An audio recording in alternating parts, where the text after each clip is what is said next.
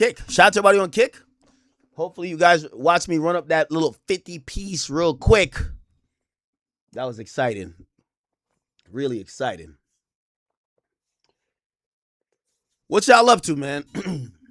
Today is a proper... What is today?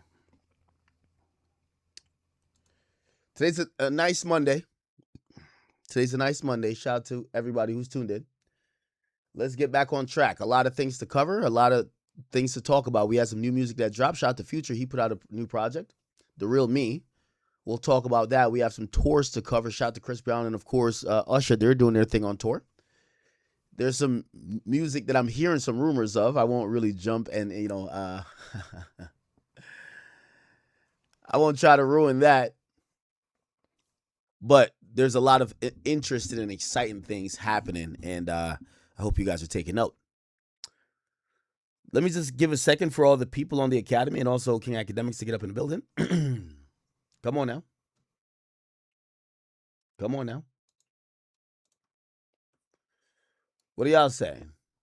What are y'all saying? Oh, have y'all watched the me and Daphne Joy sit down? If you haven't given that a watch, you're missing out on some grade A content.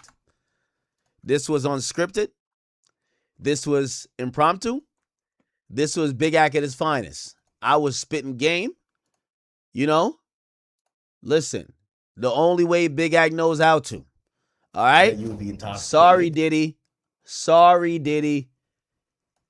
Stole that shit. That's mine now. I'm going to hold that down until 2028, brother. We're going to talk a little bit about Diddy because he's about to get out, allegedly. And people are thinking about he might be granted clemency. So we'll talk a little bit about that. But if you haven't watched The Date with me and Daphne Joy, this is hot. This is spicy. Big Ak was in the building. And we did something really good. I enjoyed this. She was pleasant off and on camera. She understood the mission. And, ever since that day, we've still continued to talk and, a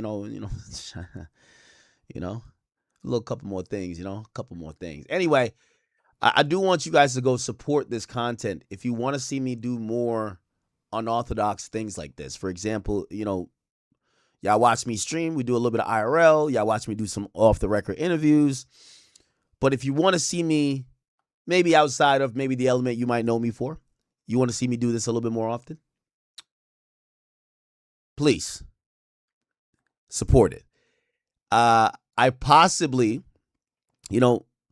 for our, tell me if this is corny, for our 3-month anniversary, I got something planned.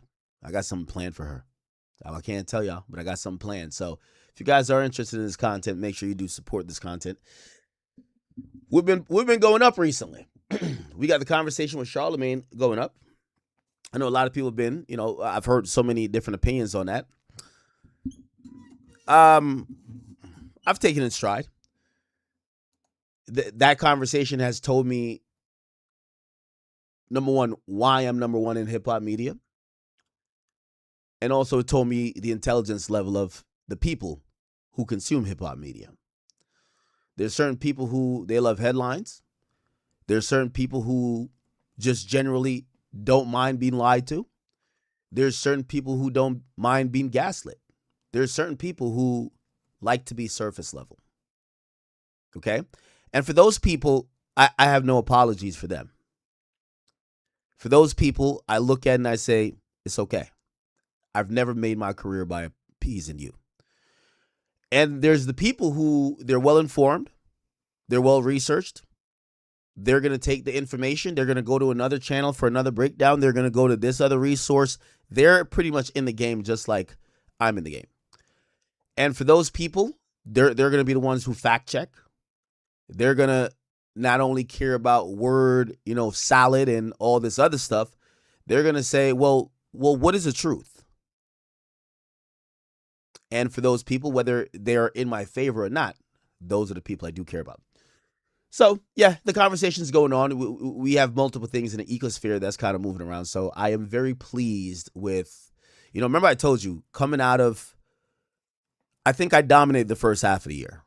I'm going for the two-peat at this point, right? Like Complex, I'm sorry to say, that media list, that's my list now. That's my list, okay?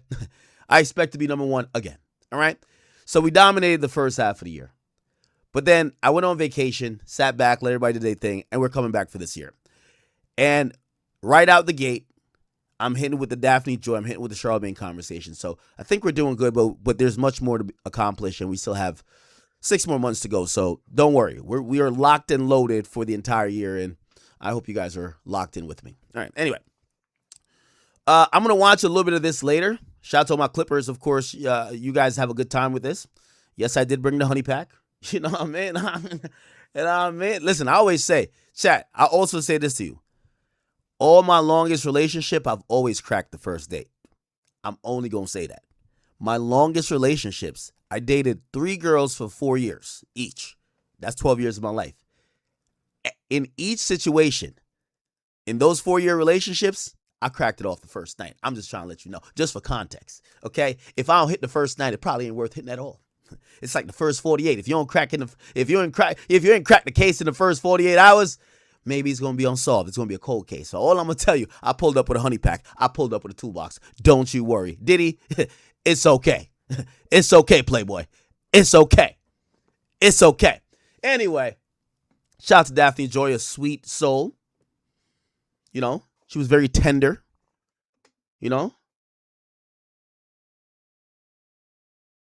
me and her, you know, she held me close in a very supple way in her bosom. Yes, I was nestled in between those. Anyway, all right, anyway. So, let's get into a few things. YB's beefing with the whole Atlanta. He's taking aim at Future right now. Future just dropped a project. We did talk about Blueface a little bit. Blueface was kind of, he's in the mix with his, you know, harem, I want to call it. What else is going on, y'all? What else is going on? Jay-Z completed his 3 nights. Is all 3 done? I believe all 3 might be done. All 3 nights at Yankee Stadium. I think a lot of people were thoroughly impressed. Well, actually, are all 3 nights done, or is there one more night tonight? Anyway, a lot of people enjoyed those concerts, so, you know, kudos to Jay-Z. Actually, we'll start with a Jay-Z topic. You know, one thing with Big Ak, I know how to pivot.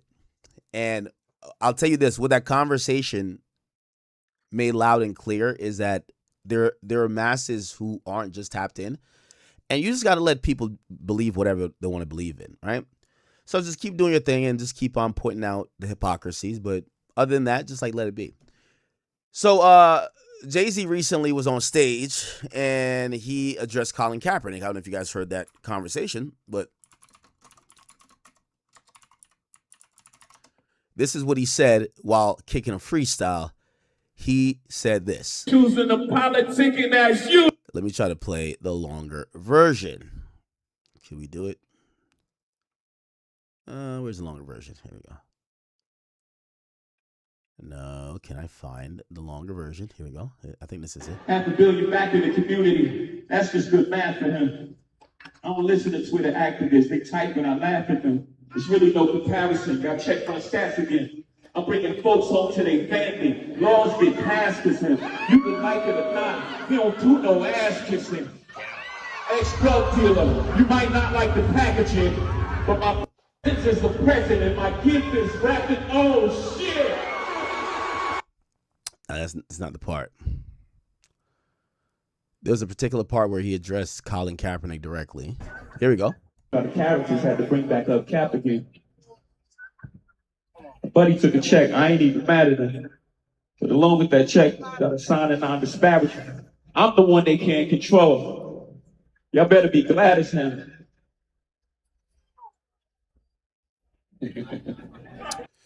Now, he makes mention that Colin took a check and basically said that these days people are trying to bring back up Colin to try to make a point against him. Remember I told you guys he's on this cleanup mission, right? And we're realizing that no narrative or no rumor about him is too small for him to address. And he blatantly even says Twitter activist, which means he's pretty much looking at Twitter conversations and kind of formulating his responses. Now, he mentioned Colin Kaepernick, right? And he said, yo, they're trying to bring him back up, but Buddy took a check. And along with taking a check, he signed a deal that had a non-disparagement clause. Now, usually that's considered mostly what we consider an NDA, right? That would be part of an NDA. NDA is a non-disclosure agreement, but in usually a non-disclosure agreement, you have a non-disparagement agreement as well. But that is par for the course of settlements. Anyway, the point is Jay-Z alludes that or puts out there that Colin signed a deal where he should not be bad-mouthing either Jay-Z or the NFL because he took the money, he took the check.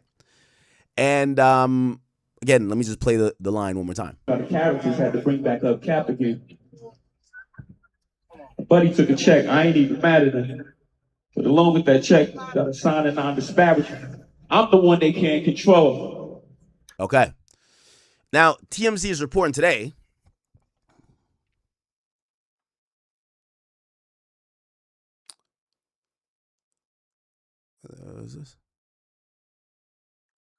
TMZ is now reporting, let me see,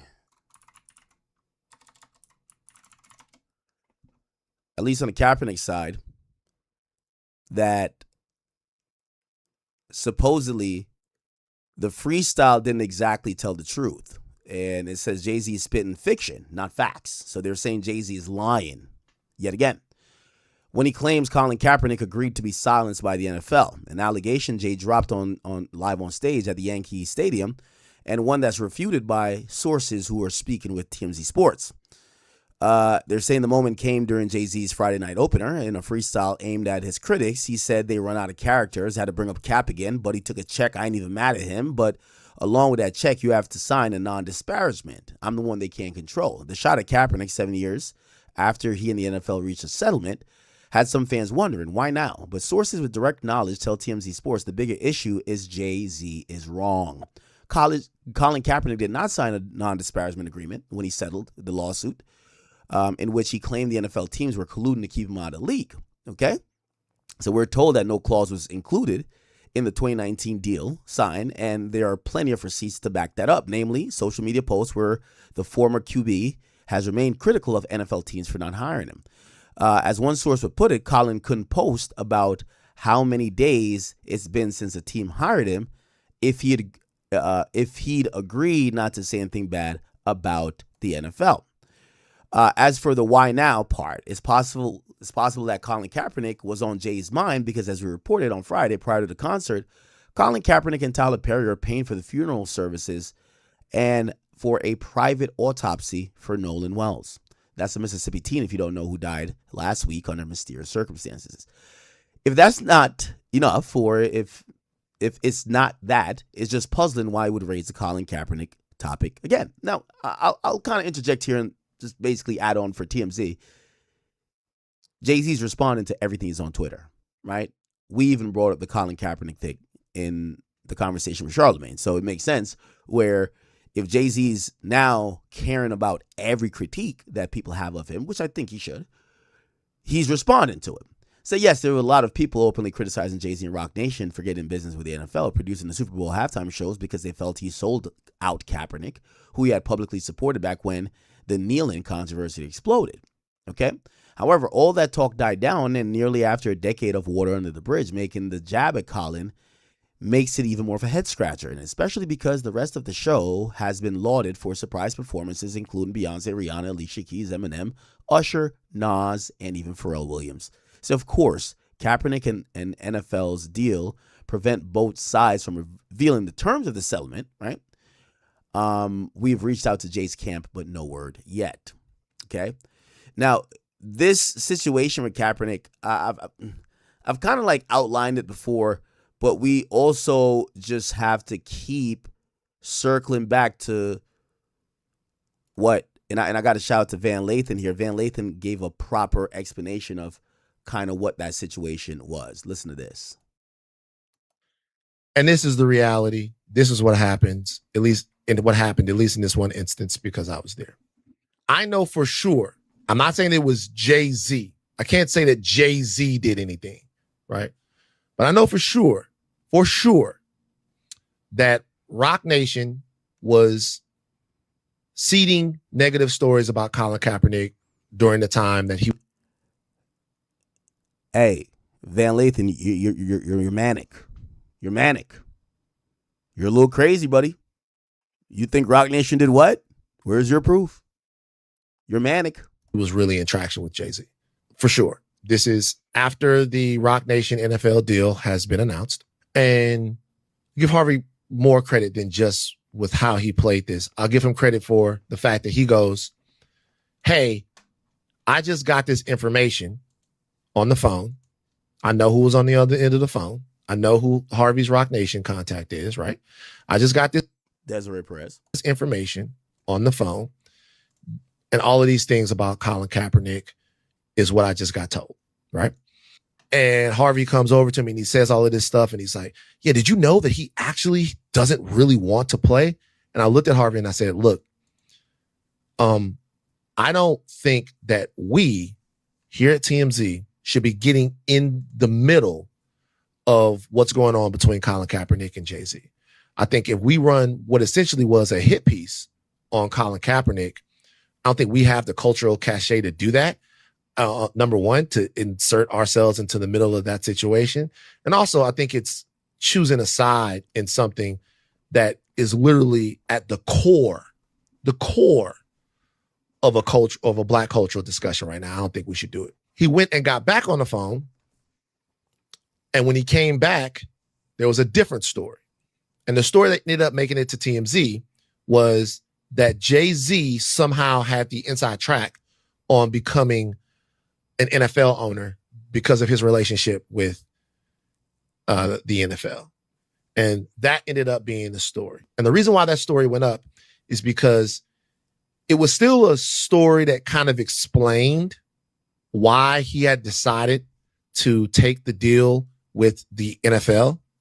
It was a story that made it make sense to people. Like, oh my God, maybe Jay-Z, as the owner of a team, can then put Colin on a team.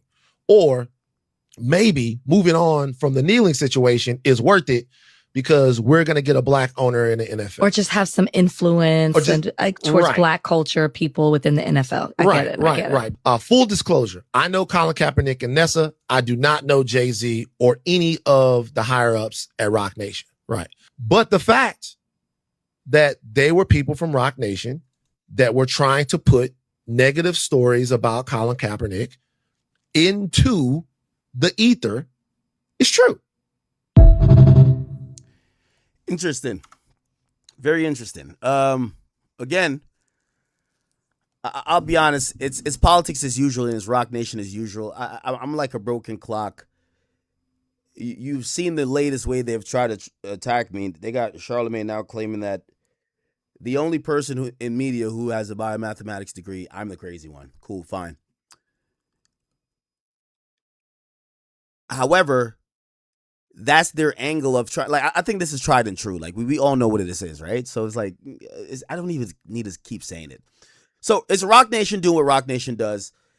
I'm actually very interested that TMZ published Kaepernick's side. Now, I'm going to be honest. I'm still disappointed in Kaepernick.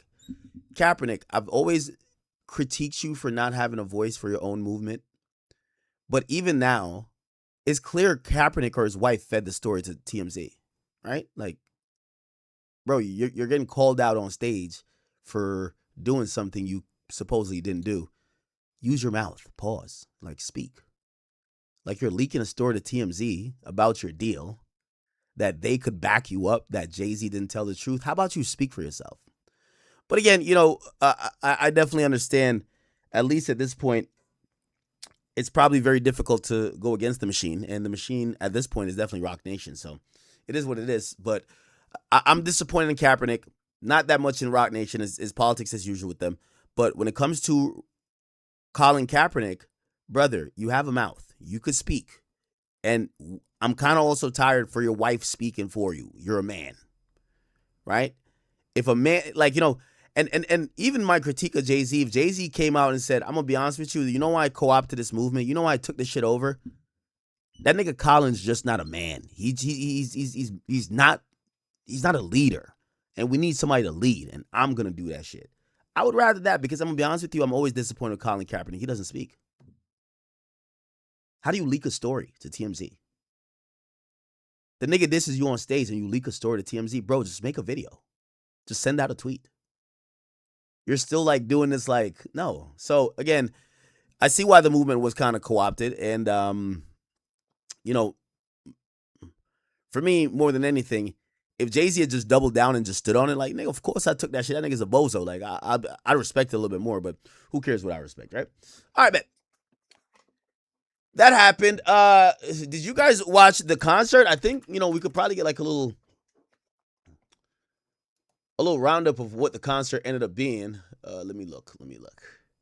I think he brought out not only Nas, Rihanna came out, Rihanna, Jay-Z. So he brought out Rihanna, and I'm not going to lie, I thought that was special. Having Rihanna on stage, that was incredibly special. I can't even lie to you.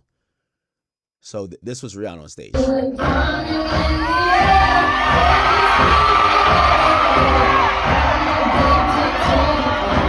Not gonna lie, I think Rihanna was like the biggest. It's kind of interesting. Well, Rihanna and Beyonce, to me, they're like neck and neck. But Rihanna just being on stage, I thought that was a huge fucking moment. Rihanna's just like her.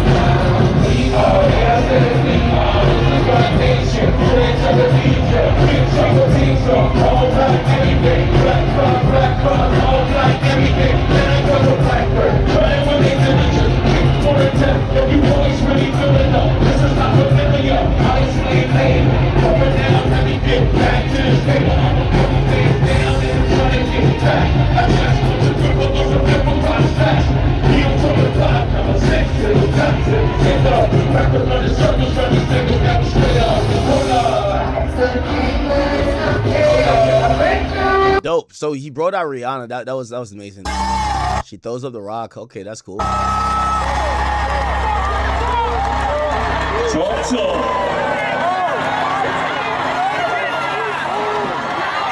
I still believe that if Rihanna drops an album, I think she does 500,000 easy. If Rihanna drops an album, it's over. She's still one of the top 10 most streamed artists. She hasn't dropped music in 10 years. Y'all are rusty. By the way, it's a 10-year anniversary of Anti. She dropped Anti in 2016. Right? It's been a while. Y'all with me right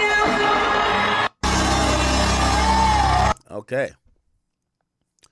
This was A$AP Rocky, who was moving around with Rihanna and also their child, and looking super in love, huh?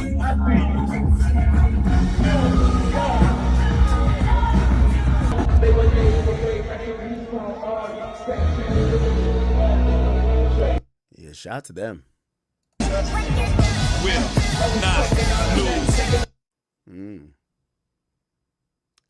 That's A$AP Rocky and his I think beautiful daughter. I think that's his daughter, right? Look at y'all. But congratulations to them. Really beautiful family. Can't lie to you. Cannot lie to you, man. I miss this shit, y'all.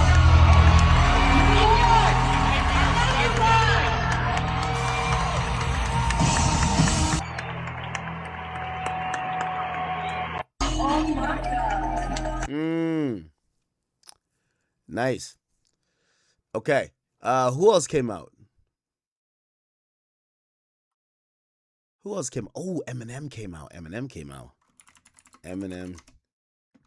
Yeah, Jay really pulled out all the stops. I think people were saying he should have brought out, what do you call it again? Dame Dash, but, you know, obviously they're not on good terms.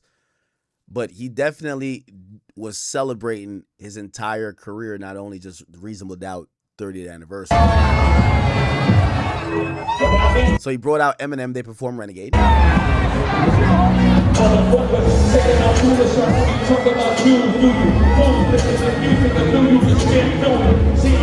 Now, I got to talk to some people who are actually at the concert. Everything I see online, the audio sounds horrible. And this has always been like a critique of rap concerts in stadiums. So in a stadium, it's basically outside. Sorry. It's basically outside. The sounds aren't contained, and the sound quality sometimes depreciates because of the big venue. The sound is kind of escaping everywhere, and it's not the best compared to an arena. So I gotta ask people who were there, did it sound good there? Because every video I watched, the sound is atrocious. Like even this.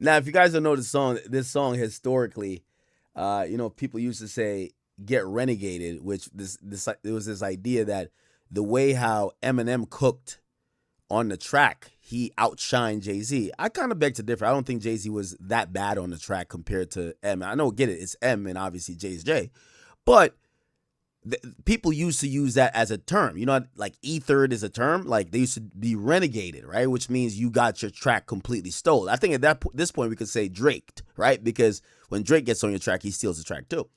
Yeah, so that was the thought for this track, but it was Eminem's part.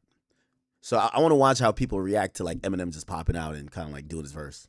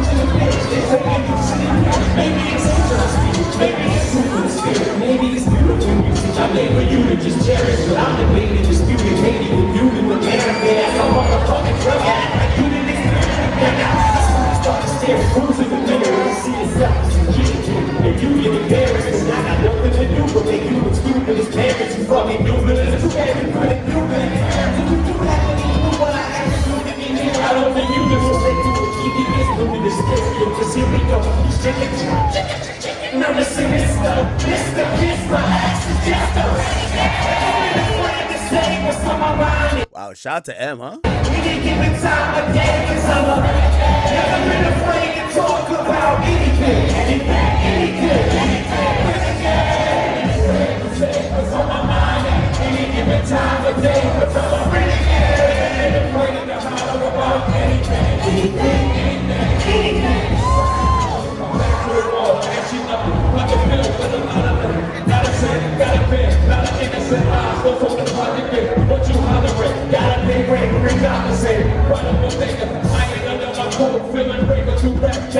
Okay, and I think he did Lose Yourself as well. Here we go.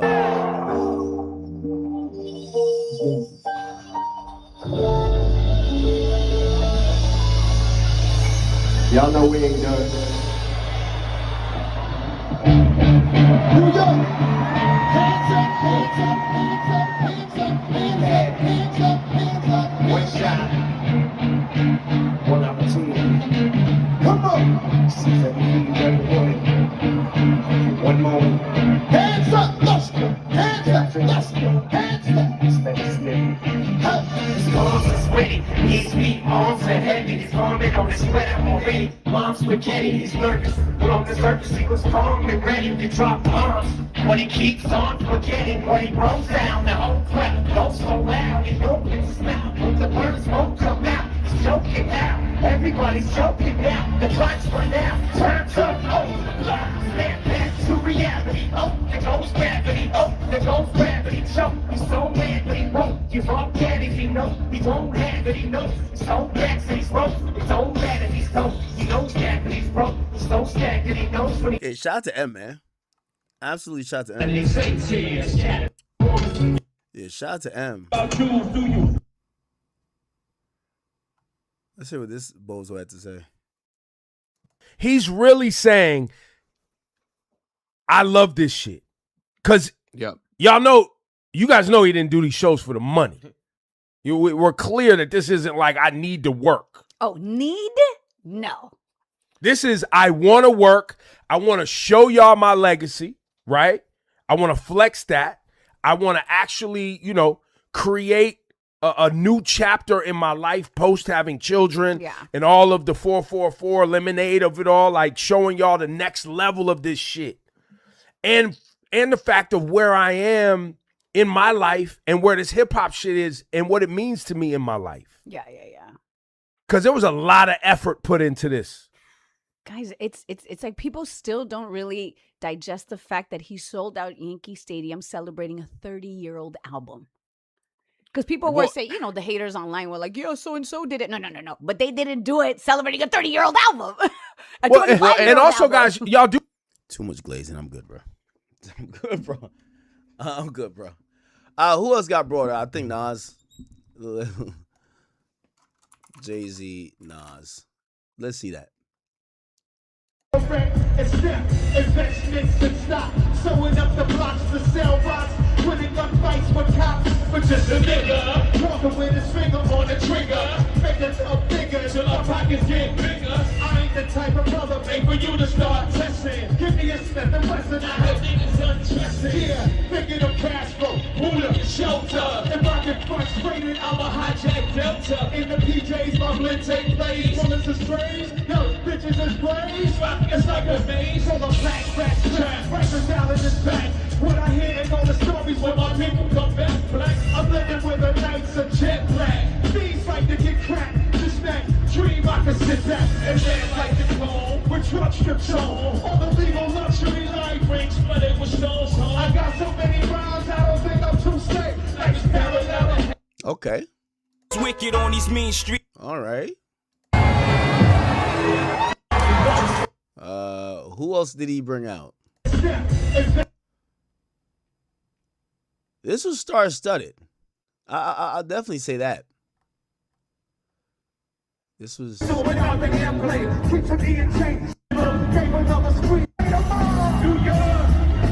York State of mind. I'm from where the cameras from. News cameras never come. Yeah. You and your vans hung in every verse of your rhymes. With the grams of scum. Niggas vanish every summer. When the blue vans was on, we started working again at home. When the plans was to get funds in. Skate over set. To achieve this goal quicker. So long, my way wet. Faced with immeasurable odds. Shit like gay straight. He having dreams and I'm a gangster. Breaking my way. All right. Who else came out? Okay, we've seen Rihanna already. I didn't look at him and his wife, Jay-Z, Beyonce. So she had did, I think, night 1 or night 2.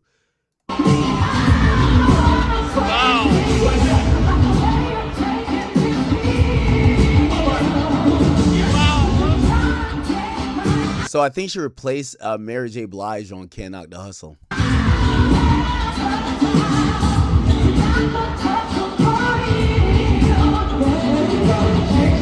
Oh, that's fire.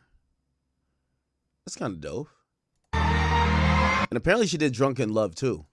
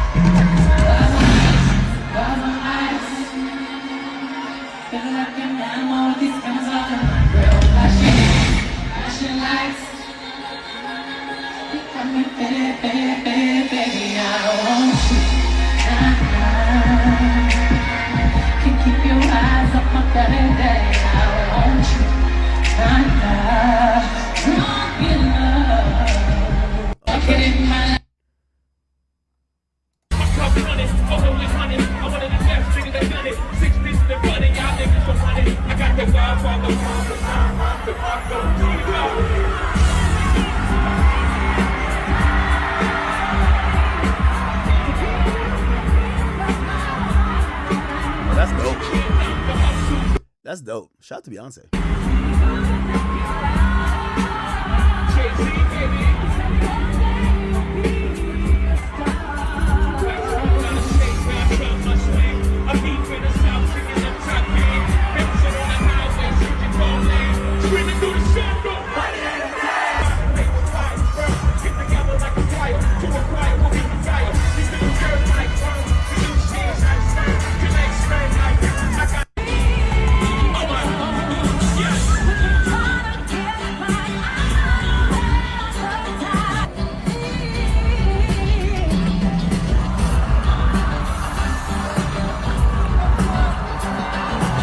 Beyonce looks fabulous. Can't lie.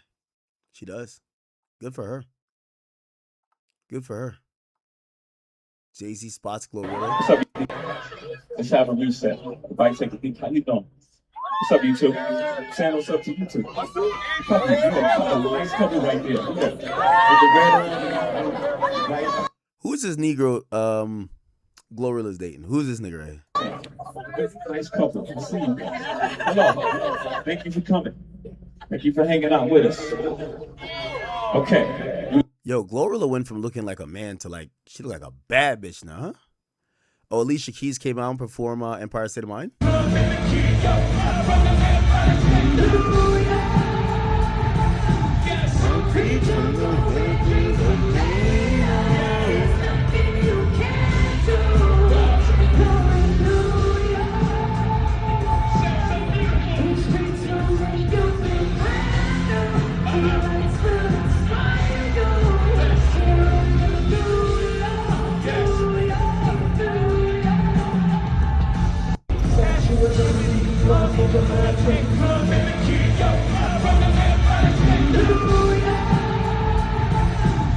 Alicia Keys. Wow, Alicia Keys, Rihanna, like Beyonce. Jesus Christ.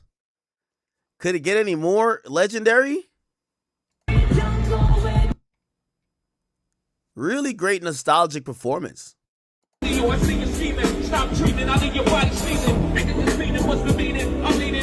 Who else came out? What's that said? Yeah, I know Ye also did an amazing show in Spain. You know, but Ye's current.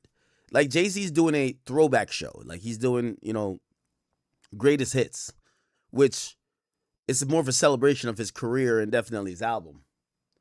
Jeezy came out? Oh, Pharrell came out, right? Oh, let's see that.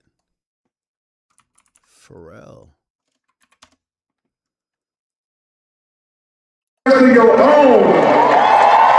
Pharrell tells people at Yankee Stadium that Jay-Z is ready for war after cutting his hair. War with who? And he hopes Jay-Z kills the competition. Huh? Yo, Pharrell, I like you, bro, but you and the rest of these whole Vengers, like Jay-Z is doing a rendition of I'm a great artist, celebrate my old album. He's not a current artist.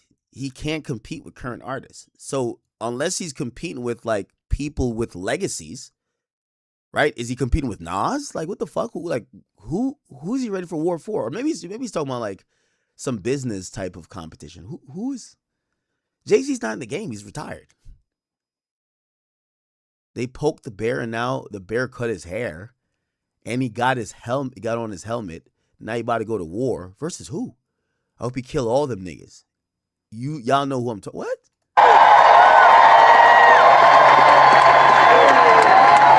Y'all know him to be the giant and I know him to be. They poked the bear and then the bear cut his hair and now he got on his helmet. He got on his helmet and he getting ready to go to work. I hope he kill all the niggas. Y'all know what I'm talking about. Make some noise for the legendary skateboard Pete tonight in New York City. Let's go. We're gonna let you in here tonight. You gotta make some noise for your own. What do you think Pharrell is talking about? Who would Jay-Z be going to war against? Maybe it's Tony Busby? Respectfully, I don't believe that Jay-Z could go to war against any contemporary artist. It's just two different generations. Jay-Z's not a current rapper that's a viable artist compared to these current crop of rappers. It's two different generations. It's like saying Michael Jordan could come back on the court and play against Wemby. It's like, no, my nigga. Like, he had his time. That was great. This is a great celebration of Jay-Z's legacy, but like, go to war versus who? Somebody said Drizzy? Bro, it's asinine. Like, don't even bring up Drake. Like, come on. I told you, Drake beat Jay-Z in all metrics like almost 10 years ago. So if he wanted to go to war or compete with Drake, Drake already eclipsed him like 10 years ago. Like, Drake is like fighting the ghost of himself and also fighting the ghost of Michael Jackson. Like, we got to just be honest here. And even if we're talking about, let's say, maybe Kanye, I think Kanye is running a different race, just like Jay's running a different race. I'm utterly like baffled when people are saying Jay-Z would go to war. And I'm like, I think there's a delusion among people that they're saying like Jay-Z's about to have a run. And I'm like, bro, that's basically saying that Shaq is about to get back on the Celtics and he's about to have a run again. No, Shaq is a legendary basketball player, but it's over. It's okay. It's over. Like, I think people don't want to accept, like, it's over. It's over. Yes, I'm pretty sure we're going to get the announcement of the album shortly, but Jay-Z is not a competitor for a current market. He's a legacy act. And there's nothing wrong with being a legacy act. He's put the work in. He's a top 5, top 10 rapper of all time. But the idea that, you know, maybe he'll go to war or try to compete with, let's say, Kanye. No. Drake. You can't compete where you don't compare. Nicki. I think that's like a whole different realm right there, but I can't get it.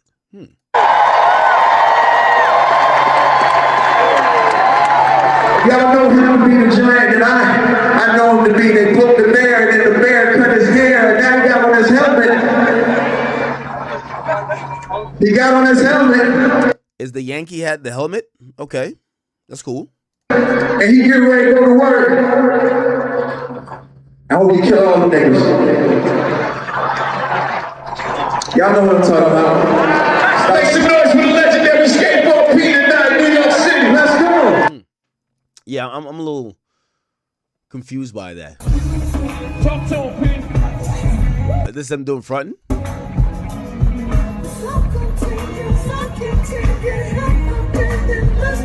to him, P.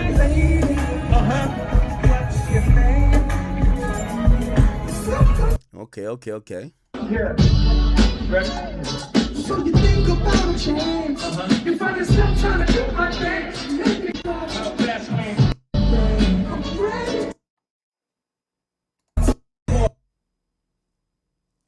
Oh no. That's not fronting. That's motherfucking. Excuse me. What's your name? Whatever that song is by Jay. This is fronting.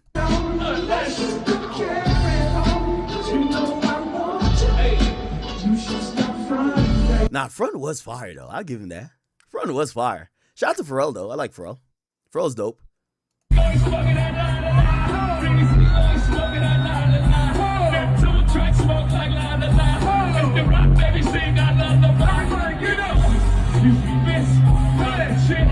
You should come hang with me, basically. Go on, skip on singing, let's get right tonight. Come on. Okay. Ready, unstoppable, dynasty. Say what? I just want you to know. No. It ain't where I've been. It ain't where I've been. Where I'm about to go. Top of the world. I just want to love you. You know I love you. This got to be exciting for the people who grew up on Jay-Z, huh? Know you love me. More money, more problems. Get your man. Dance with me. Now give it to me. Come on, give me that funk. Pass me that. But don't want you mean. Come on, give me that funk. Yo, how does this nigga Pharrell look like he don't age?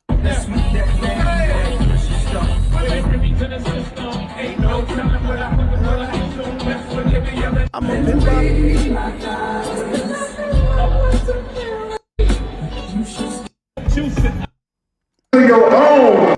Okay. All right. From everything I've seen, looked like it was a pretty good concert.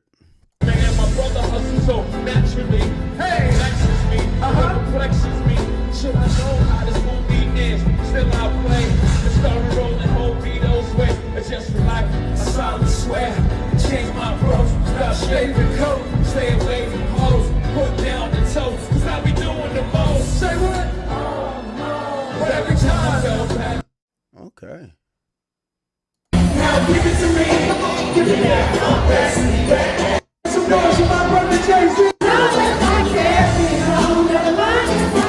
Oh, it was Allure. That's the song I was thinking about. Okay, all right, man.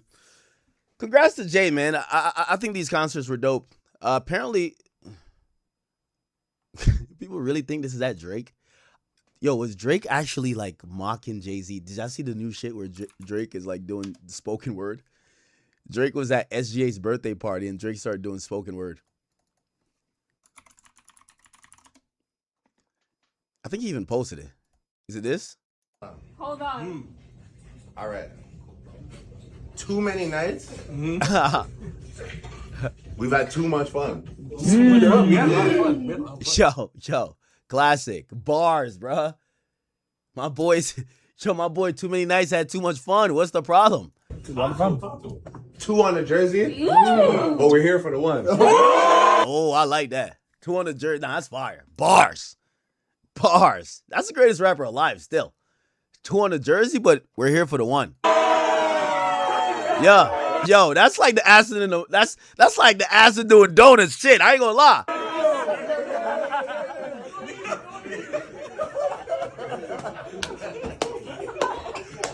I would have thought of that too. Yeah. I was thinking that. All right. To Haley, obviously. Yes. No doubt. The Queen. To Simon. Yes. To all the family. Yes. And to everybody that's helped you elevate it. Shout out to everyone in the building. To everybody that's here to celebrate it. Oh, I ain't gonna lie. Yeah, Jay could never do this shit. Let's get fried. Run the tunes. Too many more dances. Should have been 2 chips, but don't worry, we have too many more chances. Oh, nice fire. Hold on. One more time. All right. Too many nights. Yo, Drake's a troll. Drake might just be trolling Jay, bro. I don't think he's trolling Jay, actually. I think that he's just really having fun with SGA. We've had too much fun. Yeah, a lot of fun. 2 on the jersey, but we're here for the one. Oh, yeah.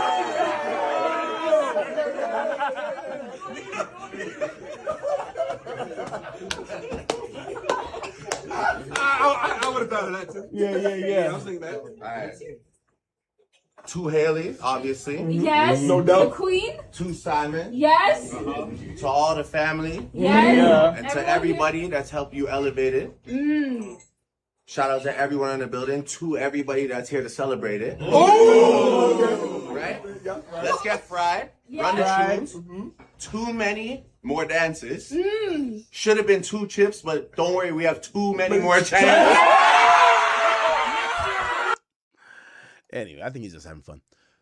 All right. Okay, then. So we kind of get like a good understanding of, again, is there another night of this Jay-Z thing? I got to see, man. Or is it over? I think it's over, right? Yeah, it's over. Yeah. Okay. What are the hip-hop niggas saying? This is where I go into like the old head talk. Where they're telling me, oh my God, this was the greatest thing ever. Here we go.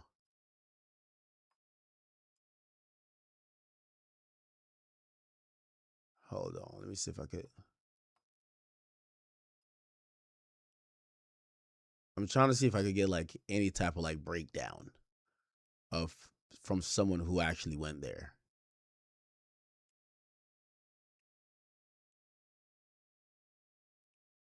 You probably gotta hear it from like a Glaze or like Rosendweeb, huh?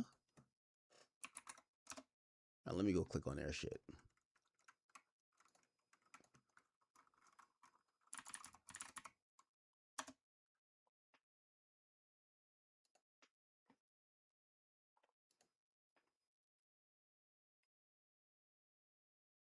These motherfuckers haven't even uploaded. Oh, never mind. Here we go.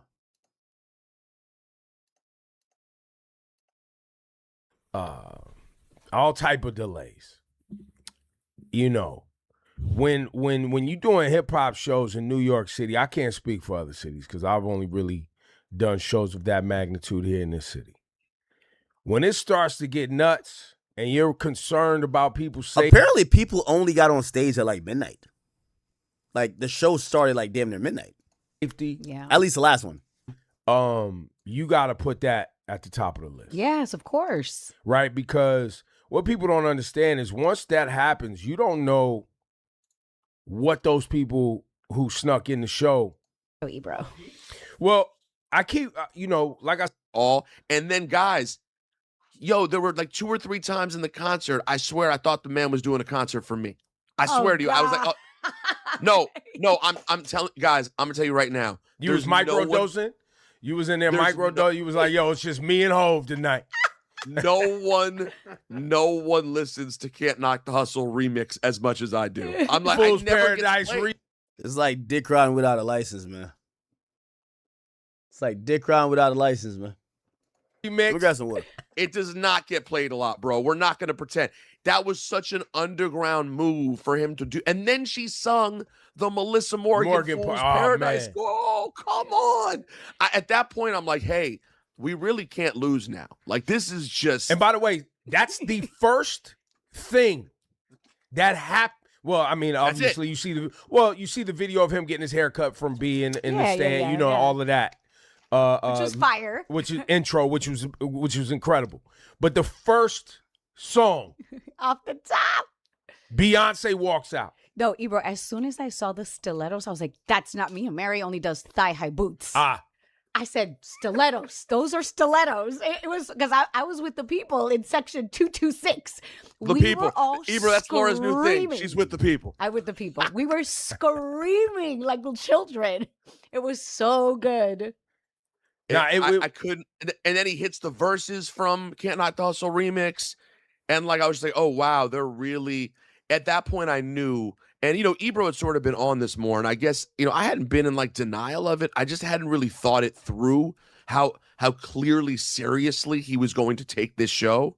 And then I was like, oh, this is going to be serious. And that's why. And yet again, though, 3 songs later, when we get to Dead Presidents, I'm still not thinking about the possibility Nas is coming out. That didn't even cross my mind, bro. Yeah. All right, bro. I can't. All right. Cool. Anyway, let's move on. So we kind of recapped this whole YB versus Future thing. I don't know why they're actually beefing though. I'm kind of like stumped on exactly why they're beefing. From what we kind of hear, Youngboy is alluding to that there's a problem that happened behind the scenes. Some fans are speculating that Youngboy got taken off of a song or, something about music. But it appears like it might be deeper than that. If you guys don't know, let me kind of give you the rundown of this beef again, all right? So YB had got online and he said this. Fuck, I don't give no fuck about nothing. Nigga talking about took bitch ass nigga kick me, nigga. Fuck all y'all niggas. And the other bitch ass nigga better not flop tonight, man. Fuck all y'all niggas, bitch.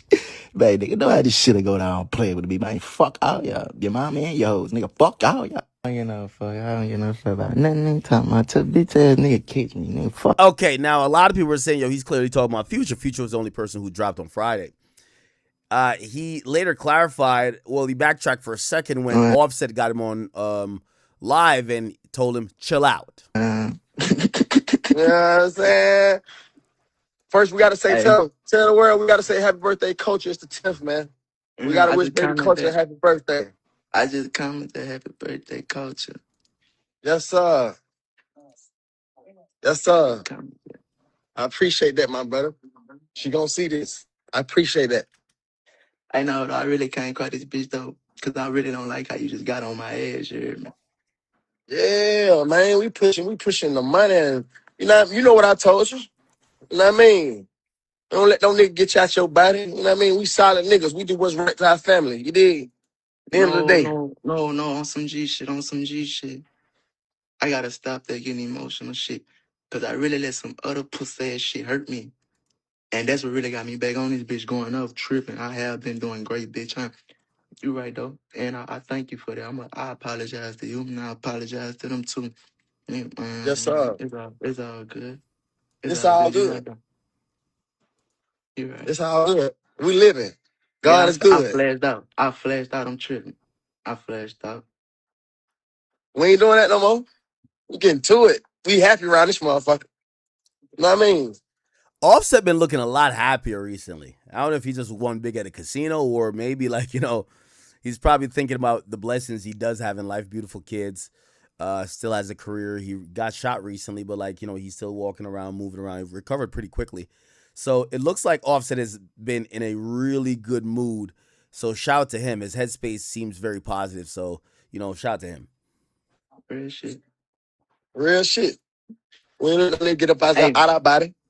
You in Norway? I'm in Norway. That's where my main home at. That's why I called you, bitch. I thought you was around the way. I love you, bitch. Hey, I'm sorry. Say, I flashed out. You got me feeling like a dick right now. I flashed out, bitch. That wasn't got. It's all good, bitch. I let some pussy shit hurt me, and it got me back going. I gotta let that shit go. I love you, bitch. Happy birthday, Coach. I love you, bitch. We gone. Okay.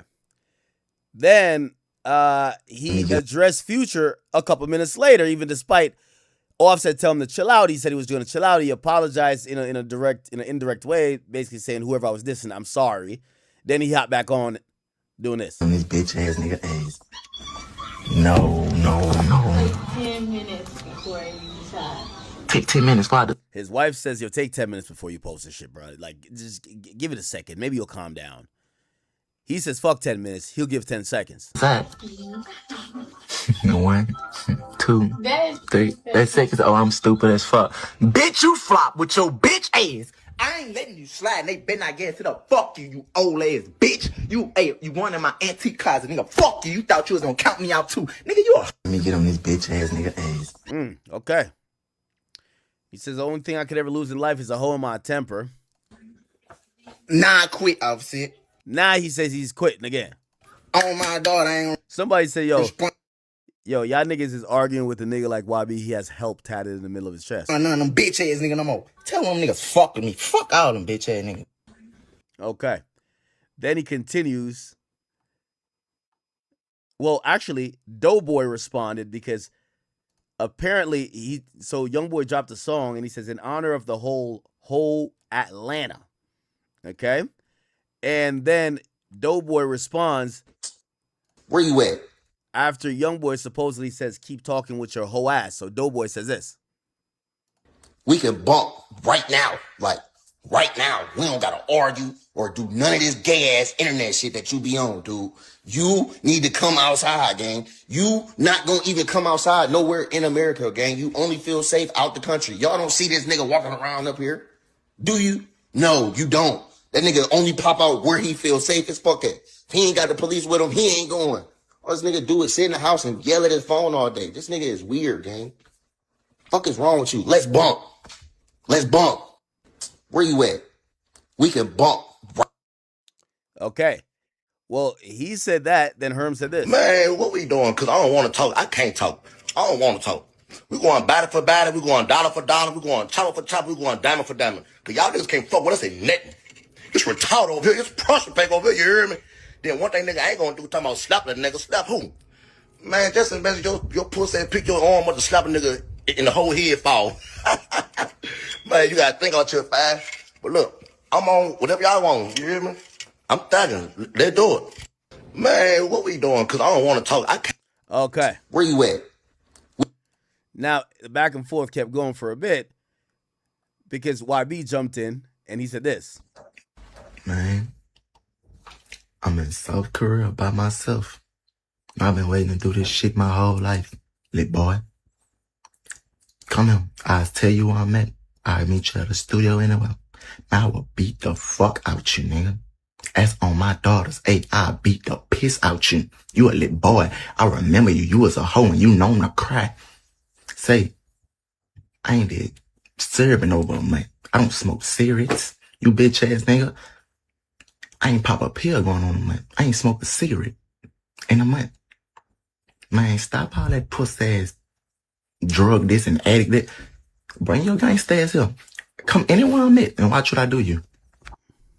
Okay. That tell me a lot about you niggas and people. Man, you niggas ain't no fucking gangsters. That's why y'all can walk around the states like that. Say, Pluto ain't no fucking gangster. Dude don't run around without no fucking security, especially not more than me. My boy, I just watch y'all. I just watch the world. Glorifies the most pussy and dummy shit that ever went on I ever seen in my life. Man, they got a nigga y'all can't even name. Y'all don't even know this boy for 5 songs. Y'all don't even know this man for 3 songs. Man. And y'all Lily. Now, it looks like he's kind of alluding, people keep saying he's alluding to like Pooh Shiesty, and they're saying that people are bigging up Pooh Shiesty for what he did to Gucci, I guess. Like, I'm a little confused by that. Like, go and find some pussy ass shit that was done by this nigga. Man, you'll never trick me out of my position, man. I never let you, nobody else. And we ain't going no chopper for chopper with no nigga, man. Because we don't play like that. We kept rappers. We ain't built like that. So he's telling Herm, yo, listen, no, we ain't going chopper for chopper with nobody. We cap, we lie. We don't really do shit like that. We ain't no murders, we ain't no none of that. Hey, that tell me a lot about you niggas and people. Man, you niggas. Okay. Then he got back on and it's said this. Good though. It ain't no beef. I don't want no problem with y'all. I'll fight you up if you want to. And I just want to fuck up his rollout for all that whole ass shit he do behind the scenes. It's good though. So he said he just wanted to fuck up Future's rollout because Future does whole ass shit behind the scenes. I don't know what that could be. Good though. It ain't no beef. I don't want no problem with y'all. I'll fight you up if you want to. And I just want to fuck up his rollout for all that whole ass shit he do behind the scenes. It's good though. Okay. There we go. Now, we then get Doughboy, who pops back on again. By the way, I've never seen Future kind of do these back and forth. I'm not going to lie. But Doughboy is FBG. About your little cousin, you need to go take him his drugs or something, because he came in my comments fucking with me. I was minding my business like a player, man. Fuck is wrong with you? Nigga, you talking about that my little cousin. I'll fuck with something if you want to fuck with something. Nigga, I don't want to fuck with you. I don't want to fuck with none of the broke niggas. I want the nigga, man. I want the nigga that can't fuck with me. That's your problem. Y'all always saving that nigga, man. Let that nigga be a man. Fuck is you talking about? You care about your little cousin, you need to go take him his drugs or something, because he came in my comments fucking with me. I was minding my business like a player, man. Fuck is wrong with you? Nigga, you talking about that my little cousin. I'll fuck with something if you want to fuck with something. Nigga, I don't want to fuck with you. I don't want to fuck with none of the broke niggas. I want the nigga, man. I want the nigga that can't fuck with me. That's your problem. Y'all always saving that nigga, man. Let that nigga be a man. Fuck is you talking about? You care about... Nigga talking about you don't want to go diamond for diamond, dollar for dollar, chopper for chopper. This man, shut the fuck up, nigga. Y'all niggas trying to go story for story. Stop talking to me, man. I said what I said, man. Fuck all you niggas. I don't give a fuck, nigga. We could do whatever. Any one of you niggas. Fuck is you talking about? And your side is nowhere near turned as mine, nigga. And you niggas know this. Nigga went and put on all YBO ice, talking this rich nigga shit to me, man. Who touched the M besides him? I want to know, pussy. Nigga talking about you know. So this was Who Gangdy, who says, that's my little cuz. I'll fuck with something. I'll fuck with some with you, Doughboy. We can take it to wherever you want to take it to. Interesting. And I think that was it, except it's not it, because apparently Doughboy got back on and he said this. I hate niggas like you, gang. Always playing victim. Y'all ain't gonna trick me out my spot. Ain't nobody tricking you out your spot. You came fucking with me. What is we talking about? Stop acting like a nigga said something to you first. You came under my shit. Fuck is we talking about here? Y'all just be, I'm telling you, this shit be right in y'all face. He mad at y'all because niggas actually said I'm right, though.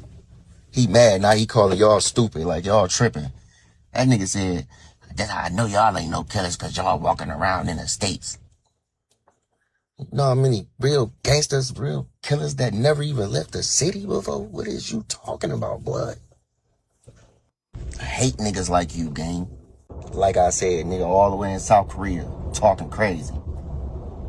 15 hours away. Talking about you would meet up with me anywhere. All right, bet you could have been DM me. We could have been got this shit over with, gang. But you just want to keep making posts and shit. Keep going back and forth, and your niggas just want to keep arguing, bro. Tell your niggas stop posting me, gang. Fuck are we talking about here, bro? Nobody trying to keep arguing with you lame ass niggas. Fuck. Be who up on your daughters. Them little niggas that you be with. Yeah, they got your head fucked up because they be letting you smack them niggas around and they don't hit you back. Nigga ain't never got hit back before. That's his fucking problem. Like I said, nigga, all the way in South Korea, talking crazy. 15 hours away. Talking about you would meet up with me anywhere. All right, bet you could have been DM me. We could have been got this shit over with, gang. But you just want to keep making posts and shit. Keep going back and forth, and your niggas just want to keep arguing, bro. Tell your niggas stop posting me, gang. Fuck is we talking about here, bro? Nobody trying to keep arguing with you lame ass niggas. Fuck. Be who up on your daughters. Them little niggas that you be with. Yeah, they got your head fucked up because they be letting you smack them niggas around and they don't hit you back. Nigga ain't never got hit back before. That's his fucking problem. Like I said, nigga. Okay. And I think that's where we kind of left it. Oh, he did like, Youngboy liked a video of me speaking where I said Gunna is living his best life while everything Lil Baby touch is flopping, which is facts. Lil Baby is the new Iceman. You get what I'm saying? Cold as ice. So Gunna is living his best life. And I keep telling y'all, man, it's something about Gunna. You know, I was talking to like a girl and she looks at Gunna or Gunna's music, because actually what music she listens to. And Gunna has like crossed out of this like street music shit. He's kind of like in this like fly type of like a little bit like almost like international to a certain extent. Like that little hood booger, Atlanta, I'm a gangster. Like he's not doing that no more. He's for the girls. He's for the bad bitches. He's for the people with passports. Like, Lil Baby are for the niggas that got, like, dried up snot under their nose. Like, you know what I mean? Don't have deodorant. You know what I mean? Like, the scammers who, like, just, like, Lil Baby's kind of for the bum niggas. You get what I'm saying? Like, that's how his music resonates. Gunna, you're going to see that nigga in Mykonos, Monaco. Yo, he looks like his shirt is tucked in his pants. I'm telling you.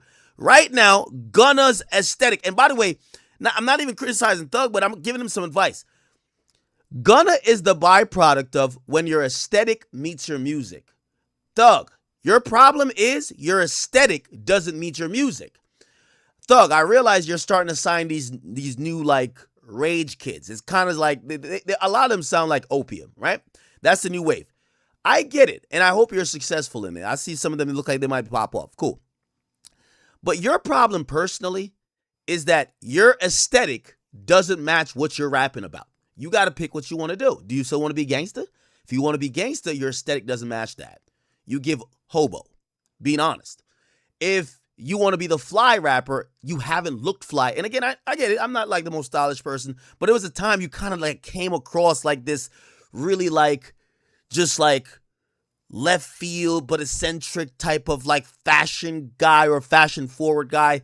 These wife beaters are killing you, my brother. The lean gut is killing you, my brother. Like you gotta recreate that look. if you're gonna be that type of rapper and have that type of music. The biggest problem with Thug is that Thug's music doesn't match the aesthetic he's going for, and he doesn't know what he wants to go for. I think he still kind of likes the Thug type of talking, except you're on probation. You can't really give that aesthetic, and I think that's his problem right now. And Lil Baby, he's ducking a Rico. Right? He's like talking half tough, CBFW. Fuck, nigga, keep claiming 4PF, nigga. Don't let the feds run you away from claiming your gang. How many times you gonna change your gang name? No, we not 4PF no more. We CBFW. Nigga, you're RICO, stupid. Rico, the fuck is you talking about, goofy? Like the hell? Are you still trying to be tough or not? That's the problem with these guys. They don't know what they want to do.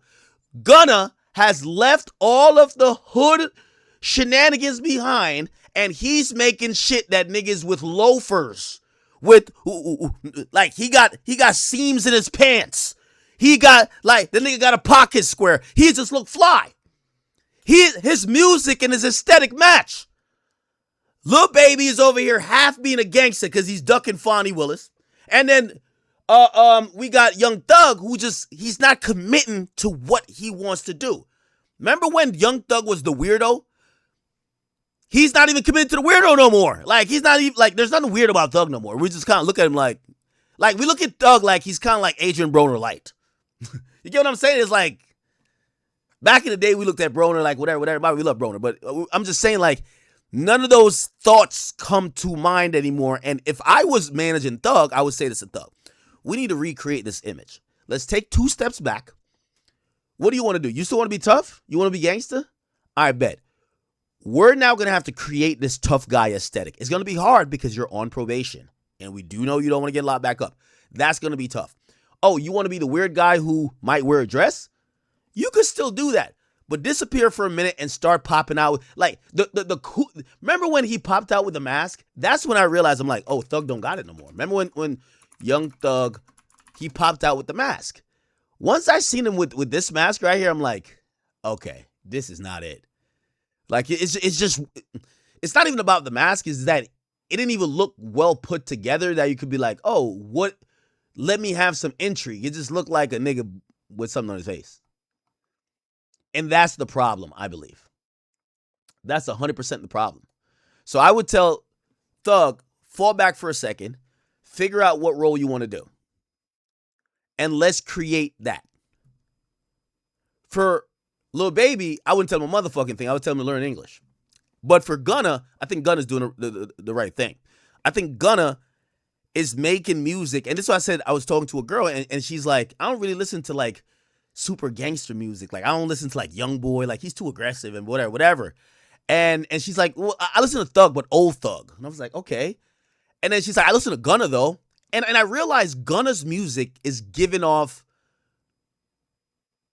Day Party, giving off Mykonos, giving off Monaco, giving off fly shit for women, giving off not hood booger, let's kill a nigga.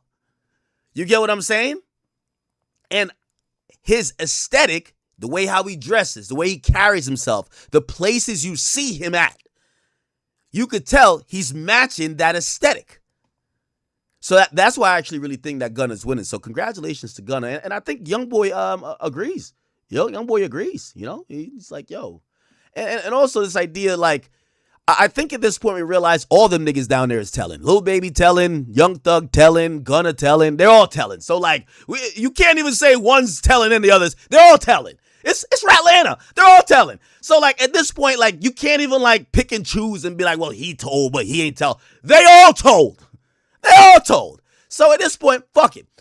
Gunna is, like, the best. He's, like, the best of the rats. Like, the best. He's the best one. Let's keep it a bean. Let's keep it a bean.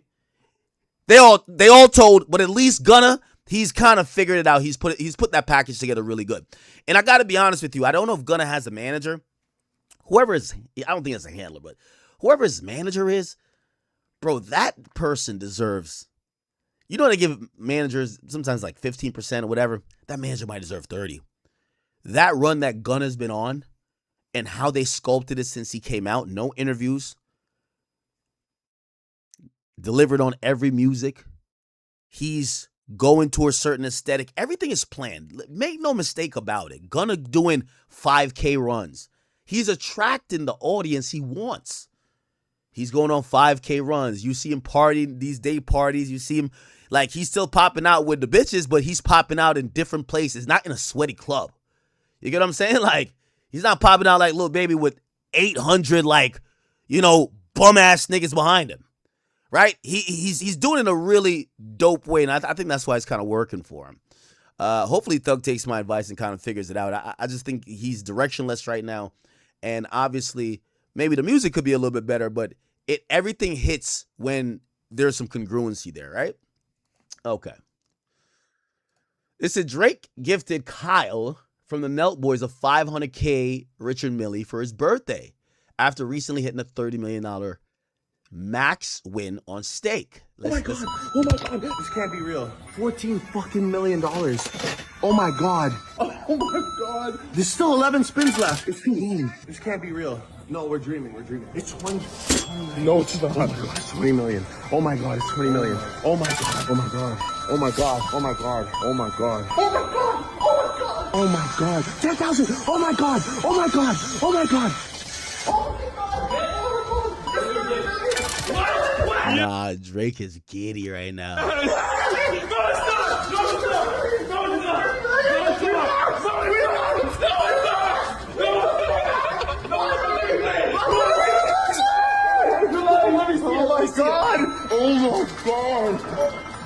Oh my god! Oh my god! Oh my god! Now someone told me this was the day he actually called.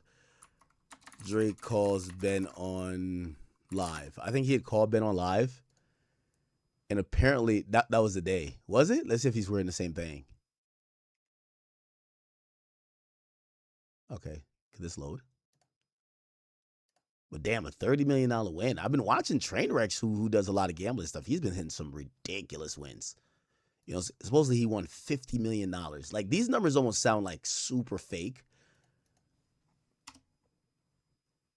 Because the idea that someone wins like $30 million, like, do you know the average rapper, 99% of rappers won't make $30 million in their lifestyle? Here we go.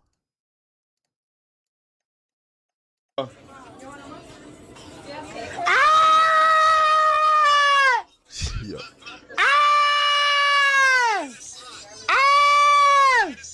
What? She said, yo. Wait, are you alive? Yes, I am. Oh, okay. I think it was the same day. So yeah, they kind of exposed that Drake was with that girl from that song. But apparently, you know, she got to be good luck for Drake because I think Drake got that win while hanging with Shorty. But anyway, $30 million, that's a huge win. That's dope. Oh my god, this can't be real. Bro. So this is Drake gifting Kyle. If you don't know Kyle from the Nelt Boys, they're from Canada as well. He gave him a $500,000 Richard Mille for his birthday. Here we go. Also, Drake gave him a $200K Rolex for his birthday last year. Oh, Millie! Jake, no, I can't. Quincy! Happy birthday.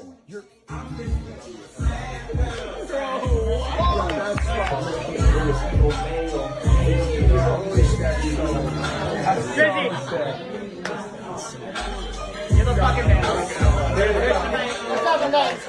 Yo, I gotta figure out what to get this guy for his birthday. Yeah, what the fuck do you get Drake for his birthday? Huh? Shout out to Kyle, though. Anyway, that's dope. Really dope. Okay. All right. So, you know, Drake giving away all his bread. Or not all his bread, because $30 million is a lot of money. Let's continue, though. Adrian Broner goes off on Ryan Garcia and wants to fight him next. What? Knocked out, nigga. You got stopped, nigga. I ain't never got stopped, nigga, ever. In life, no matter who I fought, nigga. Fuck you talking about, nigga. You done quit in some old shit. Bitch ass, nigga. Quitting ass, nigga. Girl cheating on you ass, nigga. I just seen a clip of this nigga Ryan Garcia talking about he wouldn't fight me or he's doing shit way better or he's better or what. I don't know what the fuck he talking about. Oh, he's something. But guess what though, my nigga? I want to fight you next, nigga. We can fight next. You ain't gotta fight that nigga because I know you getting nice fights and shit, but you ain't gonna make as much money as you gonna get fighting me. Fuck you about the money, right? Fight me, my nigga. Talk your shit then, nigga. I'll take your belt. Is he supposed to be like a Hispanic guy? Or he's like a white guy? We got a belt? And don't. Well, whatever you got, I'll take it, nigga. And so what I'm telling you is this. Stop all that bullshit talking about all that nice guy shit. Bitch ass nigga. When you was going through your shit, you was calling me, nigga. And was? You was calling me. What's their beef? And, nigga, and I was answering every time, nigga. Bitch. So don't be on no fake shit now, nigga. Fake ass nigga. Bitch ass nigga. Whole ass nigga. So what I'm telling you is this, nigga. You call your people, my people ready, nigga. I ain't with nobody, nigga. I'm doing this shit from the ground up. Nigga. And if you felt that way about me, you would have came to pick me up. Bitch. You had the money, right? And did. You ain't come pick me up, nigga. And didn't. Nigga, you got knocked out, nigga. What's their beef? Ryan Garcia. By the way, respectfully, Adrian Broner, Ryan Garcia would put you maybe out this world. Like, that nigga would beat the brakes off you. Ryan Garcia, Adrian Broner. I got Ryan Garcia. I'm not going to lie. What did Ryan Garcia say?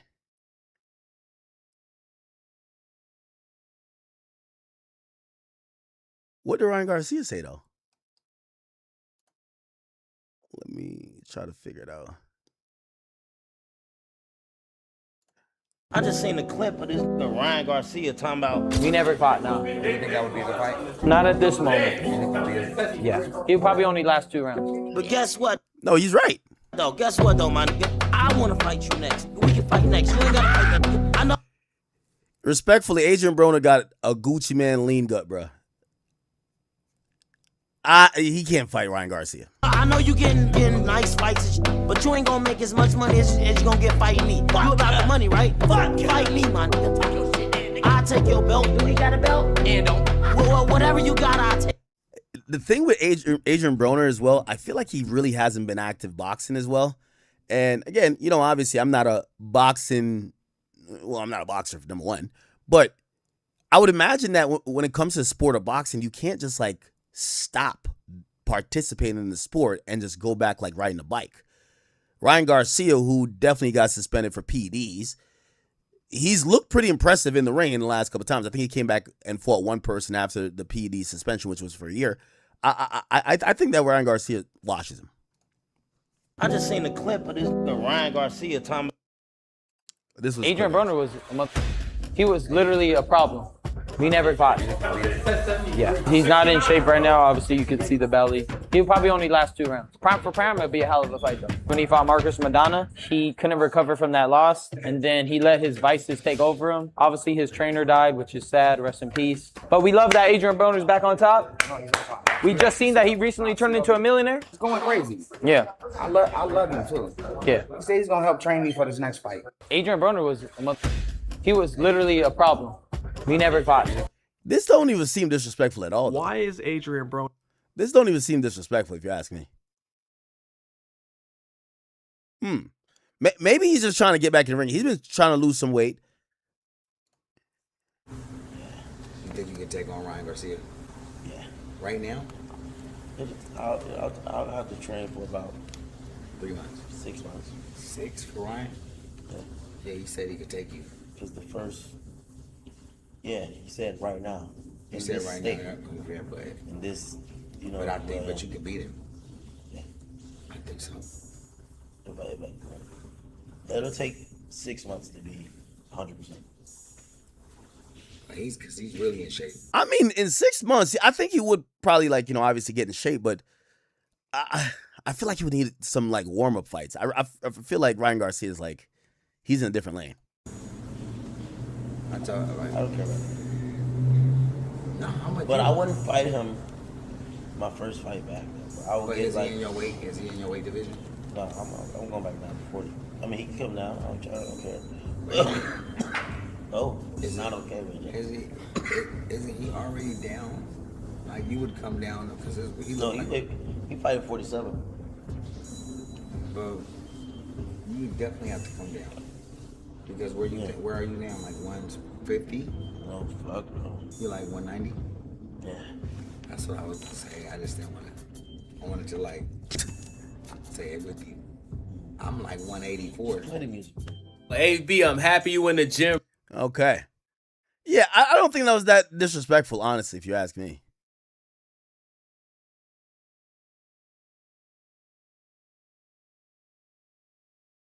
Adrian Broner reacts to Javante dissing him on stream. Why they keep saying Tank diss? What's wrong with you? React to Tank. Mr. Paluca, thank you for the 10. Says, Ak, my song is coming for you on Queen's Flip interview. Brother, thank you for the $10, but just read what you just typed. My song. Come on, bro. My song is irrelevant, right? Like, with all due respect, I think we got rid of my song a couple years ago. I think that his last gig was trying to get a government position, being like a community leader. Like, he's basically like the grid program for New York City. He should focus on politics. Hip-hop ain't his shit no more, okay? My song, I'm going to be honest with you. I'm a greater figure in hip-hop in my pinky finger than you've ever been, ever. I can't even like respond to a bum like you. Like, you're like the dirt beneath my feet. You get what I'm saying? It's like, I got it. I've given a lot of people a lot of energy, but bro, you just got like a job with like Mandami. Go do that, brother. Okay? Don't come over here and comment on nothing hip hop. I make the rules. You don't call the shots. Okay? Bring your bitch ass over there to the mayor's office. Go hold up your little sign. But whatever you're talking about when it comes to me, you're out of your league. You're outclassed. And to be honest, like a nigga like you, there's nothing you could say that could even affect somebody like me. You get what I'm saying? Niggas like you, I shitted on for years, and I watched you run in place. You've been on a treadmill. You've never been nowhere. You get what I'm saying? You sucked as a rapper. You sucked as an activist. You just suck as a man. You're just a bitch. So all those things considered, I don't even care what you said. I just had to I'll drop a little light 20 on you just because. But get back to work, you fucking bum. You work for the citizens of of New York State. That's all you need to think about. Your paycheck comes from them. Get your bitch ass back to work. And the next time you waste some more interview footage talking about Big Ack, we're going to dock your fucking pay. Get your whole ass back to work, nigga. Anyway. I'll take it. Y'all ain't even sending no tweet. Good. And it's probably deleted by now. What's this? I hate to sound biased, man. Tank number one. Nah, I gotta be honest. I can't be biased. I'm not gonna be biased. Devin's number one. Tank, Shakur. What happened to Tank though? Is Tank not fighting no more? Last time I seen Tank fight, the grease was in his eyes. The last time I seen a nigga fight, the grease was in his eyes. What's going on with Tank? He just quit? It's been to the streets. I know you ain't focused. Better tighten up. That's why I got everybody out of there. That's why I got everybody out of there. Can they see my page again? You better tighten up. Can they see my page now? I'm telling you. Wait, he's smoking now? What the fuck? Give him a deep breath, Cal. What's the biggest payday Javante got? And by the way, why didn't... Oh, I guess it was the domestic violence stuff. That's why he didn't get in the ring with... remember he was supposed to fight Jake Paul or something? Is Tank just that rich? Let me see. How much money has he made in his career? How much money has Javante Davis made in his career? Like, about how much? He's made like $100 million or something? They say, oh, between 70 and 90 million. I guess that's cool. Not everybody's going to be Floyd, right? He is entertaining to watch. I'm wondering what the fuck happened to him. Is it all the stuff about beating up women? I be holding up. I gotta get you. I gotta get you. You guys heard it. That's the one and only Adrian Broner picking Devin Haney to be Javante Davis. I know some. Okay. All right. Speaking of boxing, though, did y'all see Shannon Sharp versus Shakur Stevenson? This was a really interesting conversation, and it was very explosive as well. But it was explosive for the reasons of, it's a fundamental reason where people are like, there's certain type of sports where we have, maybe even a former athlete like Shannon Sharp, but he's not a former boxer. And you have people give their opinion on a sport that they don't play. or they don't participate in. And that becomes a area of critique when you actually get someone who's trying to break down the sport in a different way, and someone's like, no, well, my opinion is different. And this was an interesting thing where Shakur was basically almost saying, nigga, I'm schooling you about boxing. I know you're giving your opinion, but I'm schooling you about boxing. You don't know boxing.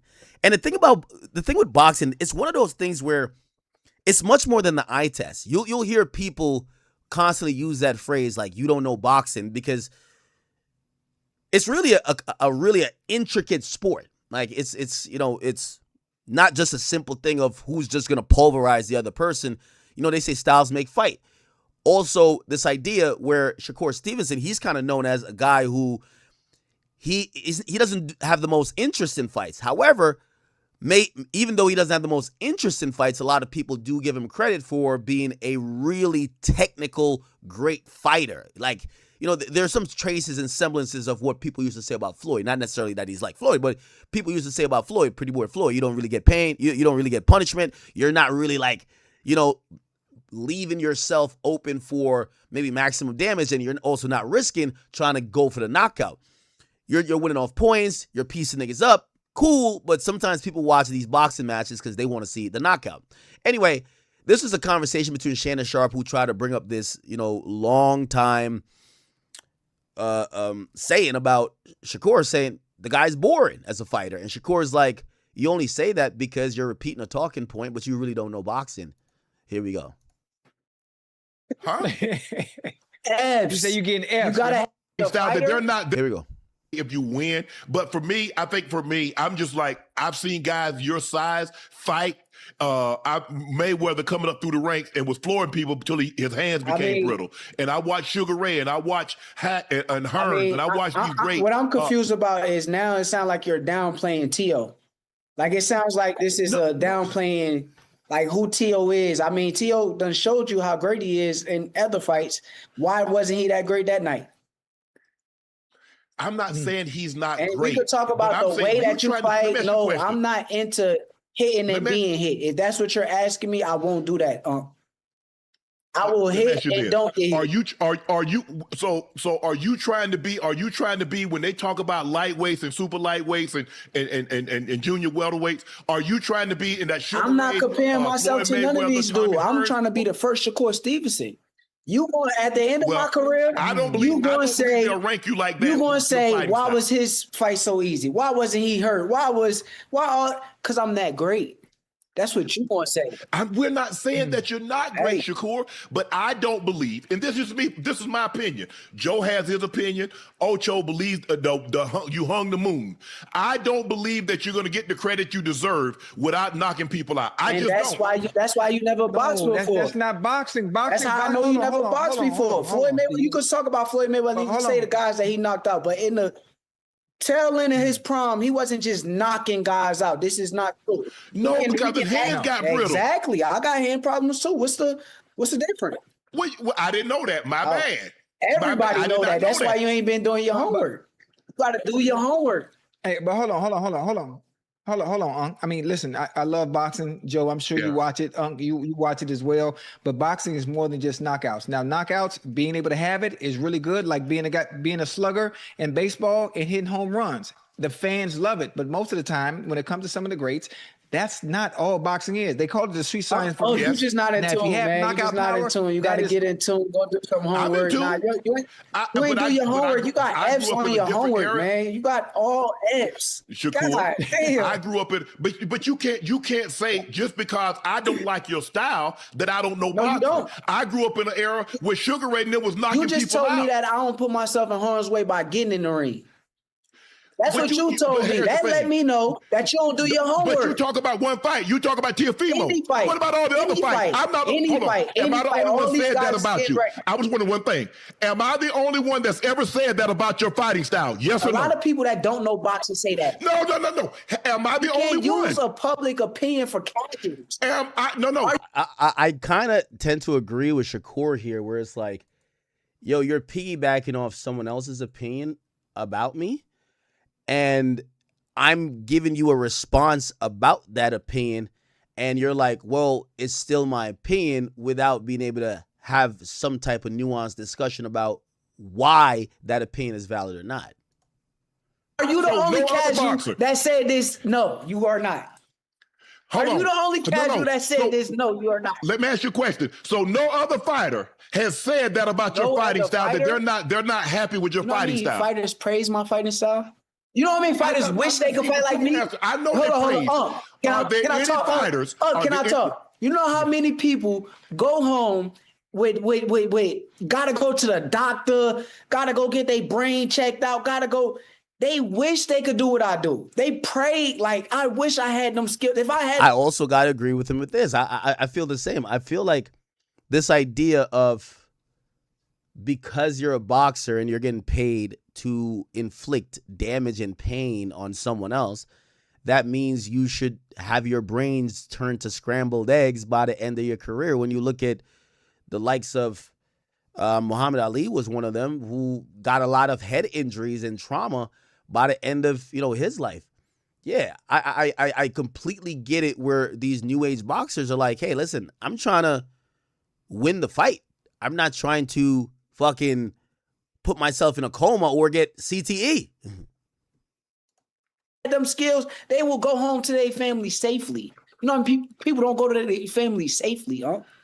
So no boxer, no guy that's ever fought has said anything that I've said about your fighting style. You asking a subjective question. I can't tell you. I'm telling you that you sound like a cat. Subjective. Why are you getting so upset with me? It's my opinion.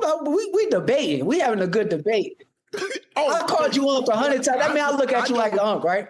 So I got respect for you. I got respect for you. But I don't got respect for you not doing your homework. I don't got respect for that. Do your homework and stop getting F's. Huh? F's. You say you getting F's. You got an F on all your homework, man. You said, okay, it's hard for me to believe all the fighters that I can remember that people put a place up high were entertaining. Mm-hmm. They put they have you ever watched? And I'm not saying that you got to put yourself I'm when you very get knocked out. To some fans that enjoy the sport of boxing. I'm very entertaining. Hey, Ocho, am I entertaining? Yeah. Hello. Yeah, you gotta pull. You gotta be able to pull the non-boxing fan in, Shakur. Sir, you get those. You already got those guys. You already got the boxing fan. I'm fighting for millions of dollars, man. I don't have to do nothing but go in there and do my job. Okay, well, you do it. Appreciate you, man. That's what I love doing. My job, man. Hey, can we talk about something more important? Yeah. Uncle Joe. When the fuck? Oh, me and you? Spar? Hey, you've been ducking me for years, you heard me. I'm talking you gotta stop ducking me. Hey, Unc, you in Vegas, right? I'm in Vegas. You in Vegas? When I'm in Vegas right now. I'm in Vegas right now. You were supposed to. First of all, you and Joe were supposed to be out here this week because Conor McGregor fight on Saturday. And I'm gonna be at the fight. And I'm gonna be at the fight. Hey, I think you Unc should get in the ring. Man, Unc don't want to do that. Okay. All right, them knees. What them knees? I don't need. Hey, I got kids on. Yeah, I've got the fight. But a street fight and a boxing match is something entirely different, Shakur. The Tomlin. It ain't no rule. There are rules in boxing. The Tomlin. No street fight. A boxing fight lasts 36 minutes. You fighting in a street fight for a minute top. 30 seconds. Exactly. Hold up. This thing ain't going to distance. Man, you're not going to land shit on me. You ain't going to do nothing. What do y'all think about boxers in street fights? Have we seen boxers in street fights? Because, obviously they have lethal hands, but, in a street fight, I don't think niggas is really trying to punch. They're trying to grapple. They're trying to take it to the ground, whatever, right? Joe, you heard what he's saying? This thing is 36 minutes. Ain't no rules in street fighting. Ain't no rules in street fighting. I ain't got that kind of endurance, Shakur. I'm 58. I got kids older than you. Ain't no rules in street fighting. I'm going to tell you now. Ain't no rules in street fighting. Hey, Shakur. It sounds like Unc say he'll whoop you in a street fight. That's what it sounds like to me. No chance. Hey, Shakur, I would tell you like this. Go ahead and get turkey money. Go ahead and get turkey money. You got a promising career. That shit will end. I promise you, that shit would end. Are they lightweight threatening each other, or just just trolling? Whoop your ass. Ain't no way. No MMA. But I will. Hey, I'll fold your ass up like a lawn chair. I guarantee you won't. No, you won't. Them knees. Not Them even knees. You think I 130. ain't? All right. Them knees. What them knees? How them knees feel? You won't ever know. You barely can walk. You better keep it on you, huh? Shakur, you in a great spot. You just signed with Zuffa. Don't mess your money up. Hey, you will never see that money. Man, keep it on you, man. Hey, keep it on I gotta you, see man. this, man. We gotta set it up, man. We gotta set it up. Shakur, you just said you ain't got no problem making 140. If you ain't got no problem making 140, you probably walk around somewhere between 38 and 45. I'm gonna tell you. I know. I'm not worried about you though. I'm not. There's a hostile takeover. Big guy take I'm going straight to your knees. I'm going straight to. I'm telling you that. But see, that's your mistake because you got to get close. You ain't got no reach like that. You gonna try to get close to me? And he got that jab. Hey, Shakur, you got 30 I'm gonna seconds. let you come to me. I'm gonna let you. You got 30 seconds. In your 30 seconds, you got to get rid of the fight. As long as I don't engage, I'm going at your knees. But I know you go. I know you gonna try going at your something, knees, and I'm just waiting to unload. I'm telling you now. You too small. Going at your knees. To do what? It's final. It's a running clock. So you Okay, all right. play, man. Y'all good, man. I'm still I like I'm starting to like Shakur Stevenson more and more. I kind of agree with him. The type of boxing, I do like to see the knockouts, but I do like the technical style where it's like almost a chess game. And I've gotten to appreciate Shakur Stevenson's style a lot more. And I will say, though, yes, it probably is a harder draw or a sell, to get fans to tune in. But I think he's a pretty good boxer. Don't know where he really matches up against everybody else within his realm, but he's pretty good. Okay. Hey. Damn. Hey, you been doing your sit-ups? Hey, Everlast. Okay. Huh? Is that what you trade? You fighting Everlast? I'm fighting rival. You fighting what? Rival. Okay. I ain't never heard of them. I just heard of Everlast winning. Does anybody fight in Reyes anymore? Reyes gloves? Nah, I don't like those. I think most of the Mexicans fight in them. Yeah. Mexican fighters. Yeah. Ooh, hey. Throw a real punch, huh? Throw a real punch. Hey, I'm Captain Hook number 2. Let me see a real punch though. Let me see one of these, a little shadow box. Okay. Hey, no, I ain't gonna give you no cute cues. Cause when you run, let me see stuff. Like, let me see. Yeah, I think that Shannon Sharp got hands. Shannon Sharp, one of them niggas, like, I always thought like he was all muscle, no strength. If that makes sense. All muscle, no strength.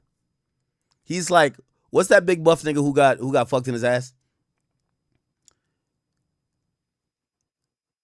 He's on White Chicks. You know what I'm talking about. Like, some of these niggas are just all muscle, no strength. Ooh. Y'all know who I'm talking about. Terry Crews, yeah. Terry Crews is just all muscle, bro. I don't think that nigga really strong. Hey, you gonna see it? Let me see. I promise you. What the hell was that? What's this? What's that? Let me see. Oh, that's your. Hey, think about this. I know what a nigga pump figure. I know what a nigga pump. Man, throw a punch. I want to see a punch throw. That's your whole face, Shakur. That's from ear to ear. Throw a punch. I hit you. Throw a punch. Huh? Uppercut, hook. I don't even throw no. You gonna beg me to stop throwing punches? Uppercut or a hook. you gonna beg stop throwing them? Damn, man. I know you bluffing. You telling me you bluffing. Let me see a little funny. Like you ain't got nothing. See, hey, all that right there, I'm coming through that guard. That little stuff right there. I'm eating that up. I seen you throw something at Bud, like a little play drawing. Like you ain't ready. Hey, I tell you what, them little cake blows. If you all right.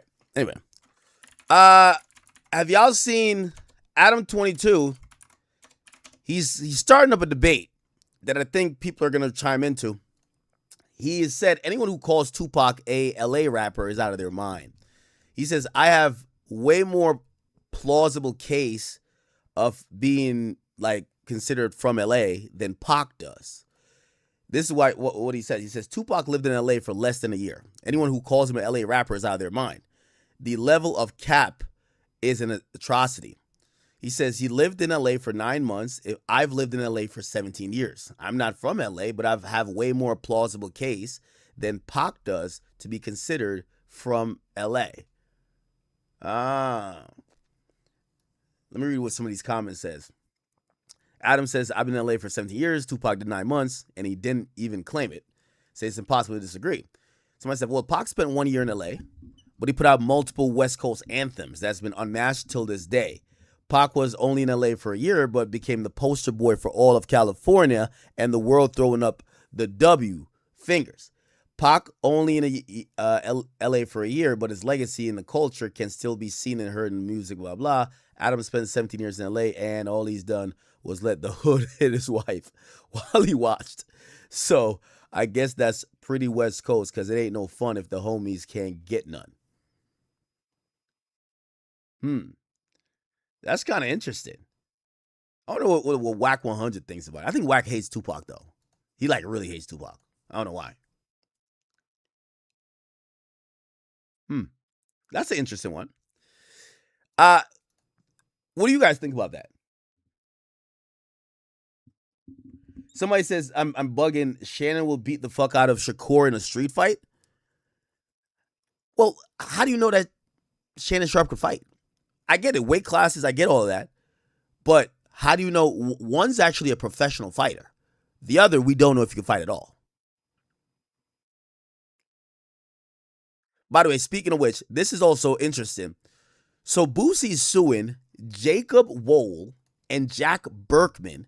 He claiming he paid $600,000 for them to help secure a Trump pardon in his federal gun case, and he never got it. He feels like he's scammed.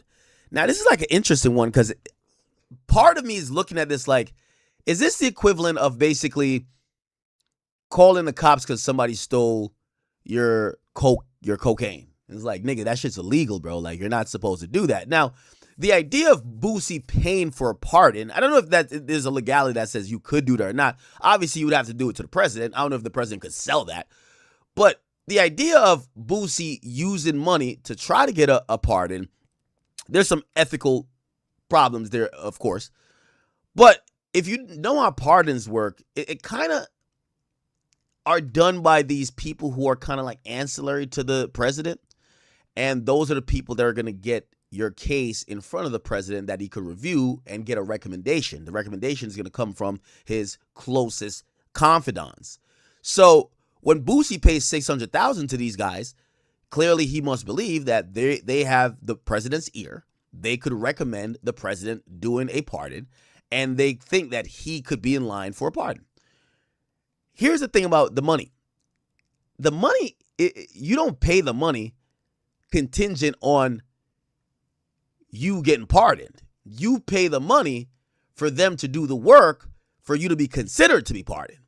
And that's where I'm kind of like, I'm wondering what Boosie thought was going to happen. Or maybe they just flat out lied to him and say, yo, if you pay us $600,000, you're getting pardoned.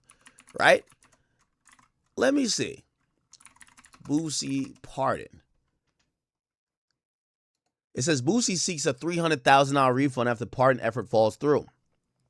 Baton Rouge rapper Boosie is trying to get back $300,000 from a Washington lobbying firm he hired to help him seek a pardon from the President Donald Trump, according to Notice, a nonprofit news outlet that covers the federal government. Boosie, whose real name is Torrance Hatch, paid paid Berkman and Associates $600,000. Wow.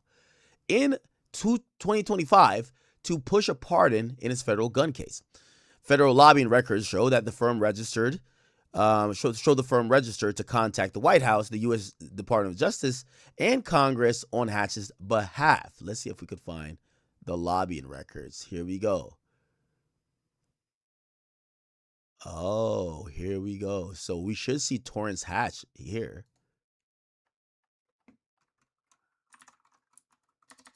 Torrance. Let's see if we can find it.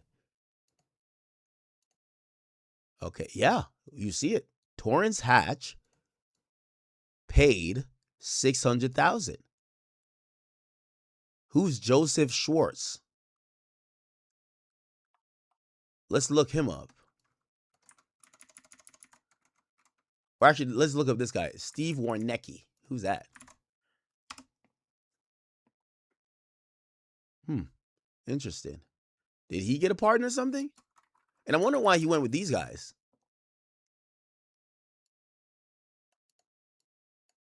Huh. No, he didn't get a pardon. I'm wondering who kind of like finessed Boosie to say, hey, pay these guys. They're going to lobby for you to get a pardon and it'll work.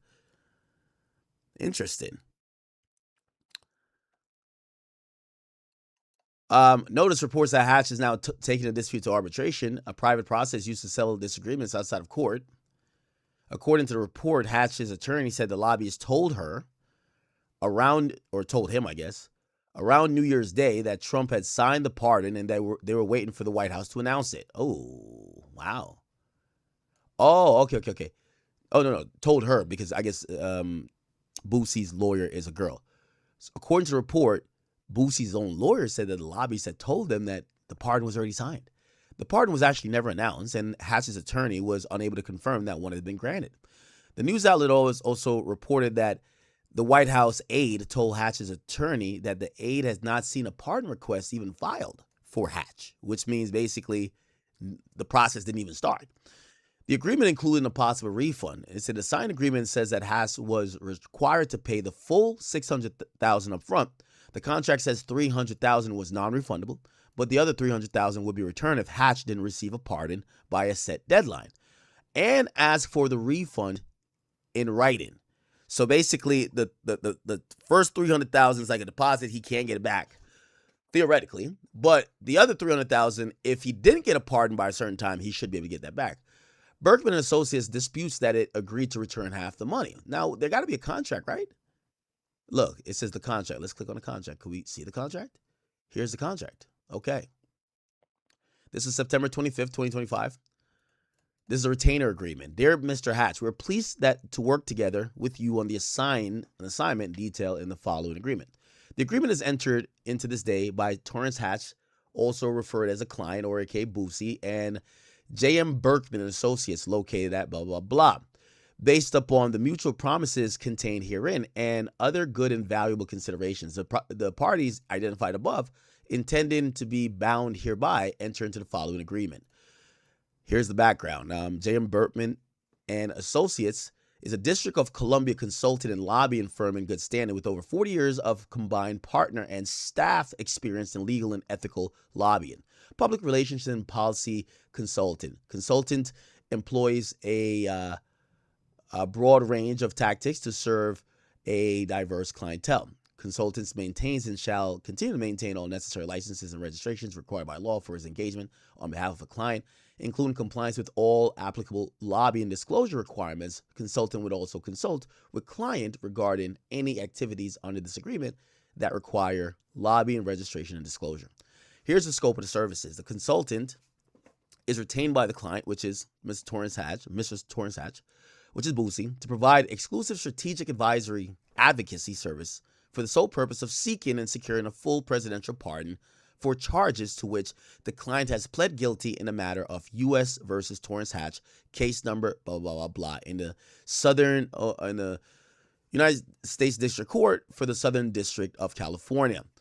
The primary and exclusive objective of this engagement is to obtain a presidential pardon for the client's conviction under Title 18 USC 922 G1 as expeditiously as possible. To achieve this objective, the consultant service shall include, but are not limited to, the following: pardon, petition, strategy development, crafting and compelling a comprehensive narrative for the pardon petition, emphasizing mitigating factors such as the client's acceptance of responsibilities, extensive community and charitable work, the nonviolent nature of the predicate offenses, and the unique procedural history of the matter, and the impact of the conviction on his family and the ability to provide work for them. Department of Justice Advocacy, preparing and submitting and managing a formal petition for the pardon of the office, managing a formal petition for pardon with the office of the pardon attorney within the U.S. Department of Justice. This includes direct lobbying and engagement with senior officials in the pardon office to advocate for a favorable recommendation. Okay, White House engagement and also executive advocacy. Okay, let's keep reading. Clarification limitation. Client acknowledges and agrees that the power to grant a pardon rests solely and exclusively with the President of the United States. Consultant makes no promise, representation, or guarantee to the outcome of the presidential pardon petition.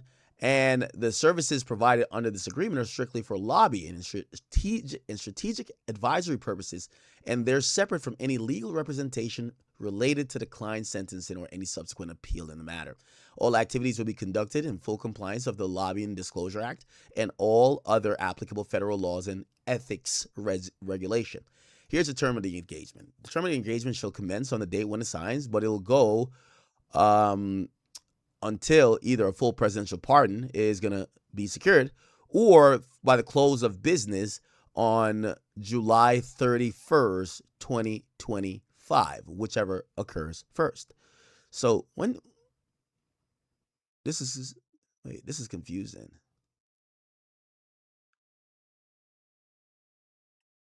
Oh, it's going to commence, not end, my bad. Okay, so it was going to start then. Cool. Upon the occurrence of either event, the engagement... Wait, what? No. It commenced on the date signed. But why did it say it's going to go until January 31st, 2025 if this thing is already dated September 25? It's like post-dated kind of. Whatever. Billing matters. Retainer fee. In consideration for the services described in the scope of the services, client shall pay the consultant a flat fee retainer of $600,000, subject to the contingent refund condition described below. So there's a non-refundable portion. $300,000 of the retainer fee is non-refundable and shall be considered earned in full by the consultant upon receipt of service rendered and to be rendered. So basically, as long as they claim that they tried, you can't get the $300,000 back. They said there is a contingent, though, for a refundable portion. If a full presidential pardon for the matter is not secured by the client by the close of business day on January 31st, 2025, consultant shall refund $300,000 to the client. This refund is conditioned upon the following procedure. The client must submit a written request to the consultant for a refund. The consultant will return the funds within 3 business days of receiving the request, and the funds shall be transferred via bank wire to a bank account designated in writing by the client. The entire retainer fee of $600,000 is due upon the execution of the agreement, and the consultant shall have no obligation to commence services until the money has been paid. Expenses. The flat retainer fee is inclusive of all the consultant's time and ordinary administrative and operational expenses. The retainer does not exclude extraordinary pre-approved out-of-pocket expenses such as non-local travel, which shall be billed to client only after receiving prior written authorization from the client. Okay. We can kind of skip some of this here. It looks like Boosie's owed $300,000. If you ask me, it appears that they say in writing, as long as we tried, we're not going to give you back $300,000 of the $600,000. But if we can't get a pardon by a certain time and you ask for your money back, we will give you your money back. And shit, this seems like this is a contract. This is a contract. This is a retainer agreement. So Boosie might have a point. I'm not sure why they're not trying to return his money. I'm surprised that Boosie has this in writing. They're not trying to return his money.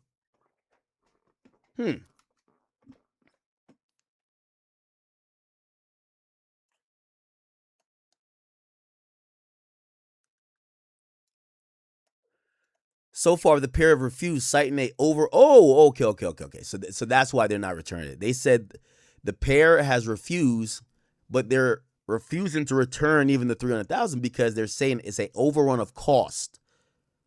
In conversations with Boosie's lawyer, what? They also said they're effectively bankrupt. What? J.M. Berkman Associates said in a statement, no provision to return half of the fee was actually ever agreed to, but we just see it in paperwork. What the hell? That is the first known arbitration taken against a pardon lobbyists are affirmed during Trump's second term. Boosie's legal action underscores the high-stakes pardon economy that's taken shape as Trump's returns to the White House and fundamentally change how pardons are decided. In previous administration, the Justice Department has traditionally housed the formal pardon process before presenting qualified candidates to the president. The process is largely absent under Trump's administration. So basically, the Justice Department aren't bringing it to Trump anymore. It could be anybody bringing it to Trump, right? Where instead a handful of White House aides routinely guide who is considered for a pardon. The president has the final word when it comes to pardons, and his pardon powers is nearly absolute for federal cases. The changes have fostered a growing clemency economy outside the White House, where people with ties to Trump or his aides sell their influence for those looking for a pardon. Millions of dollars have been paid to lobbyists, lawyers, and pardon advocates to petition the White House for their clients' clemency, with no real oversight on over who outside of the White House is profiting and whether they can deliver on promises. Wow. Federal lobbyists disclosed that more than $2.1 million last year from criminals and other legally imperiled people looking to secure pardon or clemency from President Donald Trump is likely an undercount. At least $815,000 of that was spent during the fourth quarter of 2025, according to new disclosure filed under the Lobbying Disclosure Act, and some of the money went to lobbyists whom Trump previously pardoned for their own crimes. At least one of the lobbyists assisted person was successful in securing a Trump pardon, which is Joseph Schwartz, a former nursing home executive who was sentenced in 2025 to 3 years in prison for his role in a $38 million tax fraud scheme. Trump pardoned him, who paid $1.1 million in 2025 for lobbyists and clemency. Wow, okay. The day before Trump signed that, they reported received, okay, all right. So this is like big business.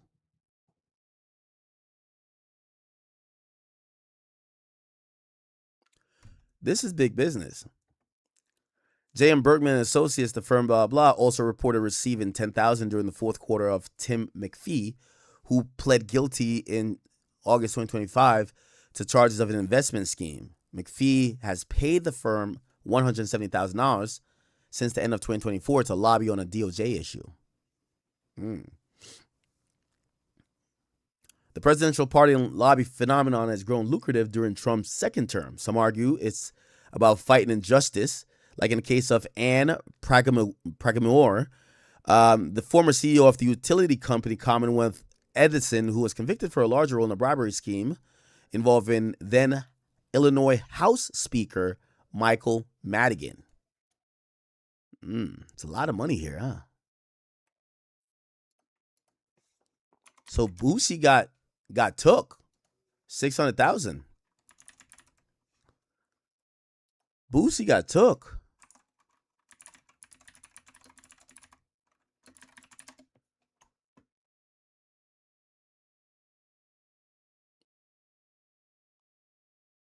Damn, Boosie might need to get back on Vlad.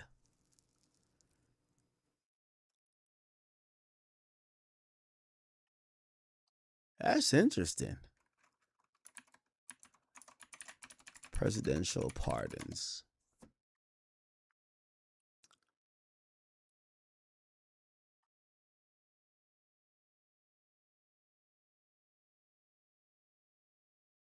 So they're selling them shits. The four presidents. We also hear that Trump is now considering, I don't know if there's a lobbyist for this, but he's considering granting Diddy clemency. Carved into Mount Rushmore, collectively issued more than 1,100 presidential pardons combined. President Trump, who's visiting there tonight, has out-pardoned them all and is now adding more pardons. Here's Chief White House correspondent Nancy Cordes.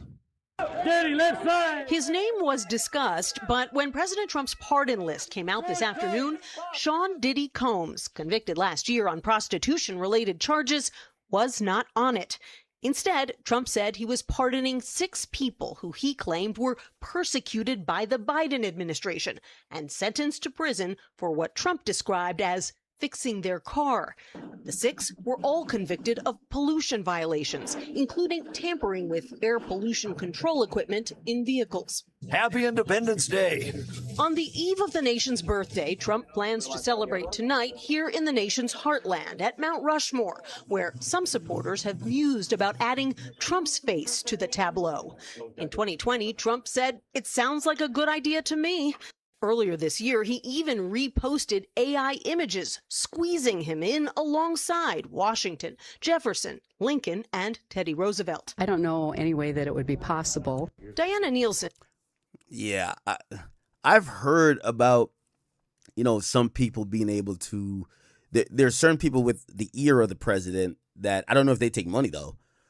But when I heard about Kodak's pardon, Lil Wayne's pardon, I heard there was a particular, there's a few individuals, I won't say their name, they were really, they intimately dealt with that.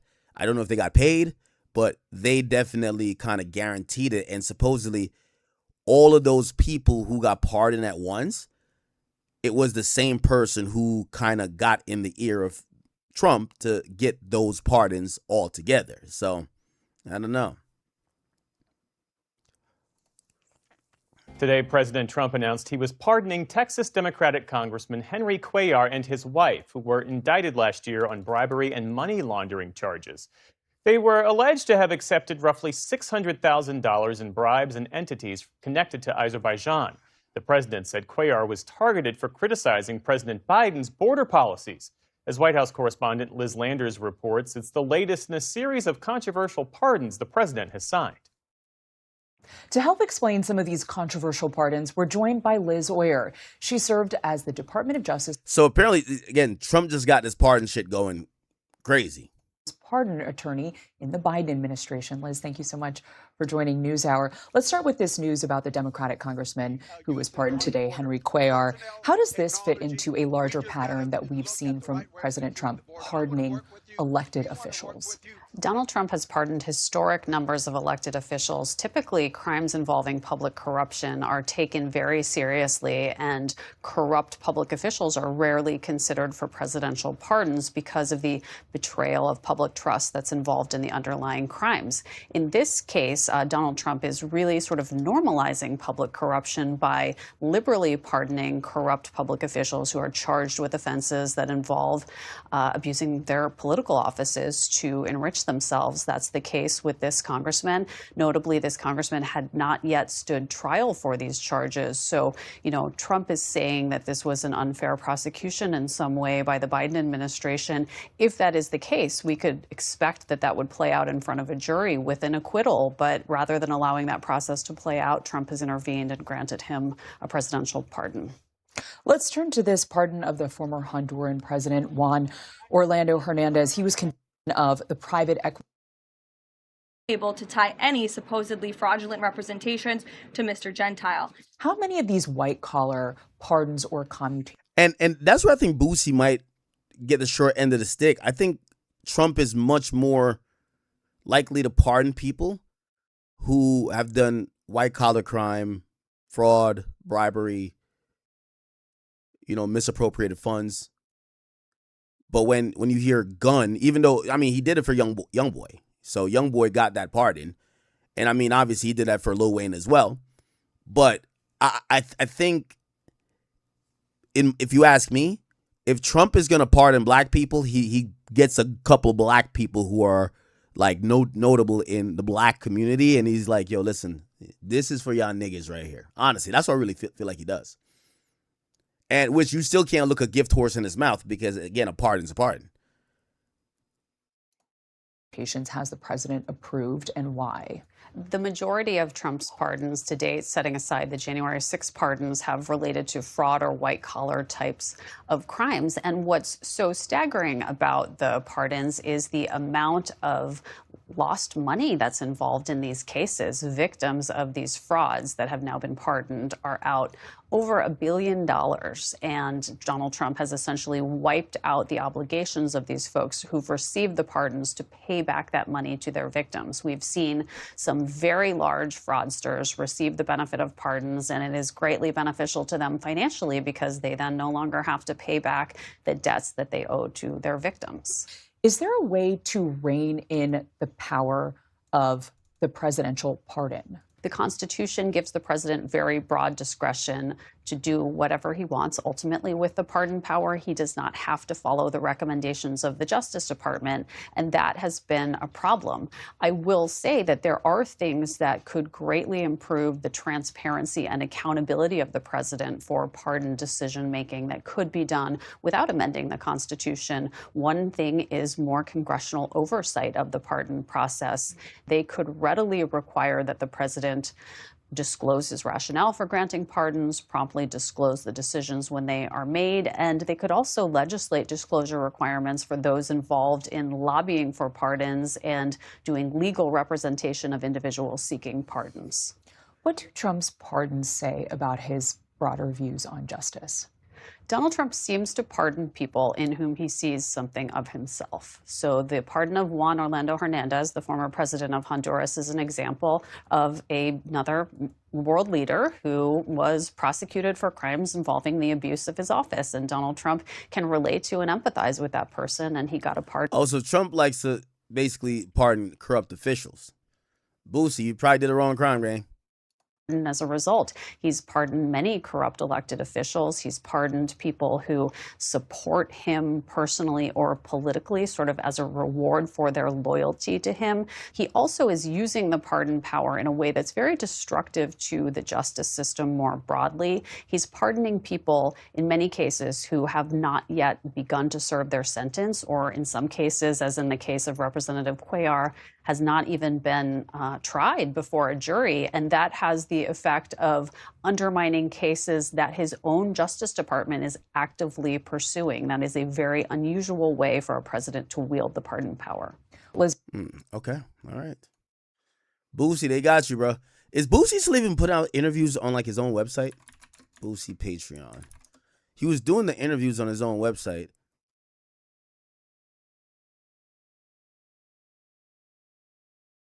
Yeah, it looked like there's part 1 and part 2. Looked like he never did anything more. He has 2,700 members, which you could join for free. Huh. Shout out to Boosie, man. Boosie might need to get back on Vlad. I ain't gonna lie to you. That 25,000 that Boosie was getting, I don't know why he was complaining, bro. I don't know why he was complaining. That was probably the easiest money that Boosie could have made. But Boosie was not happy. All right.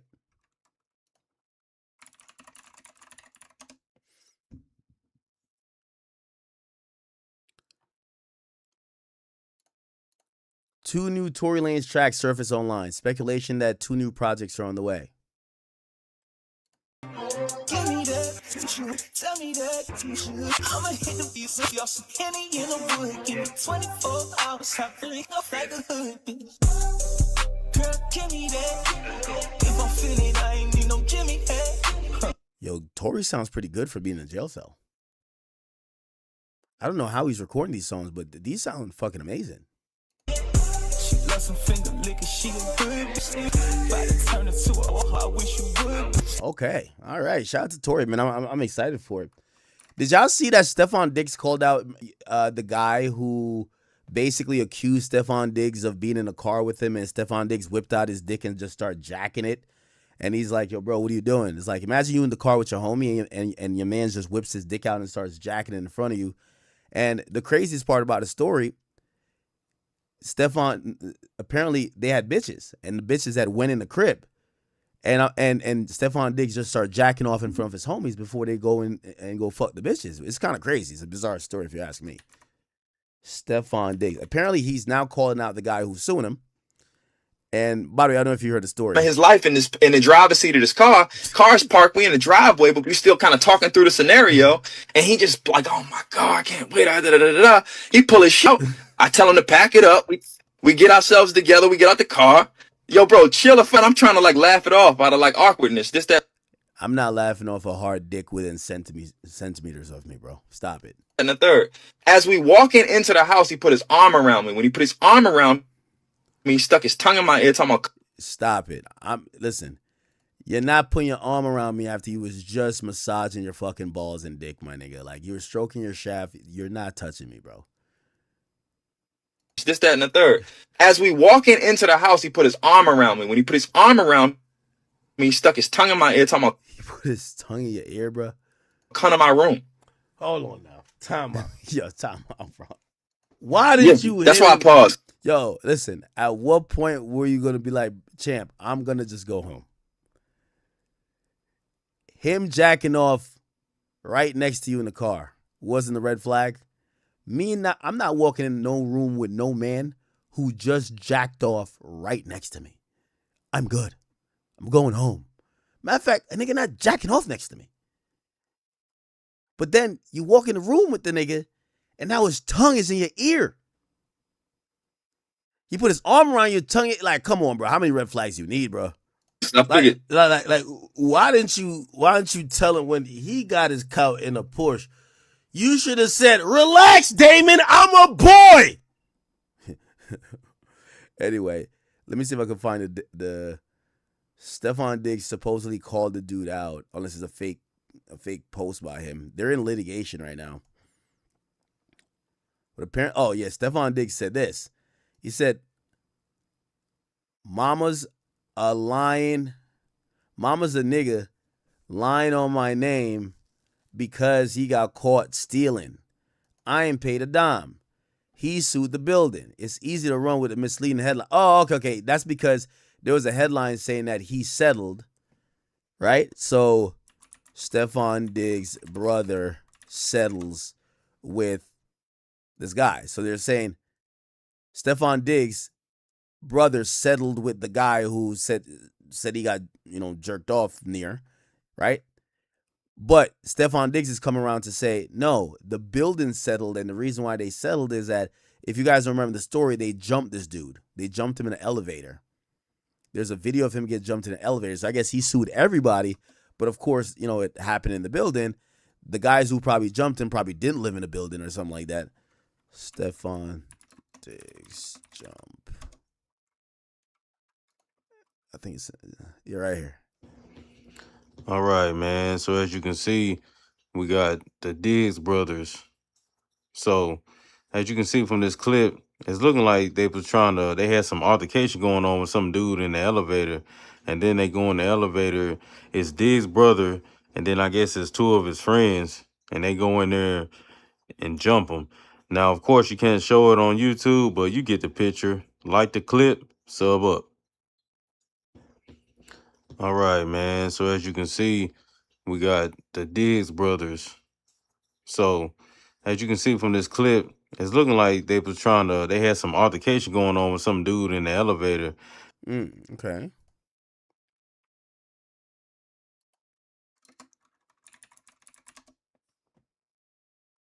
Okay, here we go.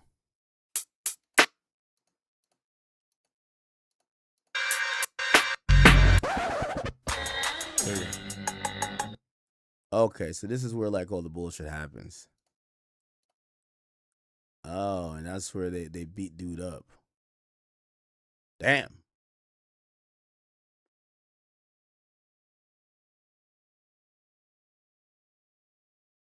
Diggs is clearly seen mugging a young man with two accomplices.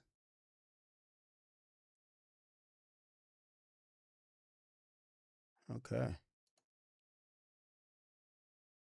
All right. So that's what the dude got a settlement for. So he's saying he got caught stealing, I didn't pay a dime. He sued the building. It's easy to run with misleading headline. If his text message is to tell a nigga to post them, because I want to see them too. Shit, LOL. Like, this case is here because I sued him for defamation. Trying to act like this nigga is a victim because he lying is crazy. 100 pages? The dude that said he had 100 pages of text messages. Okay, post him then. At the end, when I prove this nigga is a liar and a bitch ass nigga, then what? Are you going to make another post? And so where did his brother get 10 million from? And Stefan says he sued the building. Another misleading headline. Okay. So that's what's going on. And by the way, the guy didn't get 10 million, but he filed a $10 million lawsuit, but it got settled. So we don't know how much he got. Huh. Interesting. So Stefan Diggs is trying to fight back against these accusations.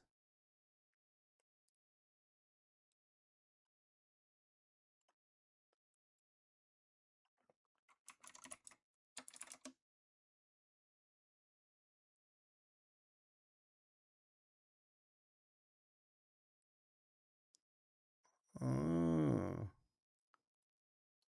There are new developments. Is that Roxy? Stephon Diggs. According to court documents, Christopher Griffith, the man accusing Diggs of sexual assault, claims he turned over more than 100 pages of text messages and Instagram DMs to help back up his accusations in court. Now, Diggs originally sued Griffith for defamation in October 2025, after he publicly alleged that Diggs drugged and assaulted him at his Rockville, Maryland home back in May 2023. Now, Griffith hit back with a countersuit. Now, all of these allegations are allegedly, all right? Diggs, of course, denies everything, and he's currently an unsigned free agent after the New England Patriots released him earlier this year. There are new developments in a legal fight. Christopher Griffith, who is the man that accused Stefan Diggs is He seemed like he having the time of his life in the driver's seat of this car. Car's parked, we in the driveway, but we this is Legiticus. Yeah. You gotta pull. Okay. All right.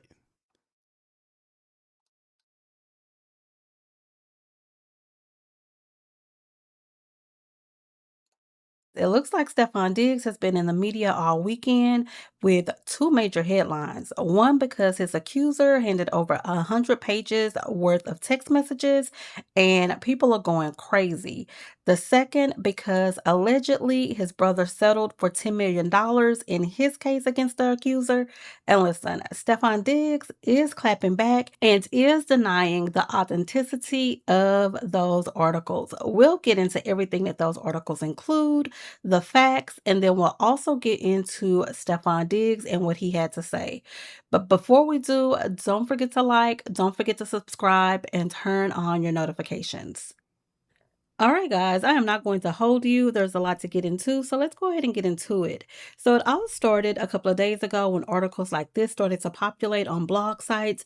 This one is from the Neighborhood Talk, and as you can see, they used this image, an image of Stefan without a shirt on beside his accuser, Chris Griffith, and the caption said, "Update, Stefan Diggs' sexual assault accuser has now submitted over 100 text messages and DMs to back up his claims."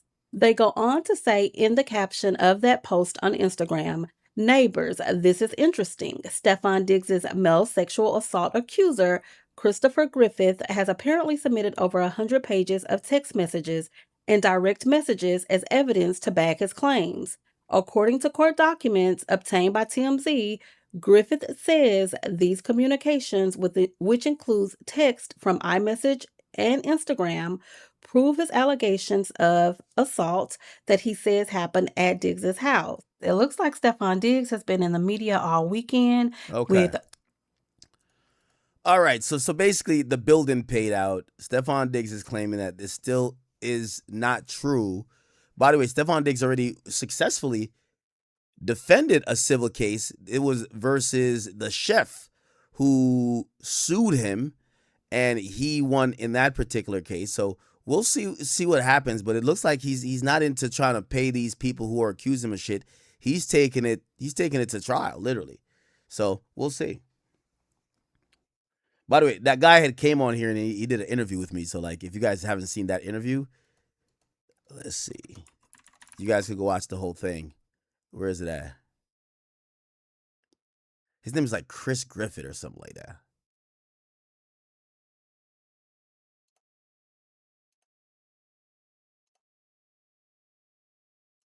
clearly this is an overstepping boundary. I've never seen him in this light before, but I'm looking at myself in the mirror and I'm like, man, you just gonna have to go out here and fight your way out if you have to. All right. Anyway. There's some updates with Lil Durk. So Lil Durk is accusing the federal authorities of hiding evidence. Okay? He's accusing them of hiding evidence, basically not giving him all the evidence that he needs to prepare for trial. And what that's doing, that is actually delaying the trial. Okay? In a recent filing, and let me just go to my mixtapes.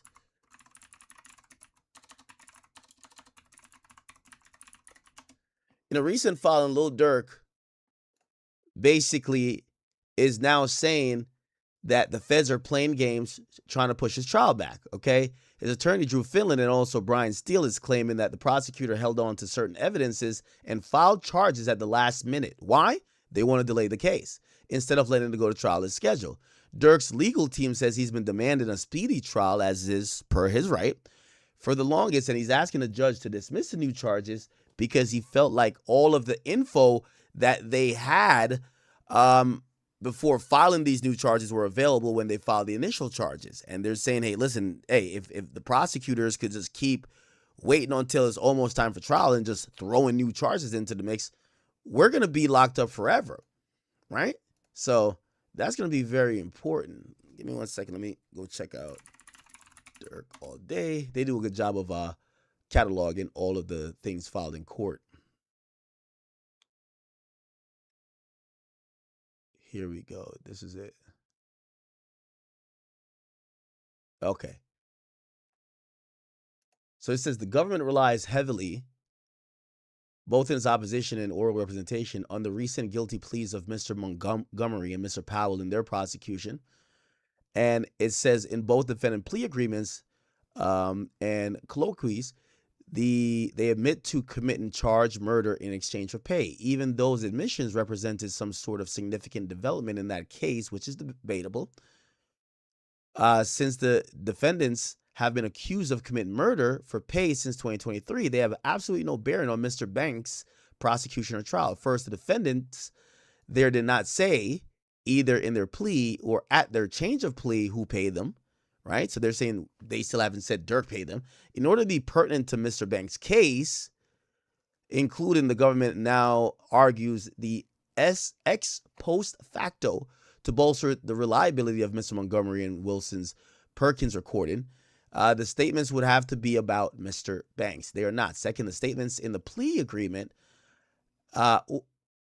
or at, what the fuck?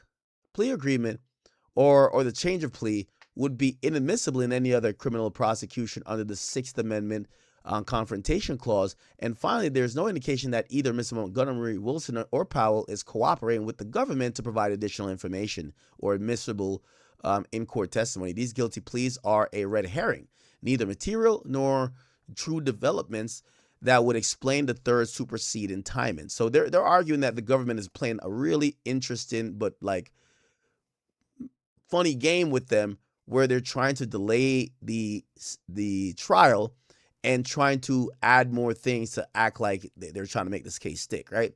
This is what the government responded. I want to read their response because I completely get what Durk is saying, to be honest.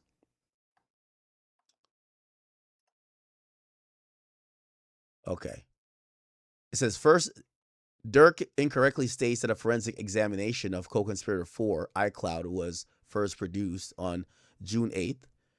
They're saying, in reality, we documented the production on December 10th. The entire forensic image of co-conspirators iCloud 4, co-conspirators 4 iCloud, along with over 35 other seized devices, were produced at that time. Okay. They're saying they gave that up in December. Notably, the government made these productions to accommodate a request by the defense counsel to examine the full image of all digital devices and accounts seized by the government. To the extent the defendant believes that a subsequent June reproduction of materials contained a plethora of Brady and some of these words I don't know. Giglio? Yeah, I think that's what it is. That material was available to the defendants back in December. Second, the government does not shirk its responsibilities under pretrial schedule. Following the return of the TSI on June 3rd, the government sent numerous communications to the defense counsel seeking clarity about the trial date and the pretrial deadlines to provide more fulsome record of, okay, bet.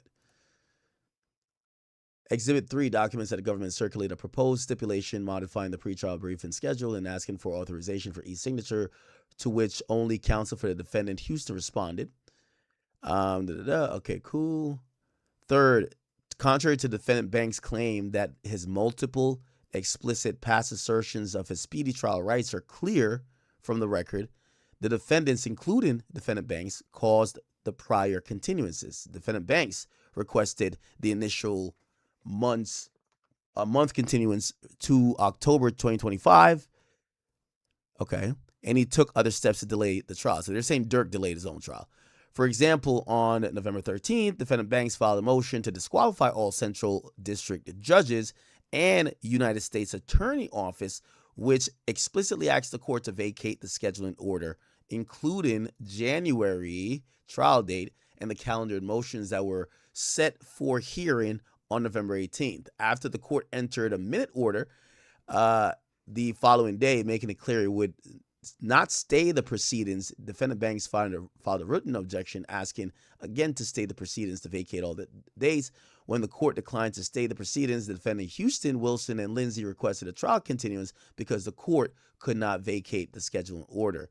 Finally, as set forth in the government opposition, the defendant Banks has failed to justify the extraordinary relief that he's requesting, while defendant Banks asserts that a further continuance will be lengthy based on conflicts of other defense counsel. Wow.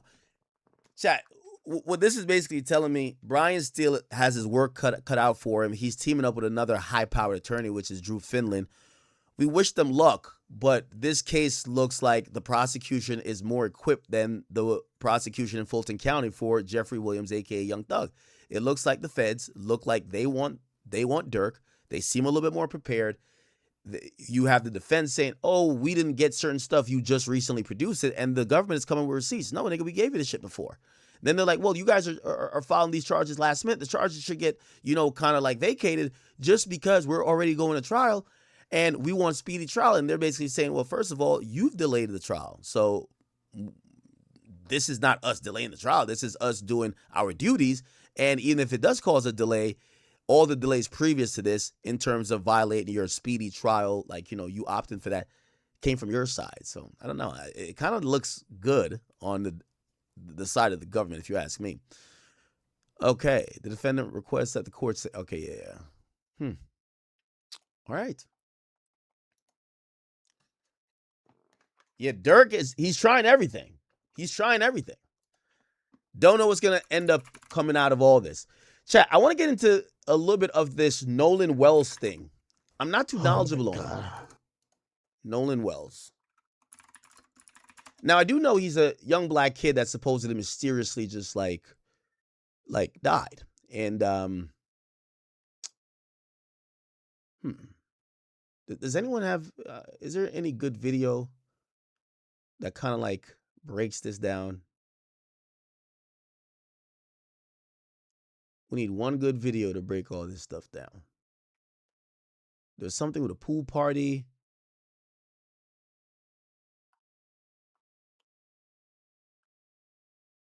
Let's see. Okay, this is Roland Martin. Okay. What? Can we find like a video? Does anyone have like any really concise video to get me up to speed? We're a little bit behind when it comes to Nolan Wells, so we're trying to get back up to speed. Let's watch this episode. So now to the latest on the mysterious death of Nolan Wells. For the first time since Wells' body was found, we're hearing from a friend of the 18-year-old who was with him on the day that he died.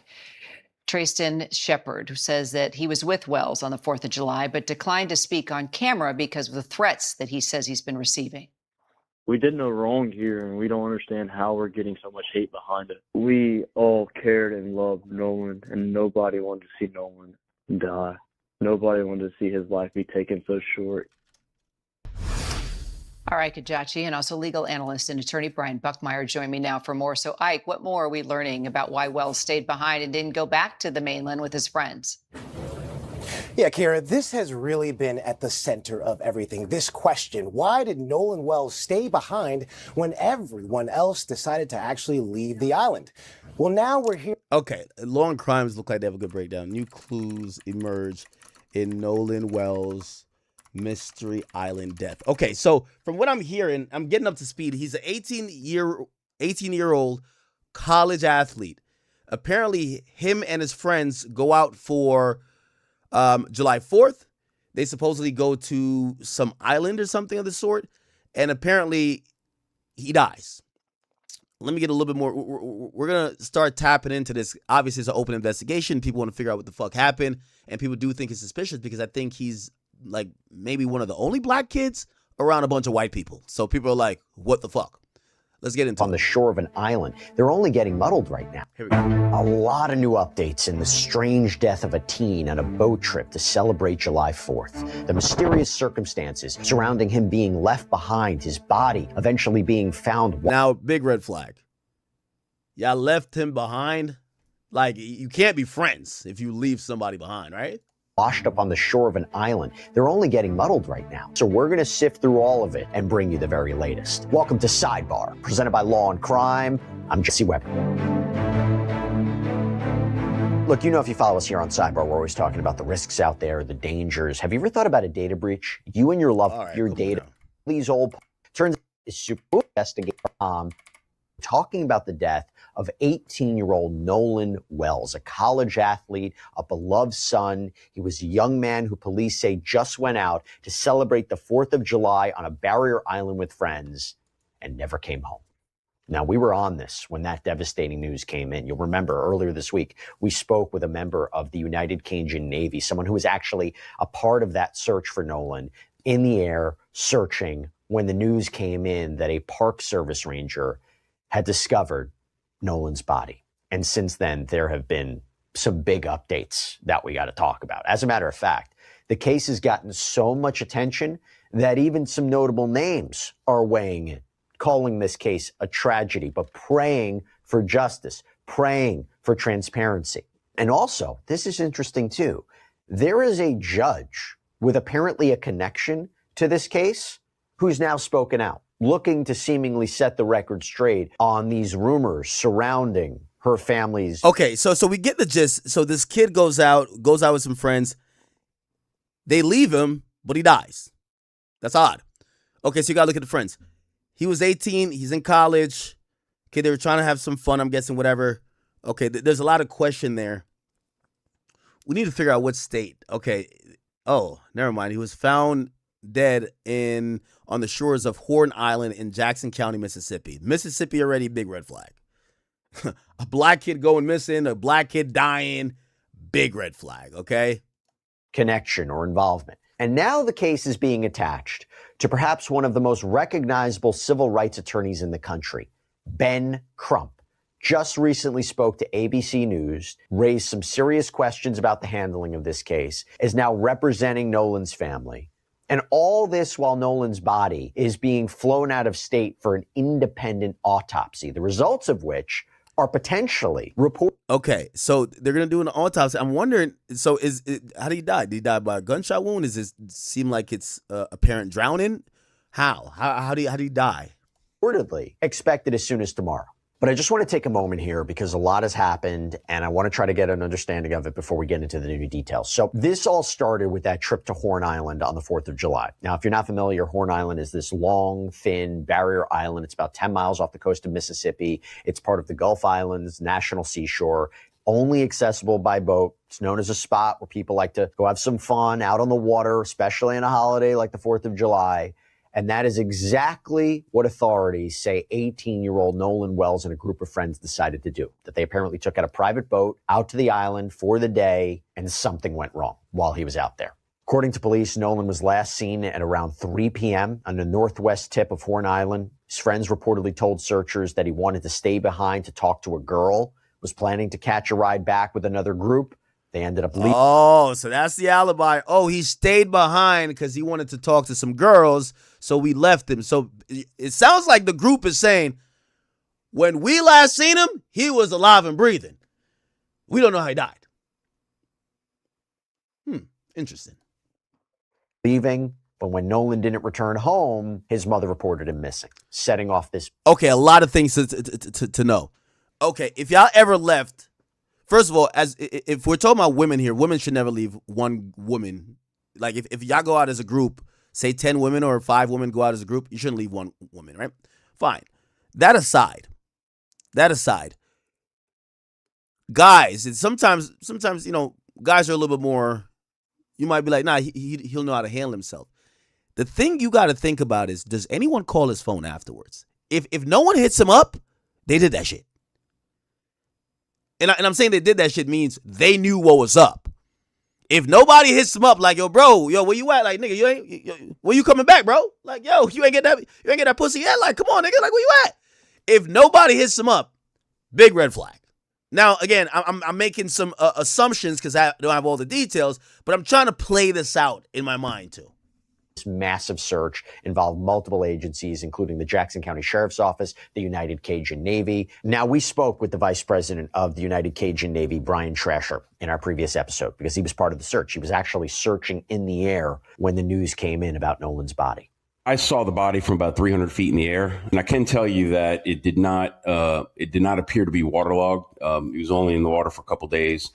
So he did drown. Nevertheless, the sheriff's office put out a statement saying that they had no reason to believe it was not Nolan. Yeah, so a park ranger discovered this body in the water off the northwest tip of the island on July 7th. The family confirmed it was Nolan, but this is where things get complicated because since that time, the case has taken some turns.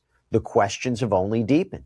And I want to talk about what is happening right now. And now I want to bring on somebody to help make sense of everything that's happening. Joining me now, civil rights attorney, friend of the show, Joe Richardson. Joe, thank you so much for coming on. Particularly, I know you're at a conference, so you're very generous with your time. So, Joe, thank you. Always good to be here with you, Jesse, always. Thank you. I feel the same. So I want to start with the biggest development here, right? Arguably the biggest development. The family has hired Ben Crump, who is now representing them. He has been involved.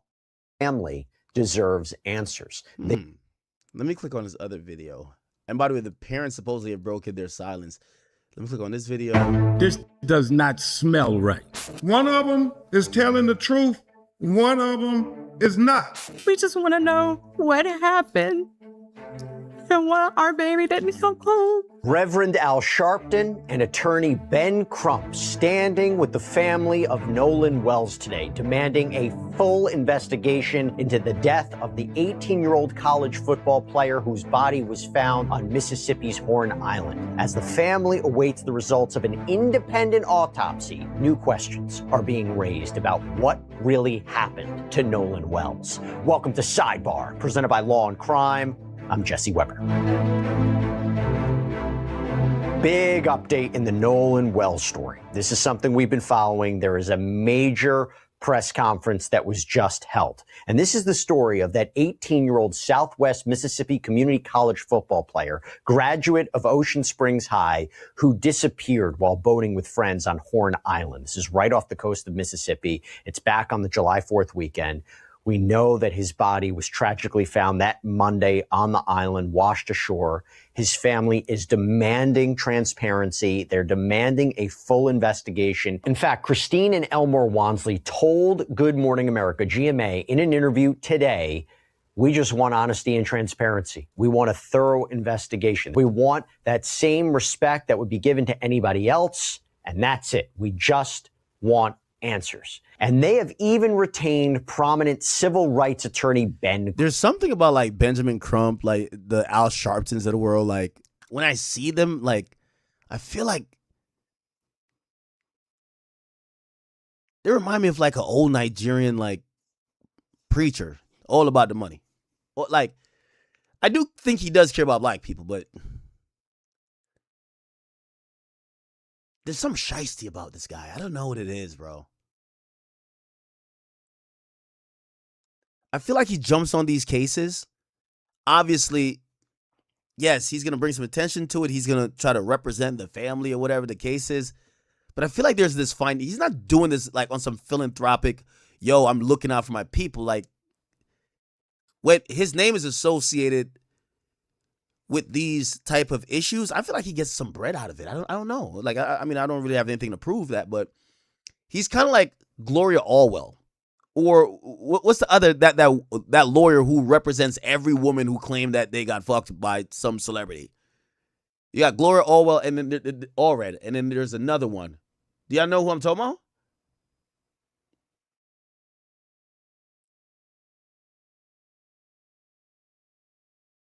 No, I wouldn't say Busby, because Busby is pretty new on the scene. He just started doing like these press conferences. Y'all know what I'm talking about. There's another woman who does it.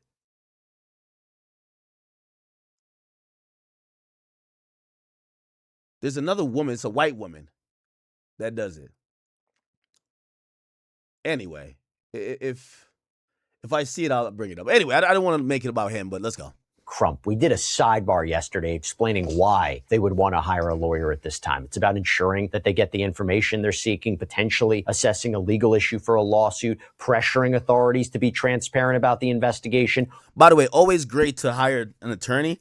You get to realize that even though you might be victims or family of a victim, a lot of times, whether it's the police station or the precinct or even detectives, they drag their feet on disclosing things, and sometimes you need a lawyer to either file what's necessary to get the information that the family needs, or go to a judge to force the DA or the police to either return items or give the body back or whatever the case is. Sometimes they do a lot of bullshit. So having a lawyer as the victim's family, I don't think that's a problem. Now, granted, does it have to be Crump? I don't know. Ordering an independent autopsy. In fact, Ben Crump told ABC News Live this week that Nolan's body would be flown to Washington, D.C. for an independent autopsy. This came after the Mississippi State Medical Examiner already apparently performed an autopsy, but that agency indicated that the results could take weeks because of toxicology tests. Those findings are pending. Now, there is something to keep in mind here. Authorities reportedly believe this was a tragic accident, that this was a case of drowning. According to the New York Post, John Ledbetter, the Jackson County sheriff, said there's no information that we have right now that would lead us to believe that a crime has occurred. According to CNN, Jackson County coroner Bruce Lind indicated there were no immediate signs of physical injury. But this is a story that has gotten a lot of attention. It has sparked many thoughts, many theories, particularly given what we're learning. For instance, according to CNN, Nolan didn't return to the dock with his friends that day.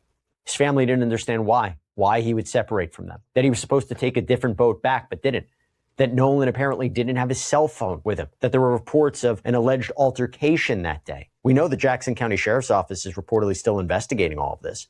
But according to the sheriff, one of Nolan's friends contacted the Coast Guard on the night of July 4th at around 11 p.m. Nolan's mom apparently called the sheriff's office leading into July 5th. And the family has concerns about, for example, why Nolan would stay without friends. Christine telling GMA, quote, that we cannot answer. I can't fathom why he would. Elmore saying, we always told him, if you go with a group, you stay with a group. There's also this. Christine apparently told GMA that they tracked Nolan's phone using the Life 360 app. They were able to get his phone through his friends, and she claims that some texts and messages were deleted. And apparently it was actually specifically in reference to Snapchat. Now, one of the things that authorities are apparently looking for and asking for, they have a lot of questions. They want answers. What happened today? Major press conference was held in Harlem. You had the family, their attorney. Oh my God, Al Sharpton's here. Ben Crump and Reverend Al Sharpton, all demanding the same things: transparency, answers, and the truth about what happened to Nolan Wells. So if you've been following this, you know there's been a lot of anticipation to this. We were expecting the family to potentially announce the results of that independent autopsy that was conducted. And again, this is separate from the state's medical examination. So it seems by all accounts, Nolan's body was flown to Washington, D.C. Now, we didn't get the results of that independent autopsy because there was reporting that we may get those today, but we did get something. Maybe not what everyone expected, but Reverend Al Sharpton kicked things off, and he was getting straight to the point. What we've been told does not make sense. And being that there is lack of confidence in the local authorities, who have already, in my judgment, seemed to have mishandled where it was going.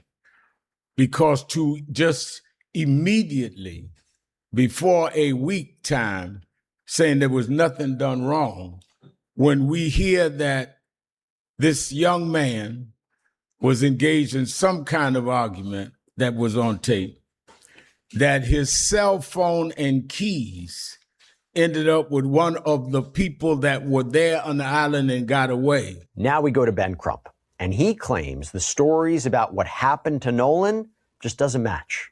The glaring contradictions just jump out at you. The fact that he is there with his friends, and you look at all the videos, it seems to be he's the only Black on the island, or maybe one other, but not many. And so, Jared, you have where a young woman he was talking to says that, well, Nolan said he was going back to get on the boat with the boys. The boys say that Nolan told them he was going to stay and talk to the young woman.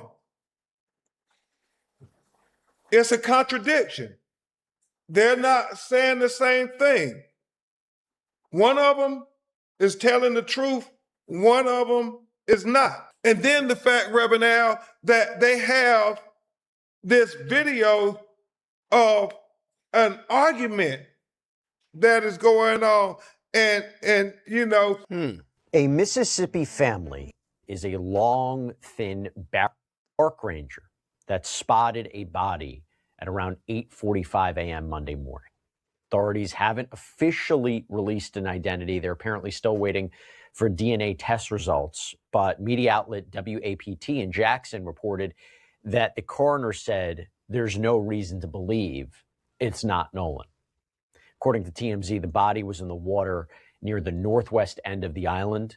WAPT also reports that an autopsy is planned for today, Tuesday, and we could learn a lot more once those results are released, but that could potentially be weeks from now. In the meantime, his family is just trying to come to grips with the fact that this happened, that this young man, a college sophomore known for showing the president also. I want to thank our family, friends, community, United Cajun Navy, local law enforcement, and everyone involved for all the love, support, resources over the last few days. His father, our family, friends, and I are absolutely devastated. Heartbroken for my sweet son, who is always willing to cheer and uplift others. Nolan was a special soul. God took his time creating our son. I ask that you please give me and my family time situation. But since then, a friend did set up an official fundraiser. We're going to put a link to it in the episode notes. Of integrated apps that to the next level by consulting with an Odoo expert today.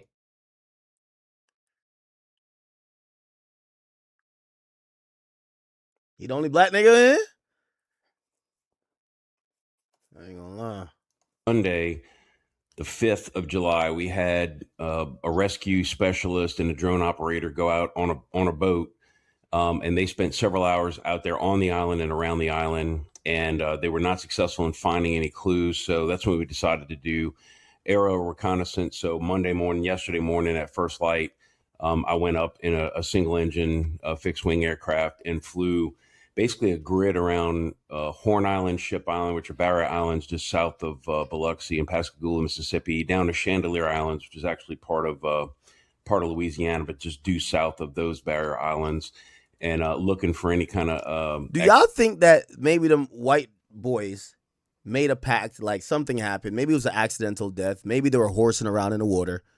The dude accidentally drowns. They're all panicking. They're like, yo, we're going to have to make up something. Let's say, like, when we go back, he stayed back for the girl, for to talk to some girl.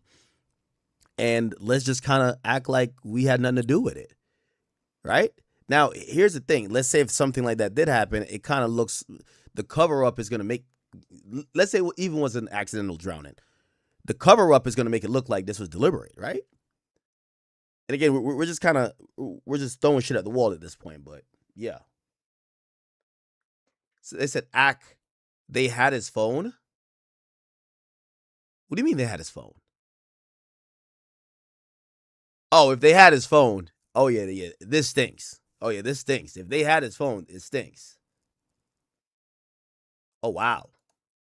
Activity, and then as we flew over the northwest tip of Horn Island, going back north, we noticed there was a couple of boats beached up on the beach that were not there before.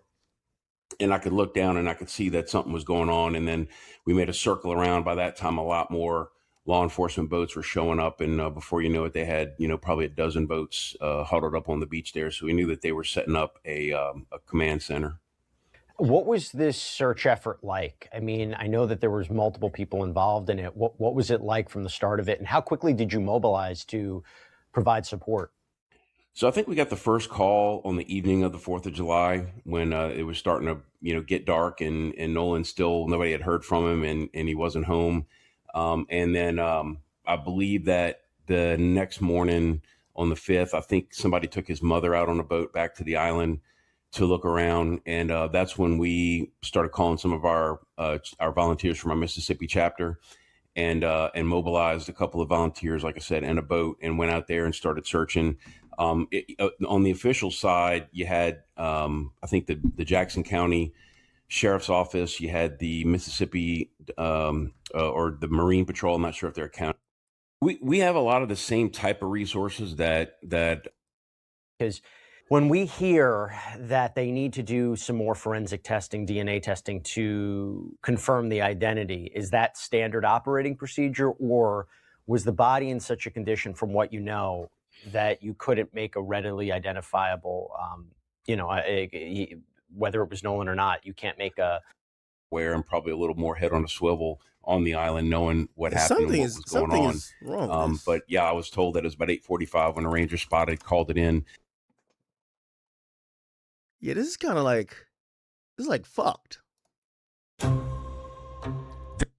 About this tragic event that happened over July 4th weekend. And this is going into the wingman factor in Long Beach as a Jackson County judge.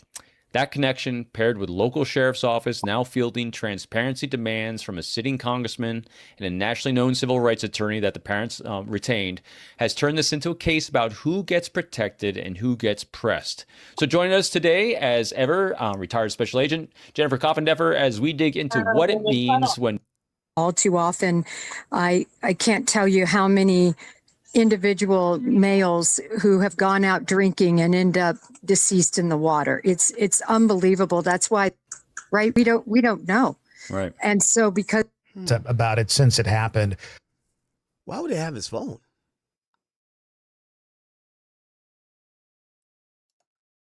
Well, now we're hearing from someone who was there that day. His childhood friend, Tristan Shepard, said that the boat that they came on experienced an electrical issue and they had to go back to shore because of that. And he says Nolan told the group he wanted to stay behind because he met a girl and planned to catch a ride back on another friend's boat. Now, Shepard described this trip as one last hurrah before everyone scattered back to school and work after this holiday. There were about 300 people on that island that day. A lot of them were high school classmates. They knew each other, and they wanted to spend this time as just one big party before everyone dispersed wherever they needed to go. But according to his friend, Tristan Shepard said that this wasn't anything sinister at all. It was an 18-year-old who wanted to have fun, but Kira, as we know, that 18-year-old Nolan Wells never made it back to shore. Well, and Brian, Tristan also addressed the viral video. Investigators, have been looking into, saying he's actually the one yelling, not Wells. How crucial is that? Kira, I think it's very crucial in the sense of now we know who's yelling, why they were yelling. So there's a video supposedly that We're going to look at the video in a second. According to Trayston, it had nothing to do with what Nolan Wells was doing. Instead, giving us a description that a stranger was kind of getting in his face and he was yelling at him. This closed down one avenue of investigation. And while that might be heartbreaking, that Yo, Lead Clinton 730, thank you for the 10. It says, yo, dude can't even talk proper English. I think he's talking about Crump. He said, and he's an attorney? Nolan's cooked. Well, Nolan's dead. So the black kid died. Just to catch everybody up to speed, it looks like this 18-year-old kid goes out, they get a boat.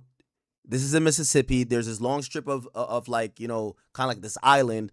They go there. They're probably drinking this and third. It's probably like a really hangout spot for like, you know, probably young kids. And what happens is that all the friends come back without him. And their story is, well, he told us to leave him. He was going to go talk to a chick. So his body was found washed up on shore, or like it was found by like a park ranger or something. And now they're trying to figure out what happened to him. Now the chat has told me that apparently they had his phone. Wait, so that's the oddest part. If he's going to stay behind for the girl, why the hell y'all got his phone? That makes that. It doesn't give us an answer.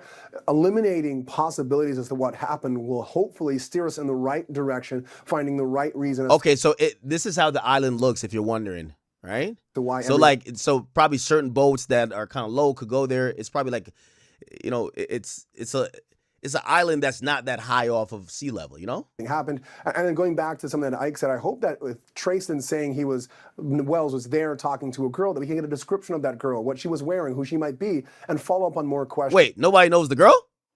Oh, hell no.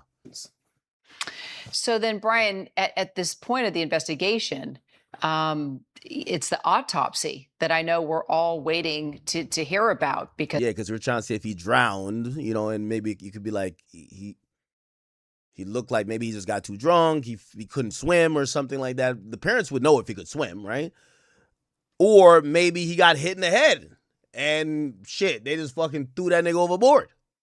Because that will definitely help us try to figure out what exactly happened, right? Yes, the autopsy is probably the next step and probably the biggest step in determining what happened here. Autopsies do two things. It tells you the cause of death and the... I see you guys typing on King Akademiks. Could he, yeah, the island's flat.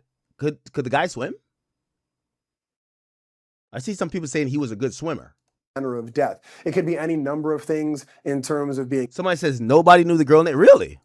A homicide, an accident. I don't believe it's going to be a natural death, but that determination is going to be important. But then also, of course, the cause. What caused Nolan Wells to die? Is it strictly the drowning? Was it something else? Is there blunt force trauma? That's going to give us a lot more answers and hopefully some questions that lead to the ultimate question and answer of what happened to Nolan Wells and how did he die? All right, Ike, Brian, thank you both. Okay, interesting.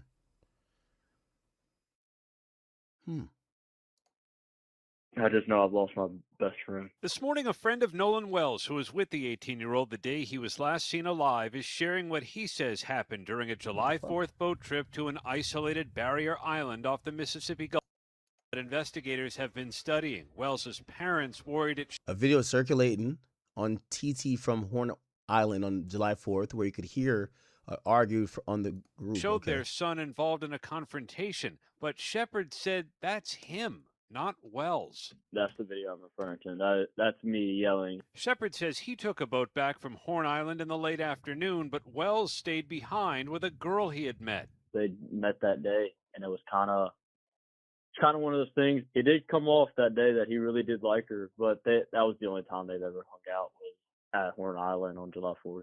Investigators believe Wells drowned and say there were no immediate signs of foul play. But there is goes on. Trayston. Okay, I don't know why I can't hear that. Well, now we're hearing from... That's interesting. Well, now we're hearing... Yeah, this is a really interesting Peaceful case. protest calling for more transparency in the Nolan Wells investigation was held Saturday evening in Mississippi. The parents are seeking answers about what led to the death of their son. Wells' body was found after a 4th of July boat trip with friends to Horn Island in Mississippi. Yo, Hemi, I see you in the chat, bro. After his friends returned from the trip without him. Patrick Wright reports. I feel like today's testament is that we want answers.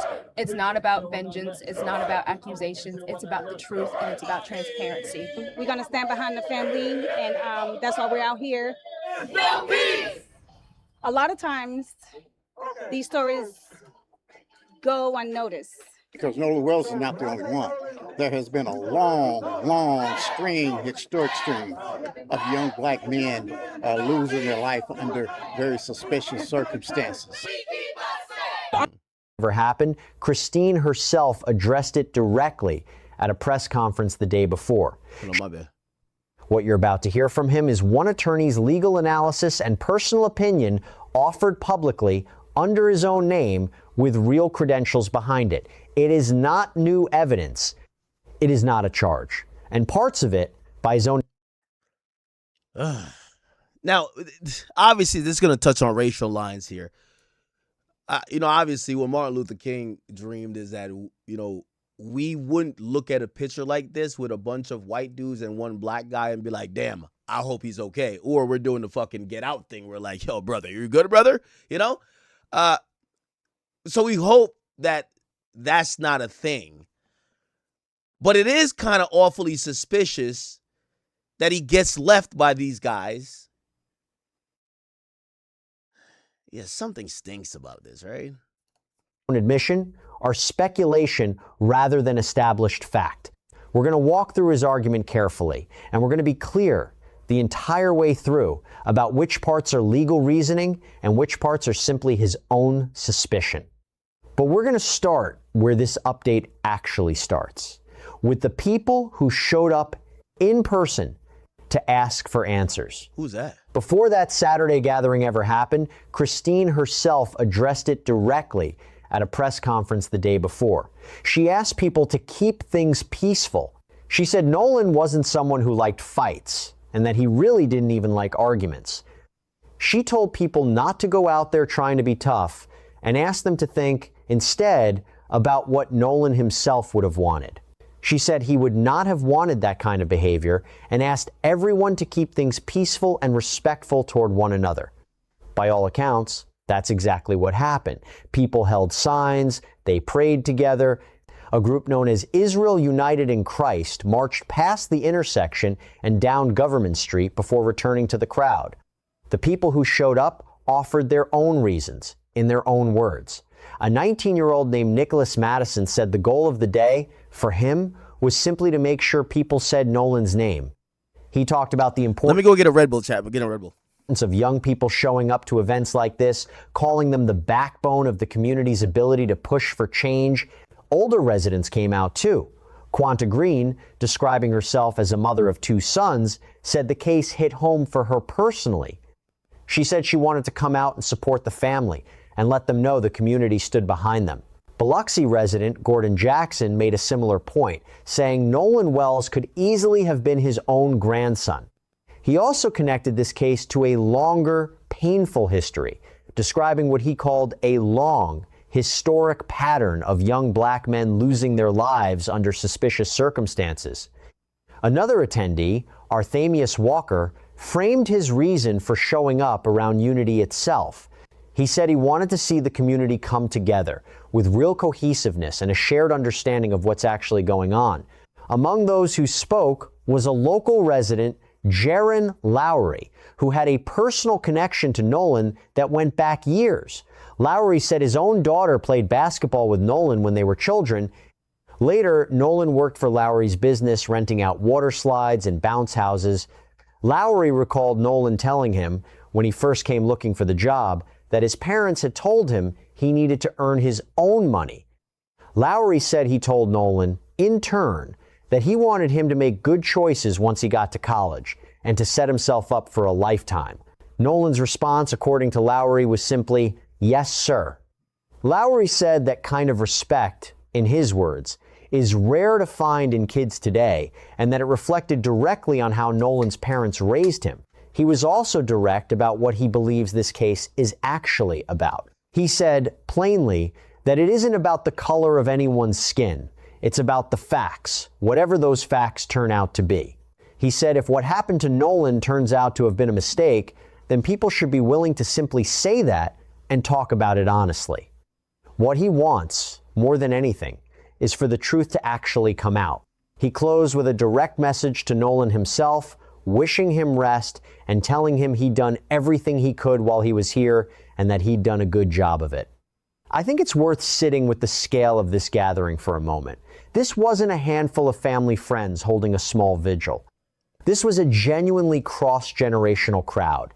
Teenagers standing alongside grandparents, people who'd never met Nolan personally, standing alongside people who'd known him his entire life. That range in age and in personal connection says something about how far this story has traveled beyond the immediate circle of people directly affected by it. A death that started as a single family's private tragedy has become something an entire region feels some ownership over. Speaking as an outside commentator guessing at how the system works. He's speaking as someone who used to be... Reporting live from Hypers Club, Fight Plus News, I'm John Abba. Following the latest surrounding the mysterious death of Nolan Wells, a black teen in Mississippi whose body would be found washed ashore after his friends allegedly would leave him on a remote island, a former Mississippi judge is now speaking up and highlighting some key issues he sees with the case. According to former judge, now attorney Carlos Moore, who served in a municipal court in Mississippi for a little over 6 years, someone should have been arrested by now for several different reasons. Moore, who would end up being pushed from the bench. Wait, has his death been ruled a homicide? I know there's an autopsy that was done clearly by the DA or, the state. Was it ruled a homicide? They wouldn't arrest someone if there's no homicide. I know there's going to be an independent autopsy, but they have to get this thing ruled as a homicide first. Bench after previously speaking out against racial discrimination on social media while serving as a judge, would take to his Facebook page on Friday night for over 30 minutes to air out questionable behavior he sees with how local officials are handling the case from the inside. It's time out for playing games. It's time to know the truth from someone well versed in it that has actual experience. I've worn the robe, the black robe, and I've presided over these trials. Chat, there is a possibility that homie just legit drowned. I think the circumstance, I know people saying, if someone just said in the chat, if his friends were black, nobody would care.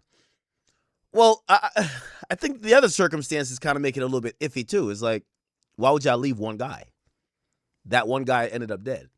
Why y'all got his phone? How don't y'all know the mysterious girl he was trying to, like, those things make it sound sus.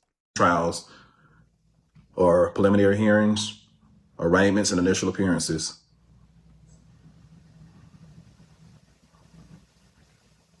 Let's get started. So what do we know? We know after watching the parents' interview. They said Flacco did a video on, let me see. All right, let's see. Flacco's been on this, huh? Let's go.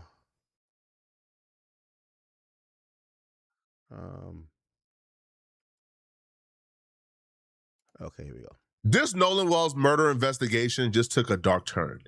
And we have more information and apparently new details from people that was there that doesn't make sense at all. It feels like when one lie don't work, they come back with another lie. And when that lie don't work, they come back with another lie. But somehow all the lies, even though they're inconsistent, they have one consistent thing. It's Nolan's fault, guys. It's not our fault. Man, cut it out, man. The more you guys talk, the more y'all expose yourselves. Nolan Wells' grandfather, who, by the way, is a retiree in the Air Force, he proposed a question on Facebook. Now, he believes that Nolan Wells' body essentially was placed there because the discovery of the body doesn't make sense. He goes, too many unanswered questions. How can an island that was searched yesterday produce my grandson's body this morning? There's nothing right about this. Oh, so they did a search. I guess people were like, yo, we haven't seen this kid. They searched the island. I wonder how big the island is. And then the next day, his body pops up. Odd, definitely odd. But of course, it could be he drowned and his body finally washed ashore, right? Remember, there's tides and stuff like that, and current. Nolan Xavier Wells deserves the same things that people he knew and associated with will enjoy in life. This is very important right here. How was the island that was searched yesterday produced my grandson's body this morning? We were not on the island. We were in the air. And from your understanding, was the body, again, believed to be Noah, was it found in the same area as where the 18-year-old was last seen? As I appreciate it, was within close proximity to that northwest corner of the island. Let's slow that down for a second, because that's deep. Now, there's been speculations on where the body was found. The grandfather family said the body was found on an island, on land, not in the water. It was found on land, on the island. Grandfather brings up the fact that, they had drones out on day one. They had a huge man team on day one. They had planes on day one. They had a lot. They had a lot of resources on day one. And by day one, we're talking about on July 5th, the following day. They were searching from like 6 a.m. to like the nighttime to find that body. So if they couldn't find it on day one, and they searched that entire island, they searched that entire body of water, all 15 miles, but the body just magically popped up the following day, it doesn't make sense at all to the family. Now, I'm no expert, so please, bro, right? I'm no expert. I don't know about currents. I don't know about the body floating up. I don't know, right? It could very well be expected for the body to be underwater, then float back up and get washed up on shores due to the currents. I don't know. I'm not an expert. I'll leave it up to you guys who know more about that stuff than me. But the family is saying it doesn't make sense and it's suspicious. Was that body placed there? Or was it always there? Or did it just wash up on shore? I don't know. But the family is very suspicious. Now, if you hear like the captain, I guess, of the Cajun Navy, this is the group who I guess went out to search for Nolan and discover Nolan. They tell you how thoroughly of a job they did. They tell you how much resources was put into this from day one. So it's pretty improbable that they wouldn't find that body on that island quickly. Can you walk us through the timeline from the moment that Nolan was reported missing? Sure. So to the best of my knowledge, again, I didn't get a call till that next day. As I appreciate, late that evening, Nolan was on the beach. The vessel that he came with left. And from there, we don't know what happened, right? Again, I'm just a volunteer, I'm running volunteer operations. I'm not law enforcement. So what happened really isn't what I'm looking for. What I look for a search is that last known location, and then specifics about the area or specifics about the person. Knowing that northwest corner of Horn Island was what we call the LKL, last known location. From there, we looked at the weather conditions, tidal conditions, wind conditions to come up with a plan, come up with a grid on what we could do.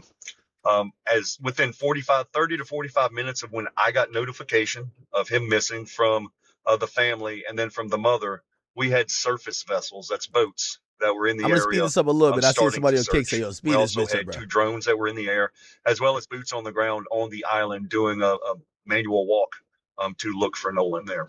They had boats to check the water. They had planes to check the area. They had manual walkers. They had drones. And that body was nowhere in sight on day one. Day 2, the body is now in sight. Now, again, I do want to be clear. I'm not saying the people who were searching did anything wrong, because no, those are superheroes. They did their job. I'm saying, was the body moved? Was people in possession of... Oh, my nigga Flacco doing the Candace Owens. My nigga Flacco's coming up with the theory, right?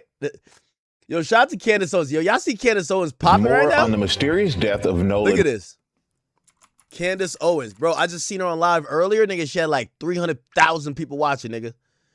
Candace Owens? Bro, I ain't even gonna lie to you. Charlie Kirk getting fucking like spliffed was the best thing that ever happened to Candace Owens, my nigga. Nigga, she's made up every theory in the book. Nigga, I love Candace Owens, but Candace Owens refuses to just admit, Yo, some fucking lunatic just spliffed that nigga. That's all that happened, gang. Yo, she's blaming the wife. She's blaming the Mossad. She's blaming Israel. She's like, yo, maybe Trump got him out the way. Yo, it's J.D. Vance who wanted to fuck her. Gang, it's not that deep. They spliffed that nigga Charlie because he was talking that fuck shit. Well, actually, he wasn't talking fuck shit, but like, just this nigga had a different political opinion and killed him. She don't want to hear none of that. She's analyzing bullets. She's like, yo, why did this not happen? Yo, trust me. And I ain't gonna lie, it's been paying in views. She's been getting hundreds of thousands of views. Actually, millions. Millions and millions of views, but like hundreds of thousands of people watch her live. And you get to realize people always want to feel like there's something bigger than maybe what it is. You know? And what she actually give me a second.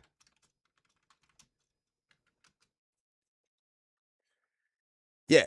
And what actually she proves actually to be true is that I don't know if you guys ever heard the theory of Occam's razor, right?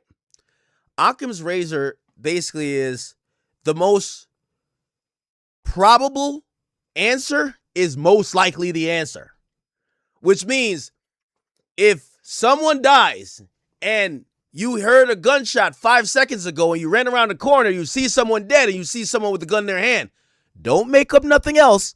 It's probably that person who killed him. It's pretty simple. It's okay. It's okay.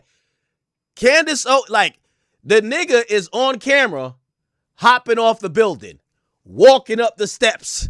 The nigga, supposedly there is a video. I don't know if supposedly they showed this preliminary hearings going on. There's a video of the nigga shooting Charlie. The nigga even admitted it to his like little tranny lover that he fucking shot him. And that's basically he did it.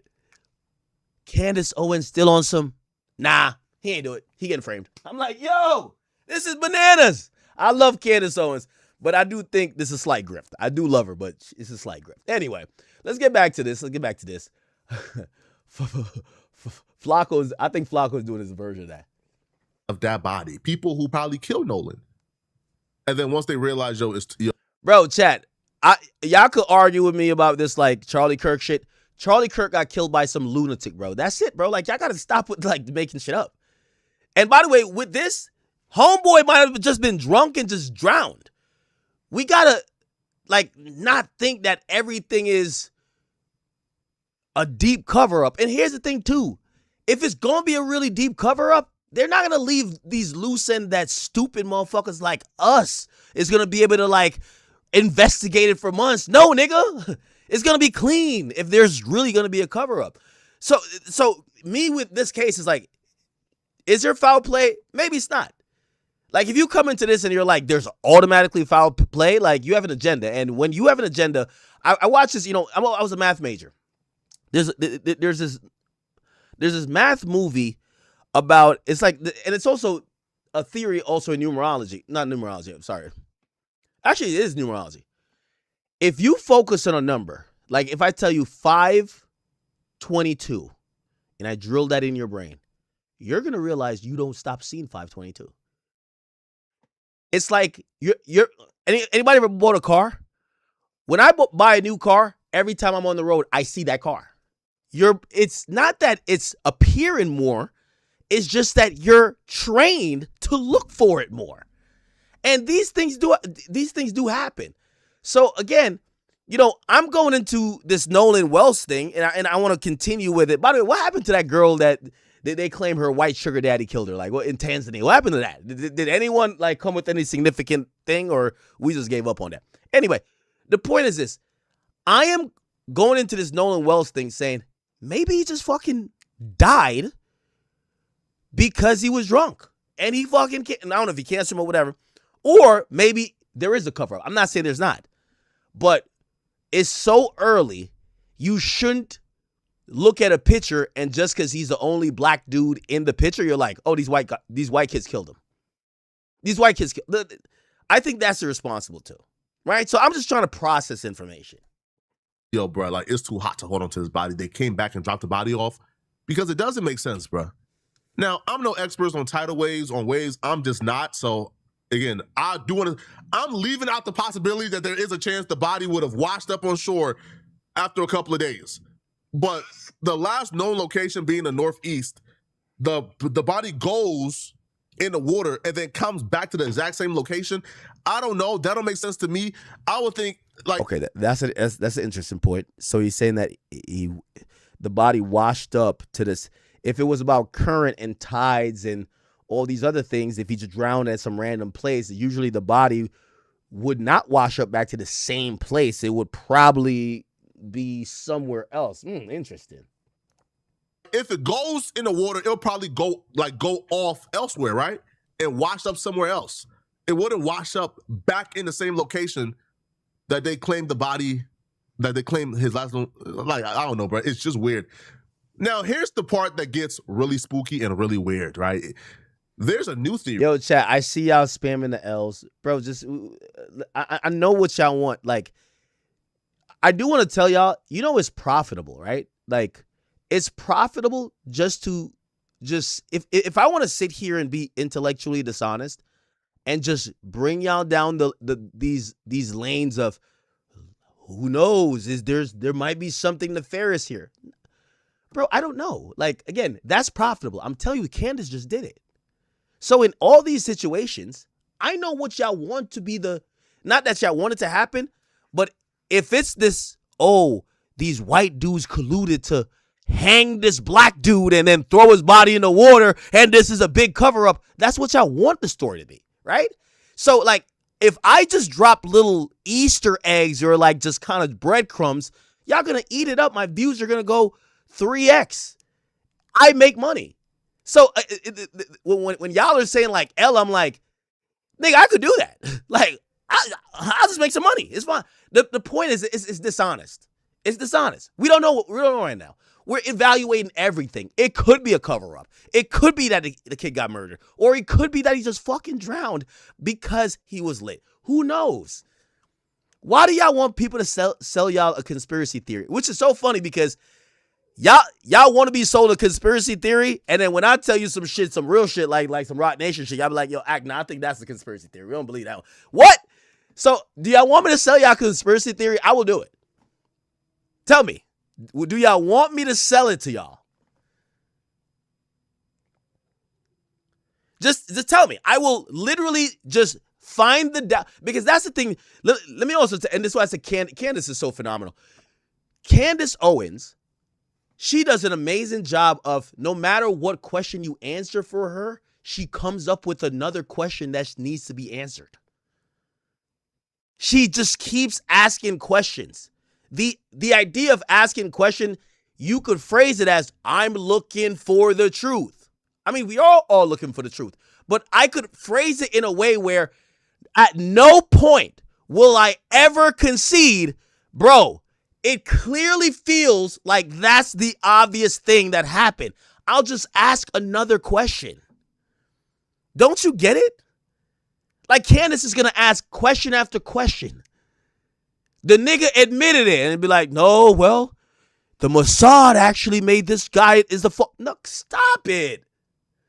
So again, unfortunately, the audience loves that. If you feed them that, and by the way, when people say, or I see someone compare it to like the Rock Nation shit, there's not a death. See, that's the thing. There's people who like, all right, say they call me a conspiracy theory for some Rock Nation shit. They would say you're making it up because there's no physical proof, right? You don't see them. There's no one dead. But when there's a death, now it's like there's a body. Who did it? Classic movie. It's a body. Who did it? So it's different than the Rock Nation thing. The Rock Nation thing, everything I'm describing, you can't say, at least in this Nolan Wells thing and with Charlie Kirk, you'll be like, well, my proof is that someone's dead. When you start there, you could build off of that. The thing with the Roc Nation thing is like, okay, they haven't sued me. Never seen Jay. Like, so it's easy to be like, oh, that's bullshit. But it's the same kind of thing in a sense. You read now. Yo, did y'all know that people that were there now have a new explanation as to how Nolan might have went missing? Well, let's take a look. Let's take a look at this. They're coming up with every creative excuse other than, yeah, we killed that boy. The United Cajun Navy. They're a volunteer group who helps search for Nolan, but they also say that they have questions too. Let's listen.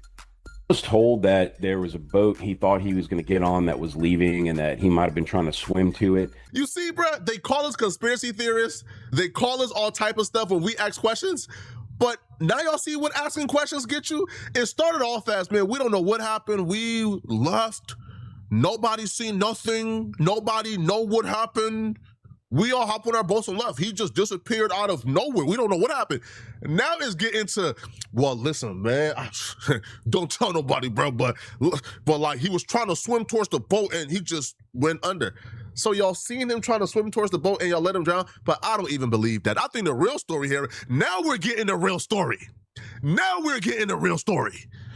I think the real story here is that boy was on that boat. An argument took place. They pushed that boy from off that boat, and they kept going.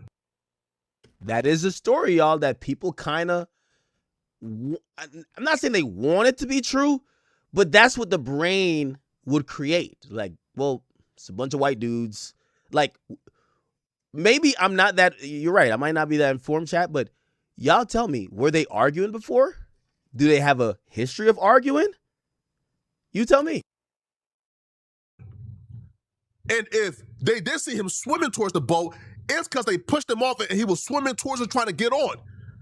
This is straight up murder. They murdered that boy, man. Straight up. They murdered that boy. And that's that's what happened. Listen, I still don't think that it's just that black and white or is that accidental. I don't think so, bro. I think it's something much more nefarious. But if that's a story they're giving us now, think about it for a second. It started off as nobody's seen nothing. We don't know what happened. Now all of a sudden now is they telling the researchers and the professionals, well, he had a boat he was supposed to get on and he was swimming towards the boat and he drowned. Now he was swimming towards the boat and he drowned. No. If you listen to the timeline closely, Ashley Cole took to Facebook, that's Warren Hutton's mama. She's the judge, by the way. Ashley Cole is a judge in the town. She said Warren Hutton told her that they last saw Nolan at 3 p.m. They left the island at 4:30 p.m. They told investigators, they asked Nolan, hey, bro, do you want to come with us? We about to leave. And he says, nah, I'm going to stay behind. But if you last saw him at 3 p.m., but you left the island at 4:30 p.m., then when did you ask him, hey, bro, we about to leave? You asked him that at 3 p.m.? Huh? What? Why would you ask him y'all about to leave, but then you guys stay an extra hour and 30 minutes? Y'all claim y'all left abruptly because y'all boat was malfunctioning, which is why y'all told him, hey, bro, we about to leave. But if you told him, hey, bro, we about to leave at 3 because your boat was malfunctioning, then why did you stay an hour and 30 minutes with a malfunctioning boat? A malfunctioning boat, by the way, that y'all sailed 15 miles in? Man, cut it out, man. Stop it. Now, so that timeline to me now, the story we just heard actually lines up with the timeline they gave if they were not lying. All right? If they came out and told the truth, that timeline would make sense. And here's what I'm saying. So Javon Williams, Nolan Wells' best friend, the black kid, he ain't do nothing wrong, bruh. That was Nolan's best friend. He says, I last saw Nolan around 4 p.m. Because, Javon Williams would have given Nolan a ride home if Nolan needed a ride. Like, Javon ain't leaving, like, Nolan there. Nah, but Nolan was gone when Javon was still there. The last time he seen Nolan was around 4 p.m. The 3 friends who was on the boat that he was supposed to leave with, they said they left without him because he was talking to the girl, Katie, and he was going to stay back to talk to Katie. Katie said the last time she seen Nolan was around 4. He told her that he was about to hop on a boat with his friends and leave.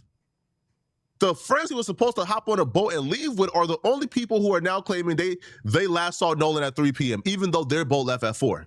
And the reason why they will lie about seeing Nolan at 3, even though their boat left at 4:30, is because they know what took place on that boat. They know what they did to that boy, man. Now the story is slowly coming out. Now it's slowly making sense. oh, he was trying to swim towards that boat because he got kicked off the boat. He got pushed off the boat, which is murder. Benjamin Crumb says, yo, Nolan is a strong swimmer. Strong.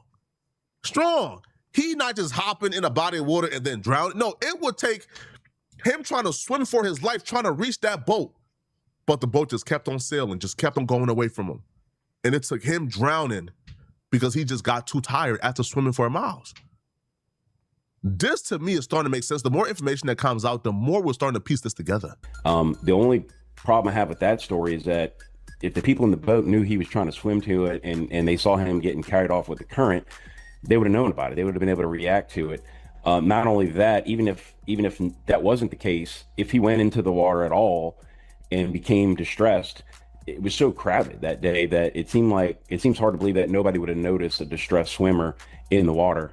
What I do know is that he went out there with a number of boys that has been his regular friend group since he was young. They were ready to leave at about 3 o'clock. They told him it's time to go. I was told he had started talking to a young lady and he wanted to hang back and keep talking to her, and that he would believe that he could get another ride. Common sense will really help you work this out.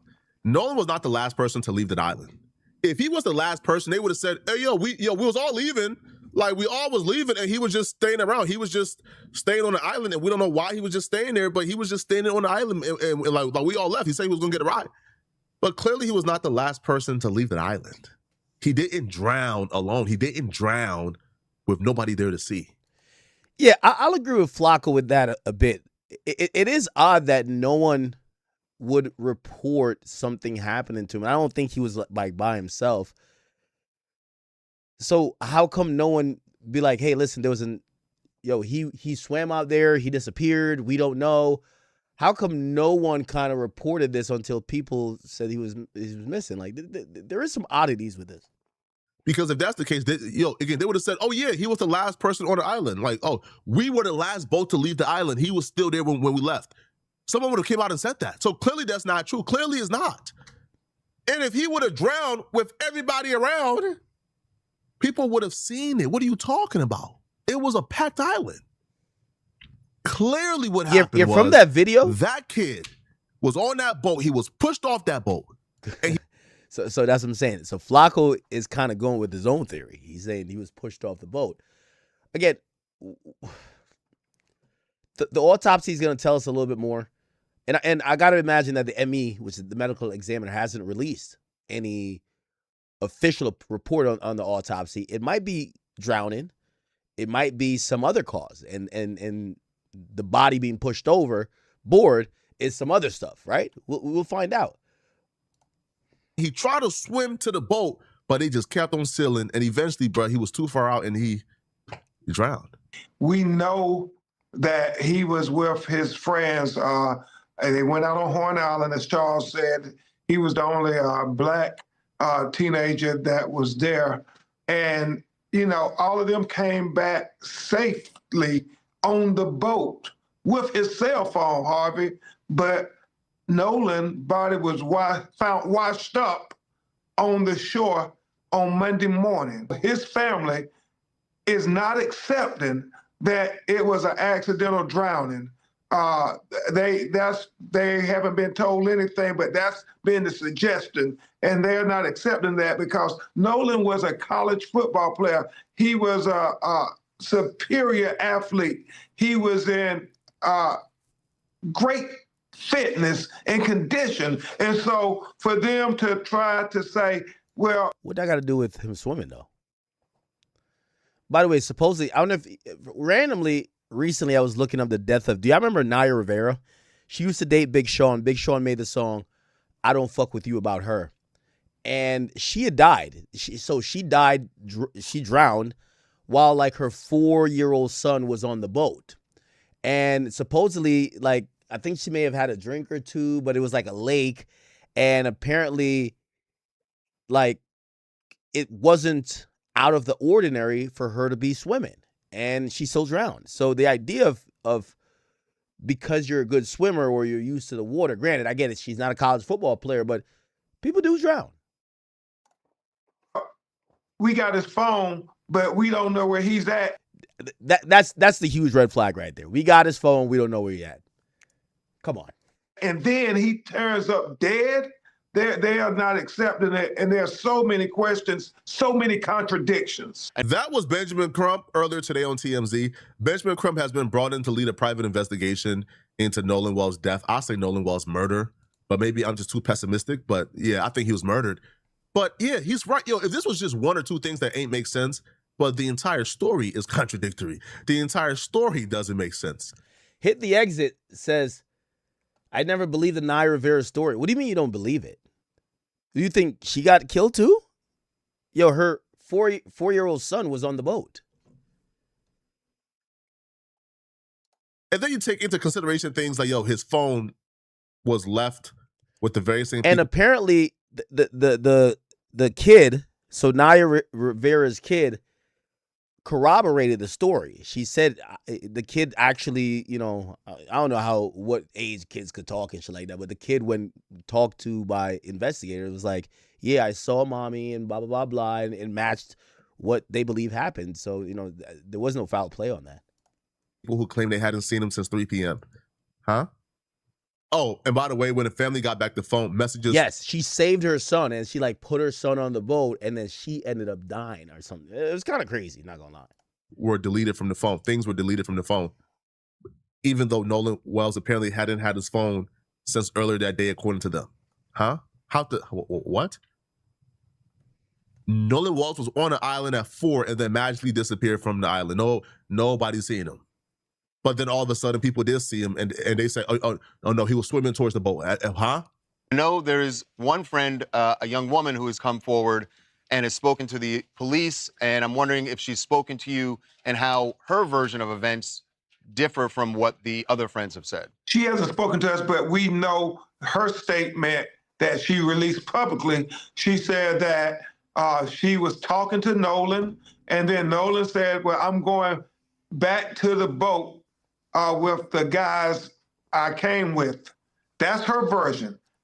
She said that he did not leave with her, that he went back and got in the boat with the other boys. Well, the boys say that when they was talking to Nolan, he said he wasn't going to get in the boat with them, that he was going to stay with her, stay behind with her. Their statements contradict one another, and that is something that's very troubling. On top of the fact that we know there are videos circulating where there's an argument where you hear Nolan arguing with somebody, and we're trying to say. Okay, so and that happened to not be exactly true. All right, let's go on to the other video.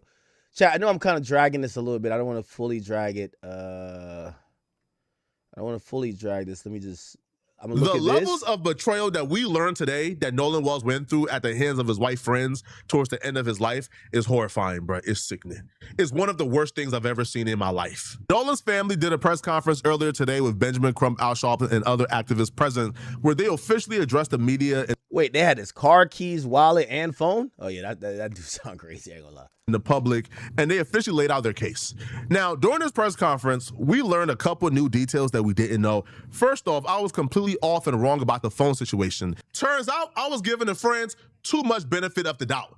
I thought at the very least, man, if y'all were responsible for killing the little homie, y'all would at least give up his phone voluntarily and his property.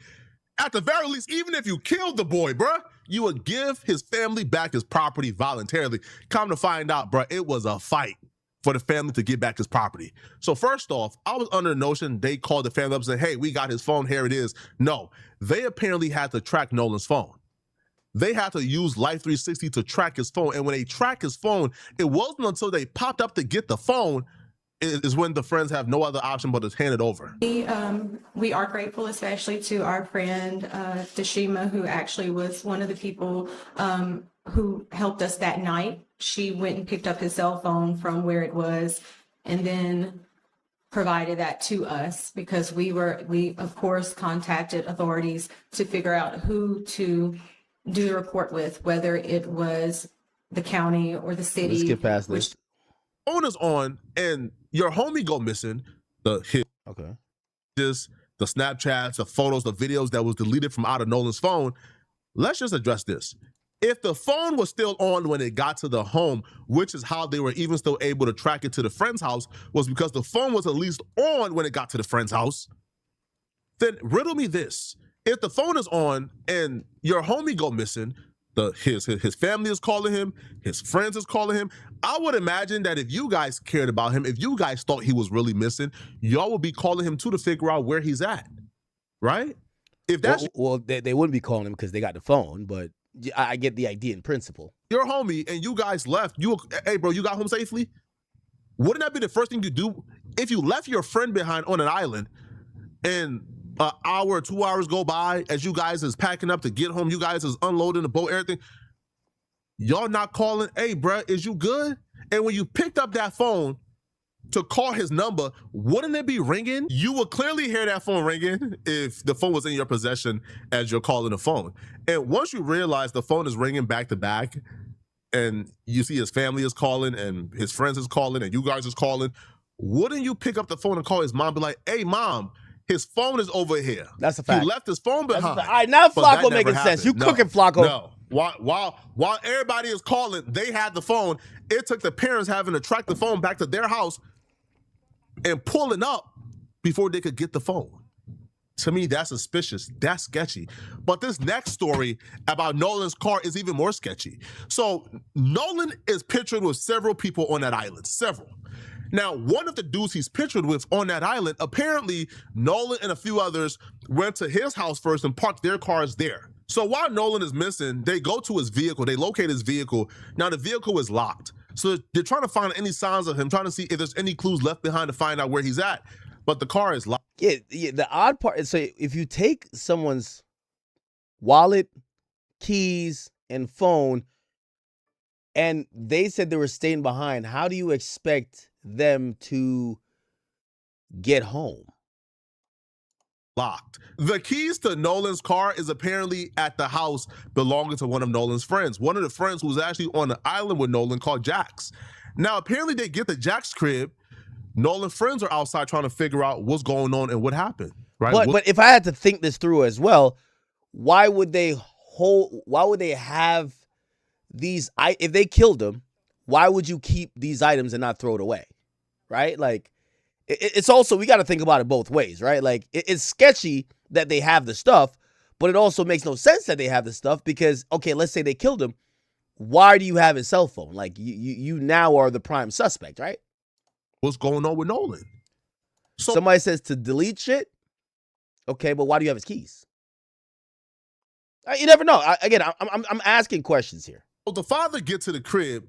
Jack starts telling the father, Nolan was like a brother to me. The father said, that's cool. Where is Nolan Keys at?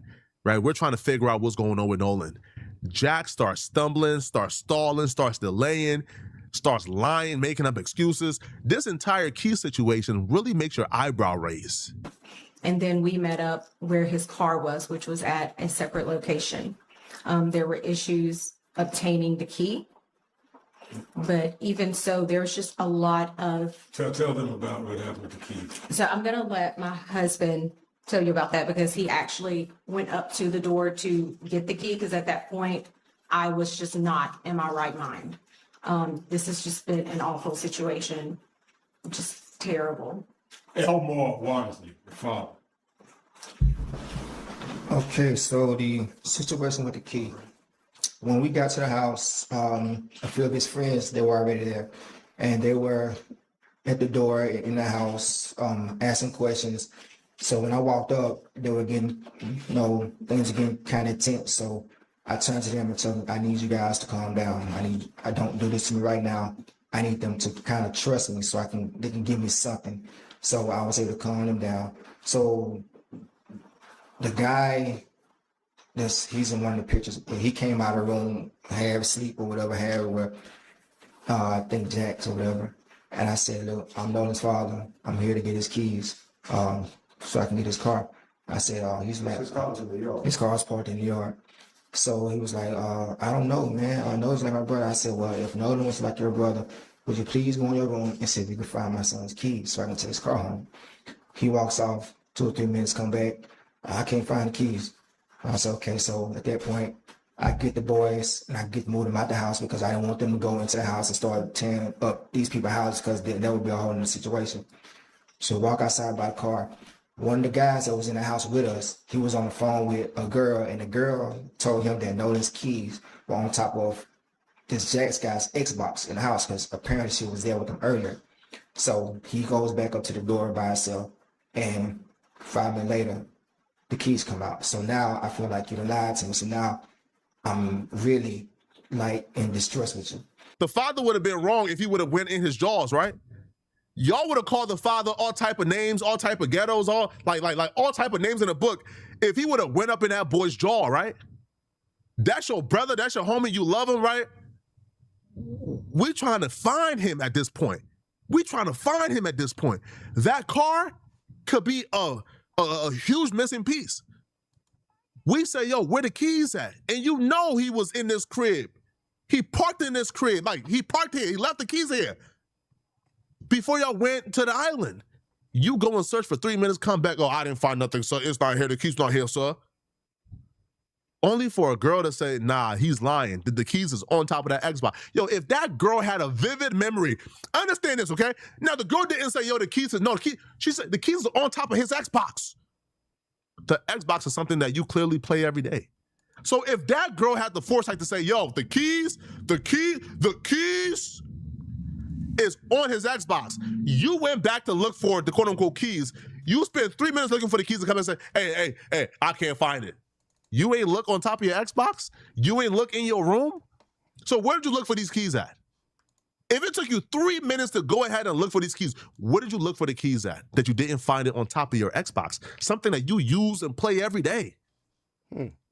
Clearly, you had no intentions on helping his family. Clearly, you had no desire on helping his family. And I'm just wondering, bro, what type of people was Nolan around, bro? If these are supposed to be his friends, God, I don't know what an enemy is, man. If these are your friends and you missing, yo, daddy showed up, distressed, trying to do anything to help you. That is odd. I would imagine that they would give a really good faith effort in trying to figure out, okay, if the car is here, maybe the keys are here. Yeah, it's a lot of oddities. Well, and your homie, first off, he says he woke up out of his sleep disheveled. Like disheveled. So I'm missing you, my so-called brother, and you asleep. Right? No care or worry in the world. You wake up, hey, bro, can you get Nolan keys? It's not here, so well, I can't find it. 3 minutes later, man, all right, man. Now, it gets worse, okay? So the mama finally addressed the deleted messages and deleted images and videos. Now, apparently when the mama got the phone back, they went through the snap. Now, the Snapchat is where Nolan was communicating with these dudes at. Understand, when Nolan went missing, all the friends went to Snapchat to try to find him. They all was calling his Snapchat. They all was like trying to trace the Snapchat via the Snapchat map, right? So the Snapchat is where he communicated with these people the most. It's where if anything would have happened and he communicated with it, it would have been on Snapchat. The parents get the phone and go through the Snapchat, the entire Snapchat damn near erased, man. Like, yo, they can't find no recent messages. They can't find no recent pictures. Nothing. That's odd. That's strange. Like what do you mean? Like the Snapchat is wiped clean? Who wiped it clean? Nolan was dead, right? So when we made it home, my sister and I actually went through Nolan's cell phone, particularly Snapchat, because that is so popular with the children. And when we opened it up, there was nothing. There were no saved pictures. There were no snaps from that day. And we did open it before the 24-hour expiration.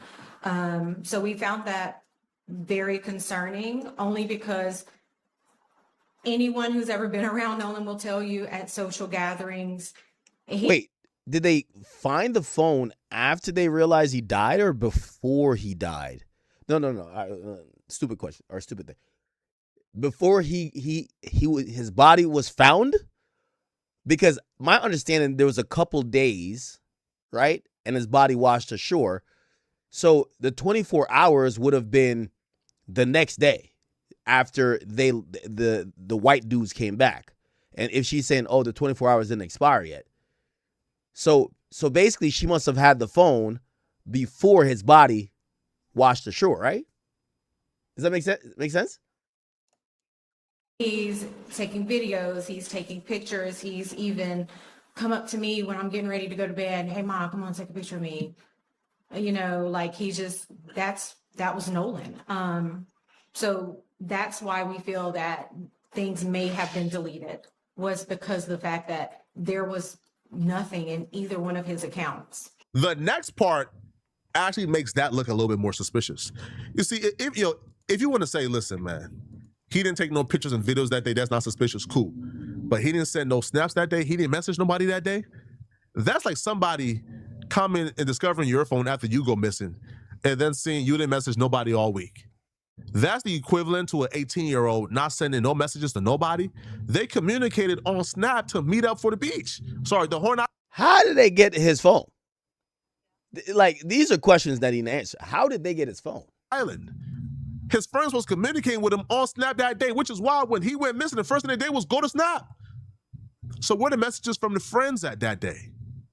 So he didn't snap nobody. He didn't send no messages to nobody that day on Snapchat. Clearly not, bro. Clearly something got deleted. Now, why? Who knows? But Benjamin Crump did say they found or they got in. Now, here's the good part about this. A criminal investigation is going to do a subpoena, and despite what people think about Snapchat, your deleted message is going to come up. So once they subpoena Snapchat and they get the full text logs, whatever was deleted, any access with that phone, they'll be able to retrieve everything, even that was deleted. So, and also once you do a Cellbrite dump of the phone, you're gonna figure out any type of tampering. Like a bunch of 18-year-old kids can't hide nothing on a phone. You can't delete nothing. There's no deleting permanent things on a phone anyway. So, 100%, I believe that this would be found. Also, here's the thing: if people believe that stuff was deleted, every 18-year-old kid has a password on their phone. Are we believing that they had these friends knew the password? Enhanced version of the video we saw where Nolan is getting like into the altercation. Now we could hear Nolan screaming and there was a back and forth, but it was hard to make out exactly what he said. They now have an enhanced version. And according to them, the fight that was happening between Nolan and somebody else, Nolan was actually screaming for them to give him back his phone. Nolan was like, give me my damn phone, man. Give me my damn phone. That was the argument back and forth. Now, I'm here to say, what was in that phone that was so precious that they was keeping it from Nolan, even when he was screaming at the top of his lungs for them to give him back his phone? It's important. And then the fact, Reverend Al, that they have this video of an argument that is going on. And you know, thank God, all young people, they have cell phones, and anytime you hear people raising their voice, they start the video. And so you hear on the video, Nolan saying, give me my freaking phone. What are you freaking doing?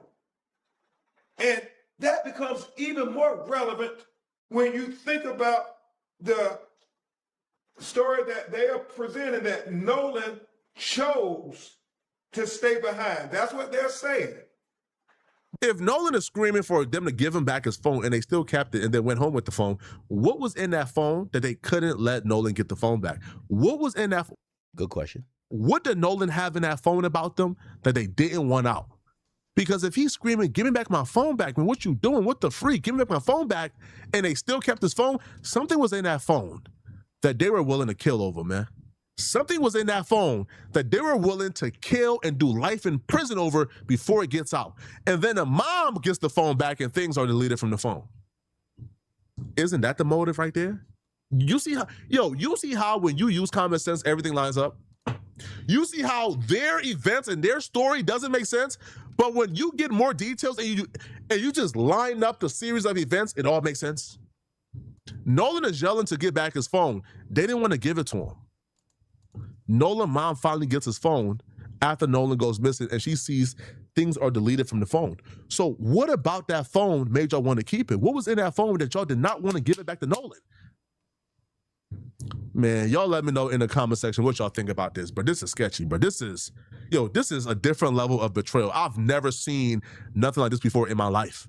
Y'all let me know in the comment section what y'all think, all right? If you're still watching this video and you want to watch another good video, click on this video right here somewhere on my... Okay, all right. Flacco, you've made a compelling case. I definitely think there's some oddities going on. I still think that we have to wait. We can't jump and think everything is a David-like situation. We should probably wait until we get at least the autopsy. The autopsy is going to tell us a lot more about how he died. And that's going to probably send us in the best direction. Right? Was he drunk? Was there any other substances? Did he take a pill? Like, what was within his system if he died? If he's a strong swimmer, maybe he was drugged. You never know. Maybe he was hit over the head. You never know. So very interesting, but we'll see what kind of comes of this. They said King Yella reveals he's broke. I lost everything. What the fuck? Crazy part about this, I'm looking at this. I'm like, when did King Yella even have nothing? Like, the nigga said I'm broke, and I'm like, was he rich before? I don't know. Joking, by the way. King Yella, don't get mad at me. Oh man, I got King Yella back on Say Cheese TV. My guy's been having a rough month. He's been really vocal publicly about his personal life. You know, a lot of times we see these artists and personalities, we think everything is good because we always see them on YouTube or TV or you know, out in person partying, living their lives and foreign cars, but you yourself, you came out and you let us inside of your world, and we don't see that often. Nah.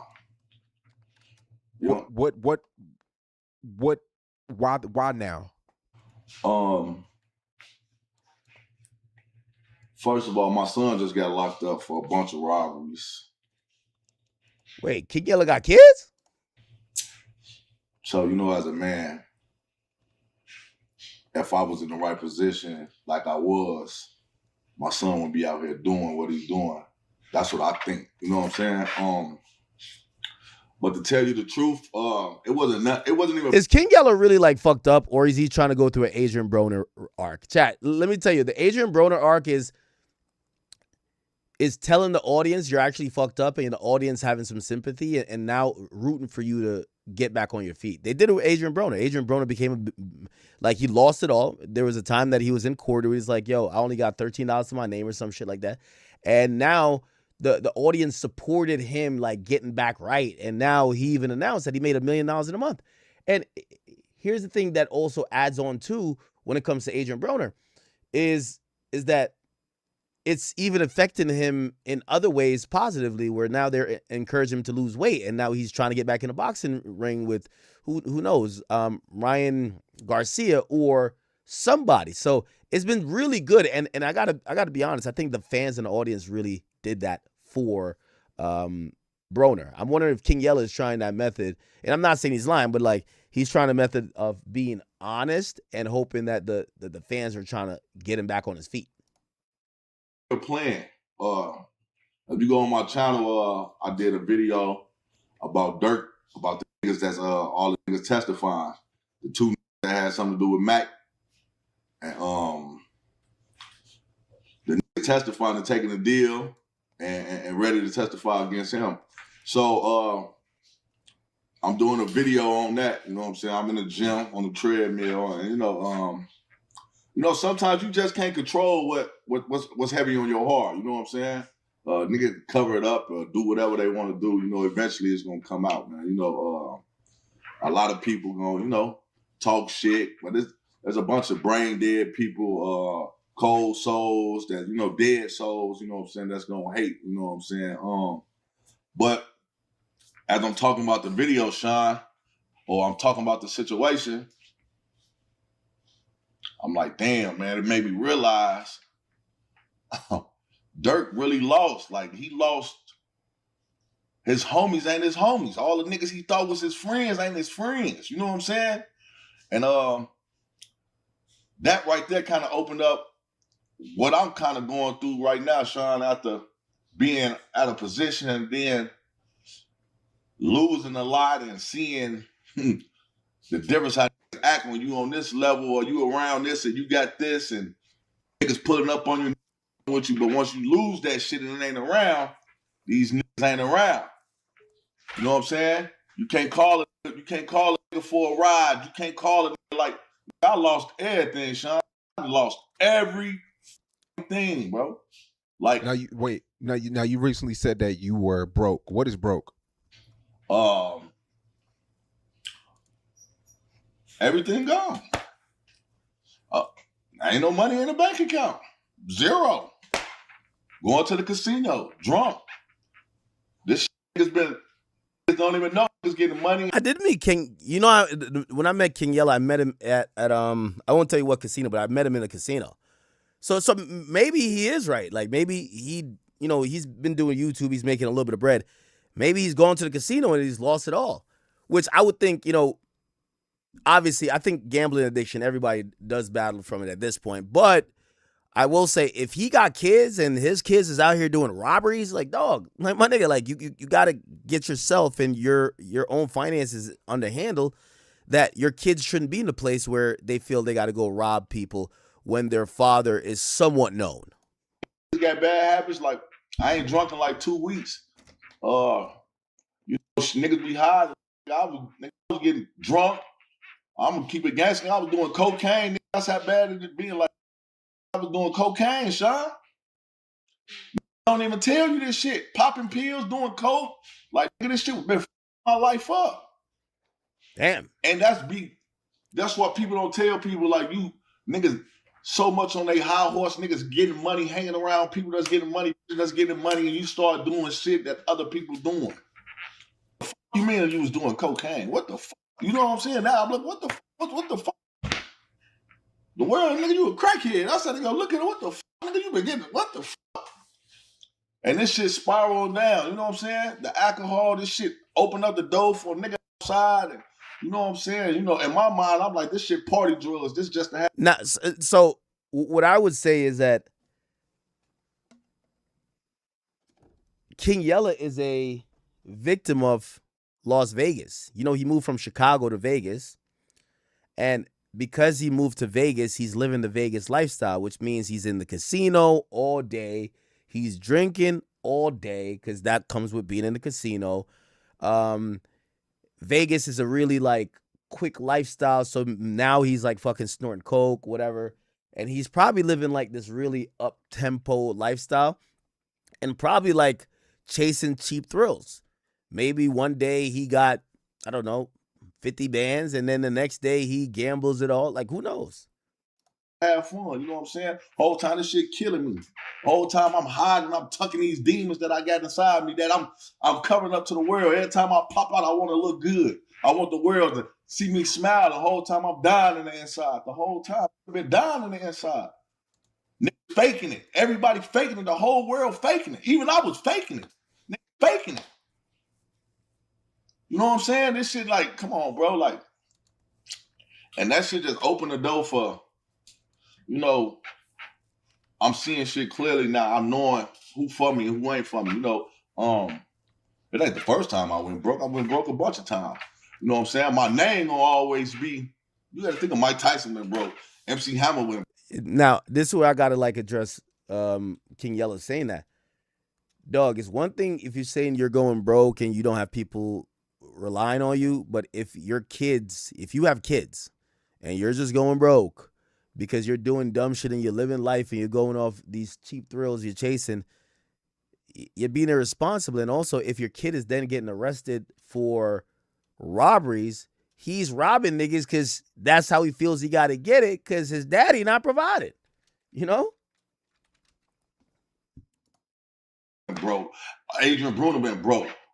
But when your name is snapped and you somebody, once you get yourself together, it's going to always be somebody that love you from a distance or somebody that's going to reach out, that's going to always, give you a hand and try to help you get back in a position because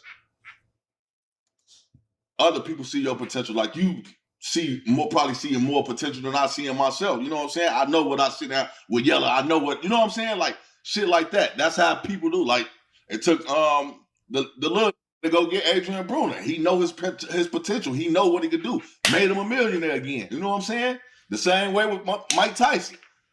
Mike Tyson went to prison for fell off, went broke, nigga, all type of shit, and they still came back because his name is a brand name.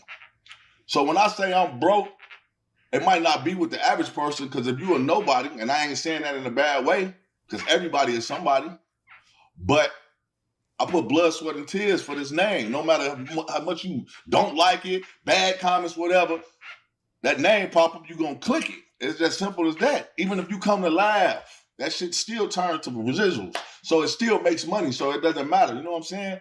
So I know that I'm gonna always I know I'm not the weak-minded motherfucker. I just know that I had to lose everything to open my eyes and know who love me and who there for me and who fake and what's going on. You know what I'm saying? So, I ain't tripping. I'm 36, man. Life ain't over, man. I'm gonna start over. I guess I gotta, start over, but I ain't laying down like no ass. I ain't like I'm on the internet crying like I'm not gonna. This is motivation, and I post the shit I post, crying on the internet, expressing myself on the internet. Cause guess what? A lot of you ain't got the heart to do this shit. You bitch ass niggas around here faking. Ain't nan nigga gonna have the heart. You ain't man enough to do what I did. You always living these other niggas' life. That's why I'm King Yella. I don't care how y'all feel about me. Go in the comments, tear me up. Bond off 1700. I just saw him tearing me down. That's what niggas do. No motherfucker do no uplifting. G Herbo on that bitch crying, motherfucker uplifting them though. Anybody else? You know what I'm saying? Niggas pick who they want to pick. Yeah, no, G Herbo did go through. Remember when he went through the whole fraud thing? And he basically said yo, all his money was taken from him, and people really lifted him up. And obviously he got this new song that's popping off, and now he's back super lit. But yeah, it definitely happened. But guess what? I'm still gonna be me, man. With $0, $1 million, I'm still gonna be King Yella. If I'm crying, I'm obviously hurting the inside. I can't control them emotions. I've been bottled up so fucking long.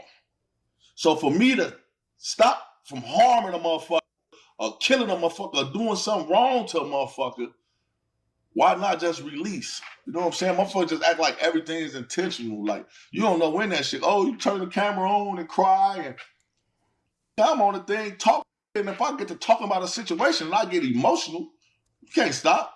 You know what I'm saying? I'm in church last Sunday, nigga. They singing gospel music. I couldn't control myself from the energy that connects to my body and bring tears out my body. I can't stop that. You know what I'm saying? All right, King Yella, man. I see, brother. I see. Okay. He blames Vaughn of 1700 for ruining his son's life. No way. What? Stood out the other day. You said that Bloodhound Lil Jeff and Von off 1700 ruined your son's life. He did. Probably ruined a lot of people's kids' life. Yo, King Yella, you're a drill rapper that got kids. You should be a parent, bro. I let my son go back to Chicago 2020, both of them. My second son, he's still in Chicago. He stayed there with his mama. My oldest, he went back. Then he didn't directly come back here. He went to St. Louis with his grandma. Then he just kept calling me. I was going through my shit at the same time with me and Lean and hella shit.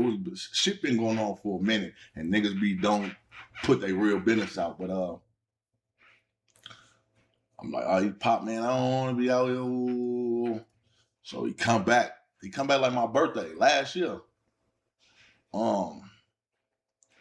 Yeah, my birthday, February 25th, came back like the 25th, my birthday, 2025. Nigga, he come back with the long ass Rick Owens on, tight ass and Mary's on with the dreads, got a tat on his hand, the skeleton, the what's the name on the bones on it. What the where this shit come from? Like what? All right, who is you?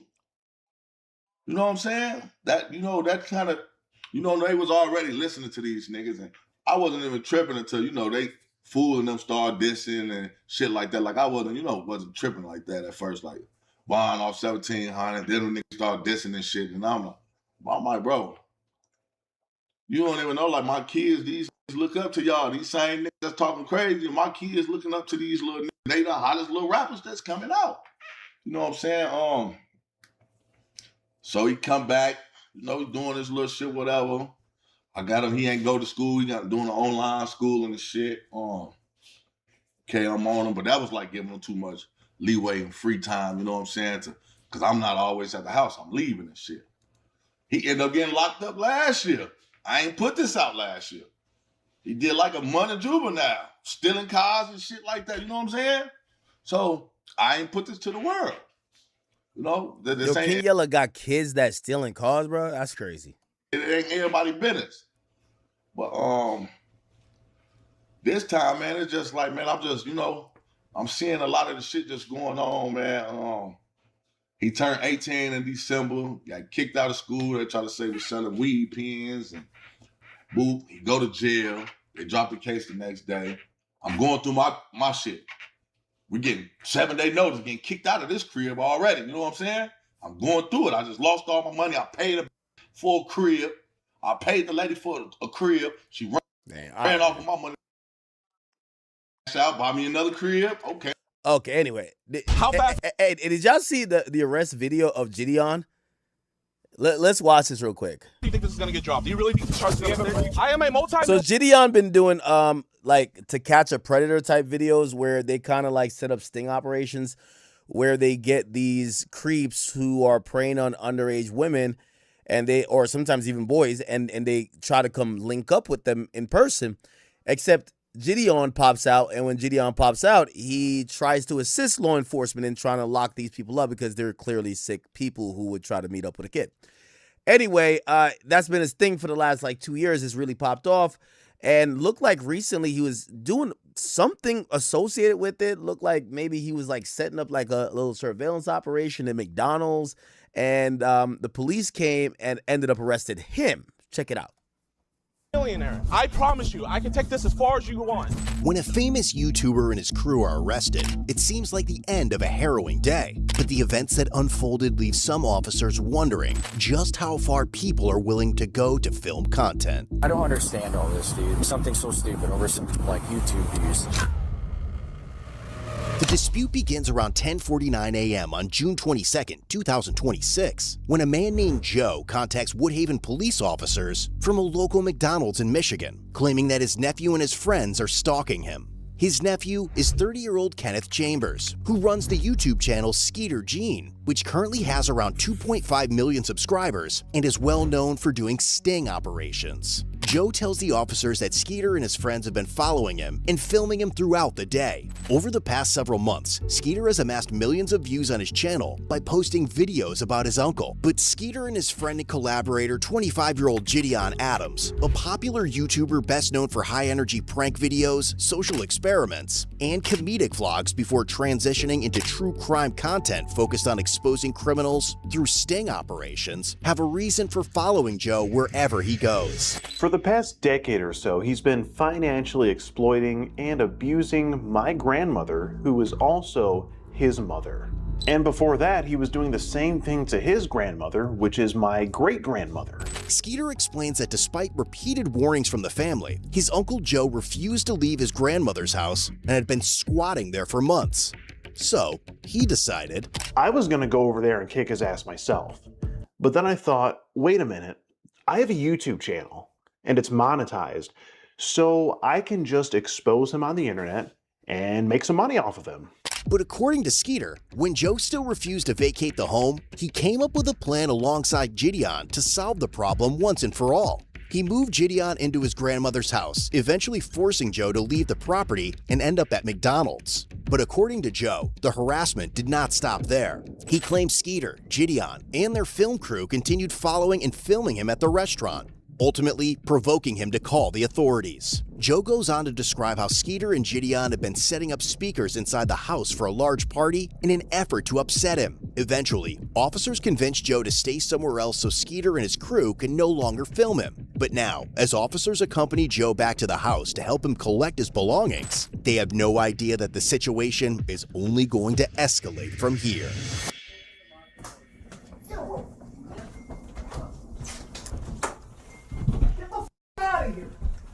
Hello, officers. Oh, what's good, my man? Yeah. Just wait down here. Okay. So, chat, we got a giant speaker here. What the fuck? Bro, the police are giving him a ride. I'm actually dead. Boo! But one of the officers soon notices an orange sedan following them as they transport Joe to the Woodhaven Police Department, where a friend is supposed to pick him up. Shortly afterward, Skeeter and Gideon arrive at the station with a large group of people, demanding to speak with Joe. By then, Joe has already left for McDonald's again, and when the detective tells them that Joe is not at the station, Gideon mentions filing a missing persons report, arguing that officers had taken Joe away from the house. Yeah, Joe went missing. You guys stole him. Where did they take him, JV? I might have JV like go make like missing people. You know Joe? Yeah, I know Joe. We're trying to find him. He's hiding from us. Yeah, he's not in here, I promise. You promise? Yes, You pinky promise? Yes, I take pictures of him all the time. Pinky promise. Yes, Joe's not in here. I don't trust her. Is it cool if I check real quick just to make sure? Yeah. I can? I'm gonna just check real quick, okay?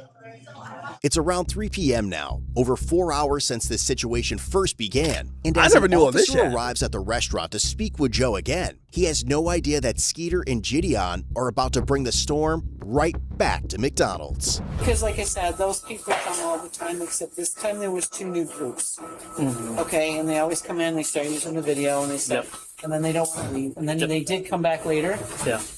The bald-headed guy, the one that starts the first round of video. Yep. So he came in, and I said, "You can leave." He goes, "No, we don't have our cameras." I said, "That's fine." I said, "But you still need to go." And he goes, "Do you treat all customers like that?" I said, "Only the ones that have videos and phone systems." So he sat outside. So then Joe was in and out. So he said, "We are outside waiting for him." So I said, "You need to stay in." I said, "And then there won't be any conversation." So they finally did leave, but they were in and out. Yeah. That other group, that Batman, whatever he was. Yeah. They're at his house and I know. they're not doing anything illegal. It's just super annoying. They're trying to get him riled up so they get their YouTube views. We're just trying to find somewhere for Joe to go because they have access to the house. They're allowed to be there, and so is Joe. So we can't make somebody leave. They have those shelters. None really close to here. But he said that his buddy is trying to find somewhere and trying to keep Joe out of the spotlight. So He'll be out at their house. Yeah. So thank you so much for the help. I greatly appreciate it. While Joe has stepped out to run an errand, the officer later learned from the restaurant manager that Gideon and his film crew had returned to the McDonald's multiple times looking for him. The manager told officers that despite being asked to leave and informed them that they could not record on McDonald's private property, they continued live streaming. The group is then seen returning to the police station once again, demanding to see Joe. Believing they may head back to the McDonald's in search of him, the officer returns to the restaurant to keep watch. All right, we're gonna go back and deal with them. Hopefully we can see what we can do about getting them out of there, but we'll see. And soon, a large group arrives back at McDonald's, but this time, the officers are ready. What's the problem? McDonald's doesn't want you guys on the property, so you guys gotta leave. Is he here? Doesn't matter where he's at. McDonald's does not want you on the property. You guys have to leave. You're gonna. Who's you guys? Can you be more specific? You. So they said these people? Him, yes. You guys cannot be on the property. Hey! Or they're gonna arrest you. Do you guys want some McDonald's? Y'all wanna go inside real quick? You're gonna be arrested for trespassing if you go in there. Bro, why? You don't have any, like no offense, officer, but like, do you genuinely have nothing better to do? Like, I mean, if a private company says you can't go in there, Gideon is kind of acting a little bit pompous here. I got to be honest. You're getting kind of trespassed at this point. Do you have anything better to do? Officer, you're actually like supposed to protect and serve. All right, get off the property. You guys are gonna be arrested for trespass. Okay, we'll leave the property, but like I'm just trying to figure out, do you have anything better to do? Because this is like a... Yeah, they told you earlier that they don't want you guys on the property, so you guys gotta leave. Because you've been camping out there for like 20 minutes, wasting taxpayer dollars. I'm there for about 5. You guys need to leave. You guys are gonna be arrested for trespassing. It's crazy how you don't arrest a squatter. That's crazy. Here, let's just stand on the sidewalk.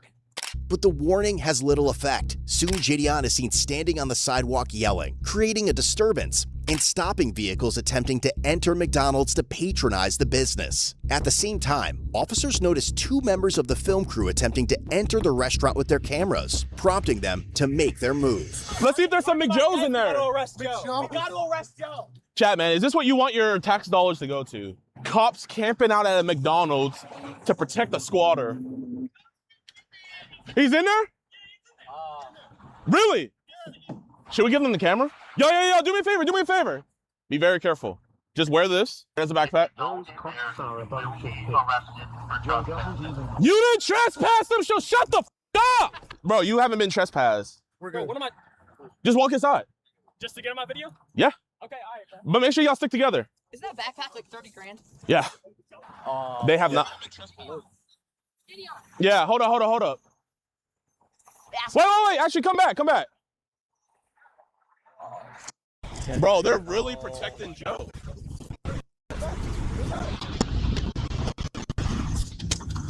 I'm gonna be honest. I don't know the full backstory behind this, but like, it's like a thin line between okay, I'm getting content, and like at this point, you're kind of like being annoying to everybody having their regular operations. Like, bro, the people at McDonald's don't give a fuck about your live stream, right? Like, you're stopping people coming into their parking lot. You're sending people in to film. Like, I kind of get it now. Officer, what are you doing? Officer, never trespass them. You can't trespass somebody. 1212 dispatch. We're gonna have one detained at this point. Officer, you cannot trespass somebody. Captain, one detained. See you going too, Mitchell? Here, give me my backpack, my man. Bro, I guess. Put your stuff down. Officer, you can't trespass somebody. You're under arrest. Here, record this on your phone. That's serious, bro. Wait, can I hold your guys' property? Yeah. Got anything on you? Oh my god. Officer, why are you? Just your phone. Officer, where they trespass? This isn't gonna stick. Oh my god, it's so funny. Officer, this is not gonna stick. Wait, so what are we doing? Breach of peace. Officer, Breach this is of not peace, gonna stalking, trespassing. Bro, this is the best made I've ever seen in my life. Let's see. Yeah, I got you.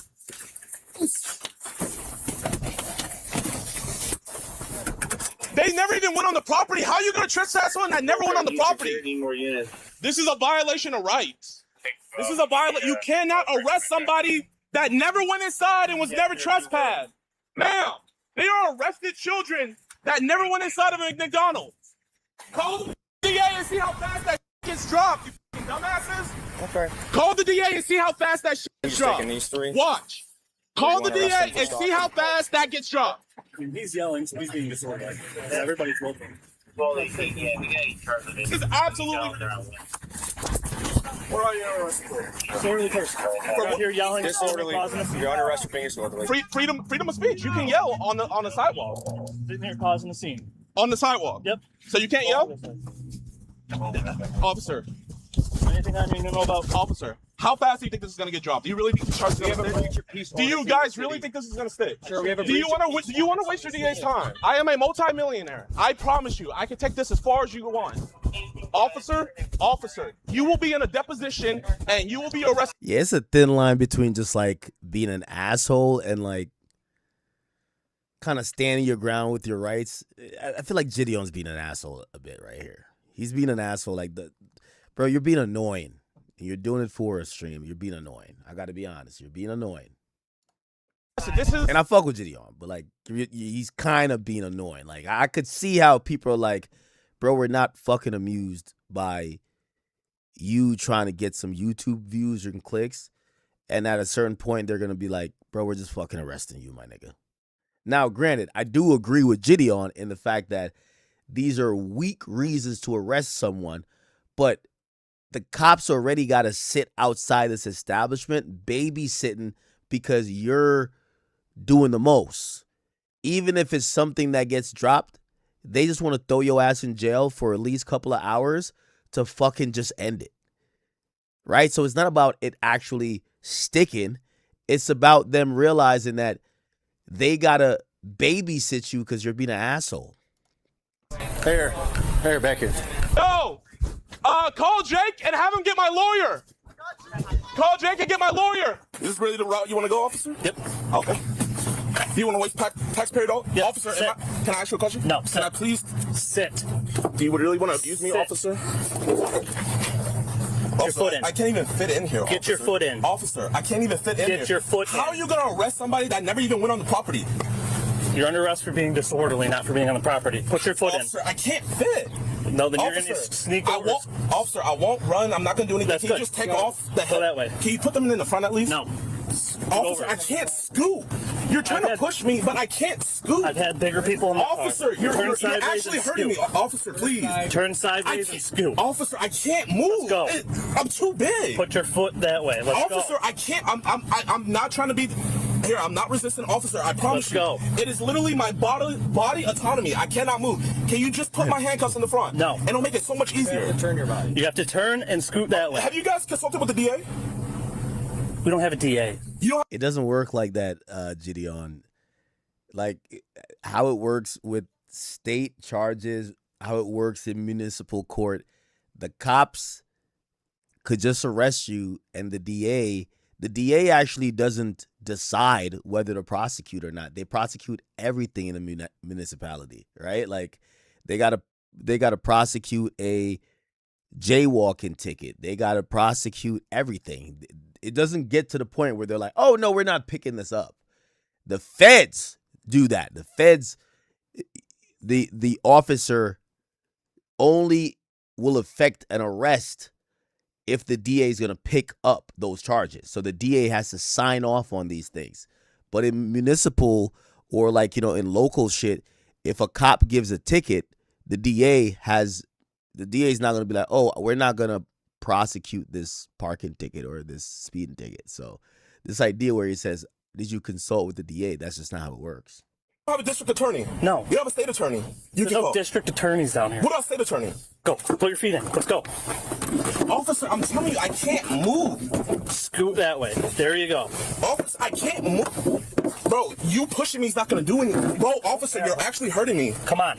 Officer, I can't Scoot. move. Yes, you can. Scoot Okay, in can I step out and then slide in? Yeah, step out and slide in. Bro, me, bro. Set your butt in first. I sat inside. Yo, call Jake and get my lawyer. Hey, get him. Officer, why you guys... Slide your butt back. There you go. Anybody making the scene can slow down. We're secure. But even after being placed under arrest, Gideon remains confident that the officers have only created bigger problems for themselves, as some of them try to make sense of the situation. Breach of peace covers it all, so. Where are your car keys at? Right in my pocket, sir. Pocket. This is one here. Where's your car at? It's the black one right there. That Black Fusion? Yes, sir. We'll take Lions for a Black Fusion. You towing it? Yep. So are they all trespassing this property or what? I told them to leave or going to jail for breach of peace if they don't want to leave. So Looks like they're leaving. I don't know who's all trespassing. I didn't catch all that from earlier. So. hey, have you ever read our breach of peace ordinance? Yeah, it covers everything. I'm good with the breach of peace. And stalking. I mean, we got a whole bunch. I mean, dude, they are stalking this dude. Like, there's got to be some kind of resolution to it. So we got 4. I got 4 right now. This is absurd, dude. Was he arresting him too? Oh, get out and get off the property now. Yes, sir. I was not a part of this. Then you better walk away quickly. Yes, sir. I was just in the car. I'll leave. I'll have to pay. Dad, do you mind? Actually, never mind. I'll walk home. Now you're impeding traffic. Downtown unit, can you light this black SUV up right here for us? Good, he's pulling up and stopping him for us.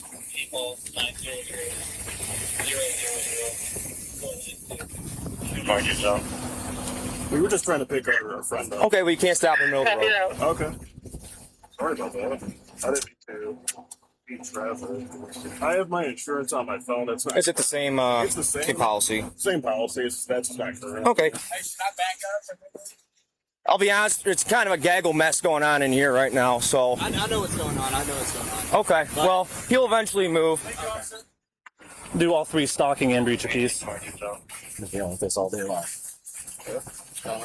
That guy's harassing somebody over there. It's been like an ongoing, like, years. They're like harassing this dude, stalking this dude. Then I kind of all compiled today. Now it's just turned into this. So, and then he decided to stop in the middle of the road where you saw him to pick somebody up. But Be anybody anywhere? Are we good? We should be good right now. I think everybody pretty much got off the property and left. This guy's over here filming, but yeah, there's probably about 30 other people. So the long story short is this guy lives on here.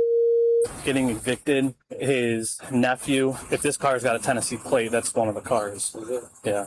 His nephew is throwing you see him with the party hats and stuff, on a eviction party for the uncle. They'll have access to the house. They went in there with big speakers and they just put them for YouTube videos.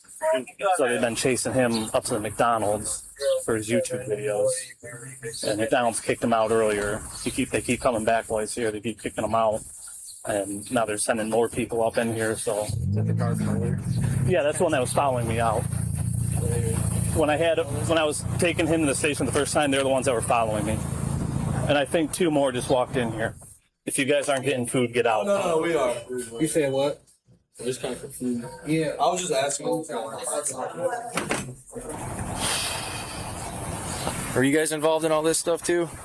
We were earlier. We were staying at the house, and then we just pulled up in here to get a drink. We were out. We haven't been here the whole time.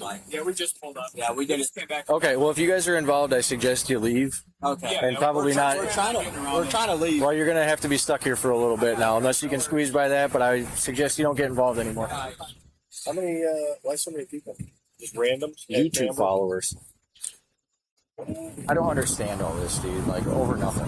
Like, something so stupid over some, like, YouTube views. If we don't get the ringleader of this, I'll probably just mail him out. Stop.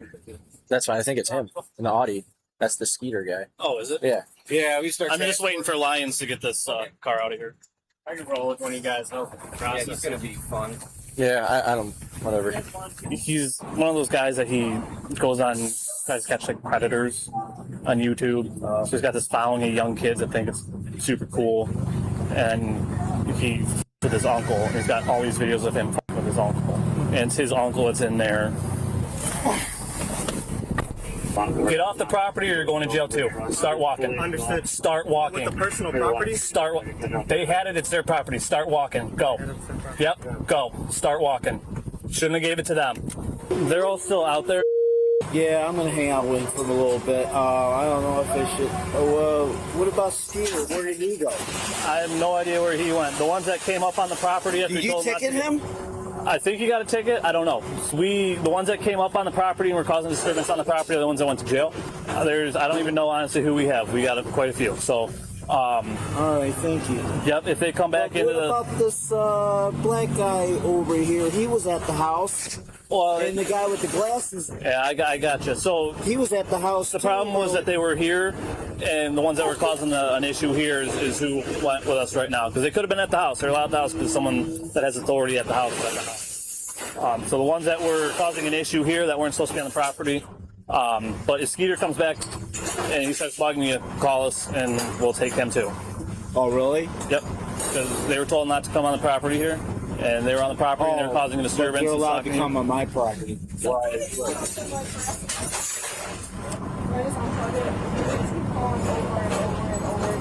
Yeah, just unplug it, ignore them.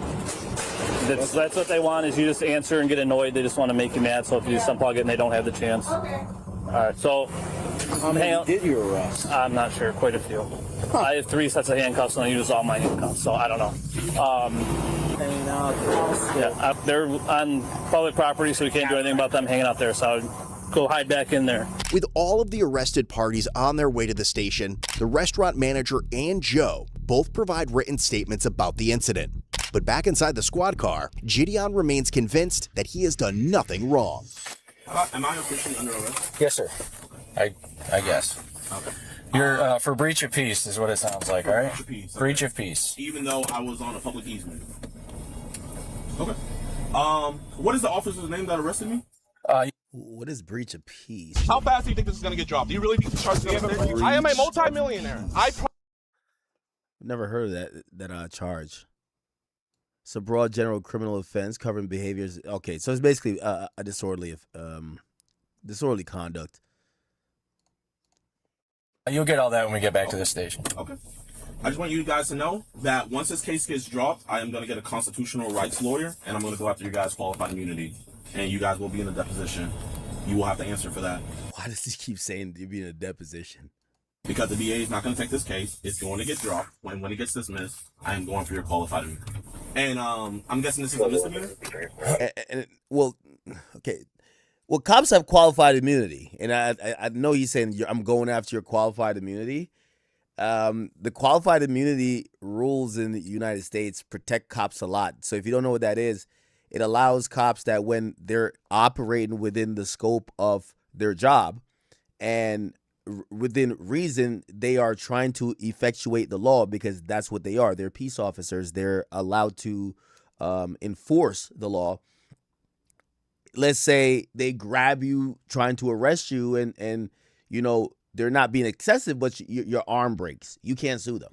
It's just, that's how it is. Like, you know, you can't be like, oh, I'm suing the cop. You broke my arm. It doesn't work like that. Yes, sir. Okay. So what crime is yelling on the sidewalk? What does that do? We'll discuss when we get in, all right? I'm not going to try to have a conversation between this. Okay. Between this barrier. Constitutional rights violated. I didn't know Woodhaven liked violating constitutional rights. Call my... Yeah. Give me a lawyer ASAP. Tell him to give me a lawyer ASAP. No, he's not going to let down the window. It's fine. Just stay right there. I don't want them to get you. They arrested me on breach of peace. Can you... Tell him to call Jake. Okay. Okay, can you move so I can see? Oh, well, you want to arrest more people? No, I just want to be able to see so I don't get into a crash. Wait, record? It's kind of a bad look for Gideon, bro. Record. Hey, you got a second? My detective's asking if you fill out a written statement of today of what they've done for you. Okay. Are you able to do that for me? Yeah. I'd appreciate it. They've been following you around all day. Yeah, and they drive around. They're driving around a U-Haul truck. I don't know. I think they're back at the house because I've seen them go that way. Okay. They set up the music equipment and speakers upstairs. Yeah, I was there for that earlier today. Oh, okay. Yeah, okay.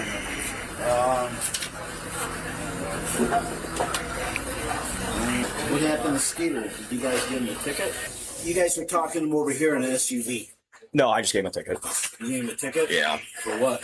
Impeding traffic for stopping in the middle of the road. That's the only thing I could have charged him with was impeding traffic. But we arrested 4 altogether, so. 4 of them? Yeah. Huh. Now they were setting up speakers. What if they start blasting loud music? You guys might be back there? Probably. So do you guys think these charges are going to stick? Do you genuinely think these charges are going to stick? Sir, we'll have a conversation back here, okay? Listen, man.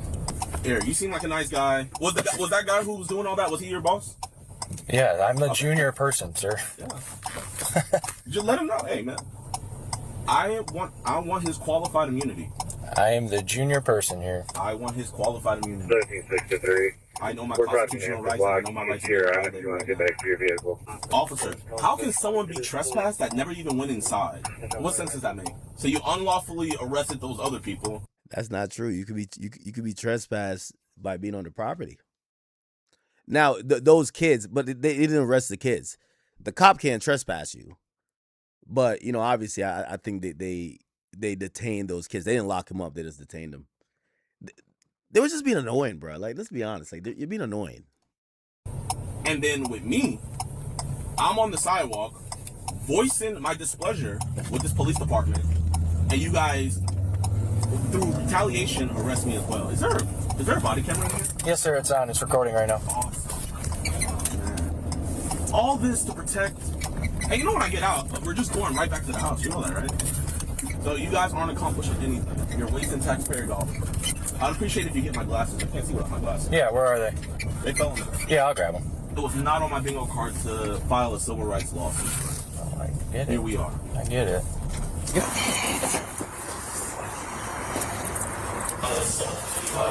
Oh, this is the kid. They did arrest this guy. This kid. Oh, but they didn't arrest him for trespassing. They arrested him for breach of peace. Okay. Yo, what's good, my man? What's up, man? Don't worry, I'll pay for your bond. It's not gonna sit. You guys can just come up to this counter. I'm gonna get us with the best civil rights attorney. Nope, right there's good for me. Stay right there for 1 second. Ultimately, Gideon Adams was charged with misdemeanor stalking and breach of peace. The other 3 crew members were each charged with 1 count of breach of peace as well. A judge set Gideon's bond at $10,000, which he posted to secure his release. The other 3 crew members also posted personal bonds. While Gideon was in jail, his and Skeeter's fans made hundreds of calls to the Woodhaven Police Department and Downriver Dispatch. Some callers reported fictitious crimes, including a false homicide, while others flooded the Woodhaven Police Department's Facebook page with messages. And upon his release, Gideon launched a campaign called Free Gideon, claiming it would prove his innocence and what he believed was the bias officers had shown in favor of Joe. Skeeter, on the other hand, still wants Joe out of his grandmother's house. Gideon's pretrial hearing is scheduled for July 13th, 2026, where his defense attorney will begin addressing the stalking and breach of peace charges. If convicted, he could face up to 93 days in jail for breaching the peace and up to 1 year in jail or a $1,000 fine for stalking. Whether you're on patrol, on the Okay, anyway. All right, chat. Listen, that's a wrap for today. I'm not gonna lie. Thank you guys so much. I think we had a good time today. How long was the stream? Yeah, we did about 6 hours and some change. I did a gambling stream earlier. Chat, if you missed my gambling stream, I ran up 50 bands today, so I'm kind of happy. But yeah, so we did our thing on stake, and then I did a 5-hour stream. So I just want to appreciate you guys for tuning in. We will be back tomorrow. I think this time was pretty good. Like, not too late, not too early. I think we did a good job today. So, chat, I will see y'all tomorrow. Thank you, guys. Appreciate you. Make sure you guys go watch that Daphne Joy sit-down date that we had. Tell me how I did. You got to rate the Riz. Actually, I'll put it on real quick. DJ Akademiks, Daphne Joy. Y'all got to watch the Riz, chat. Y'all got to watch the Riz. I'm telling you.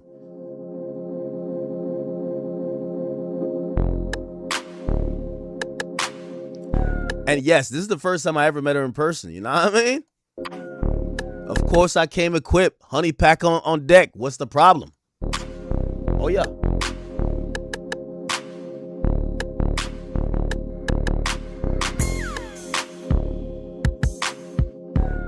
What beat is that? Why my editor use this beat? Is that? No, that's not that Carisha song beat, right? Where all my scamming ass niggas at? Now, what beat is this? Okay, look at her.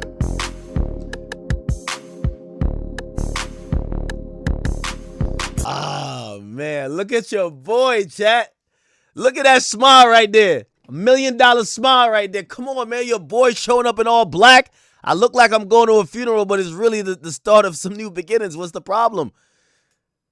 Yo, you know I'm moving different. I'm popping up with flowers. I'm moving different, chat.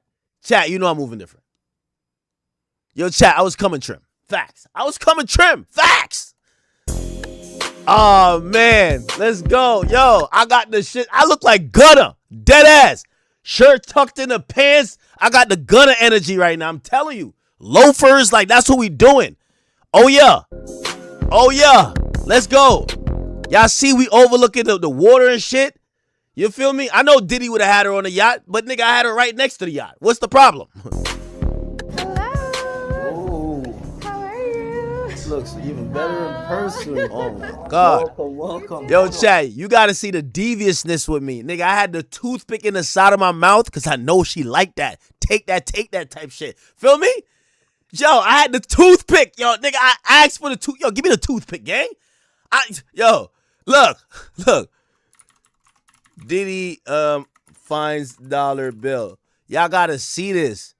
Y'all ever see this right here? This is epic. Nah, he had a toothpick in his mouth this time. Pause. Diddy toothpick. Y'all gotta see it. Yeah. Yeah, right here, chat. Oh yeah. Oh yeah. I'm like, if that's her flavor, say no more. Say no more. I got you, girl. I got you. Okay. I ain't gonna lie. This is the first time I ever even pulled out a chair for a chick. Like, nigga, I was moving.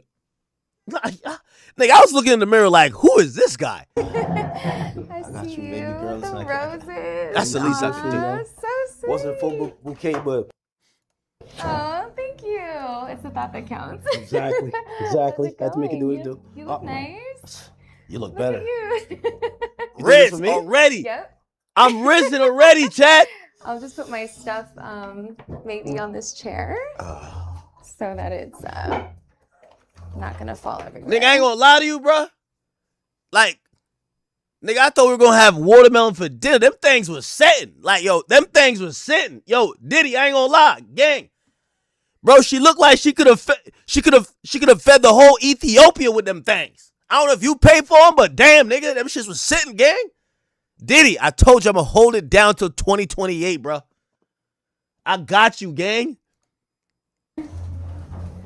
Yo, you know me, little shiesty ass me. I'm sizing her up. I'm like, yo, nigga, mentally, I'm been fucking her. Like, she turn around. You know me, I'm on my slimy shit, nigga. I'm like, mentally, I'm in there already. I'm in it. Look at my face.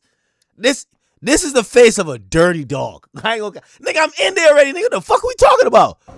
How are you? How was your trip? I'm good. DR was. Yo, y'all see the toothpick? Yo, come on, chat. Yo, come on.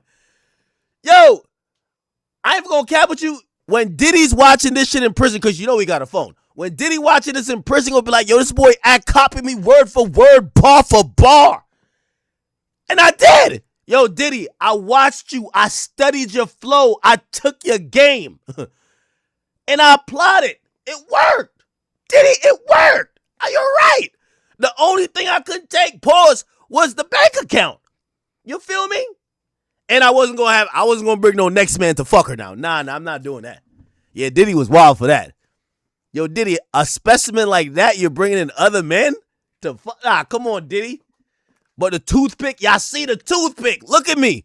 Great. I missed you. Oh.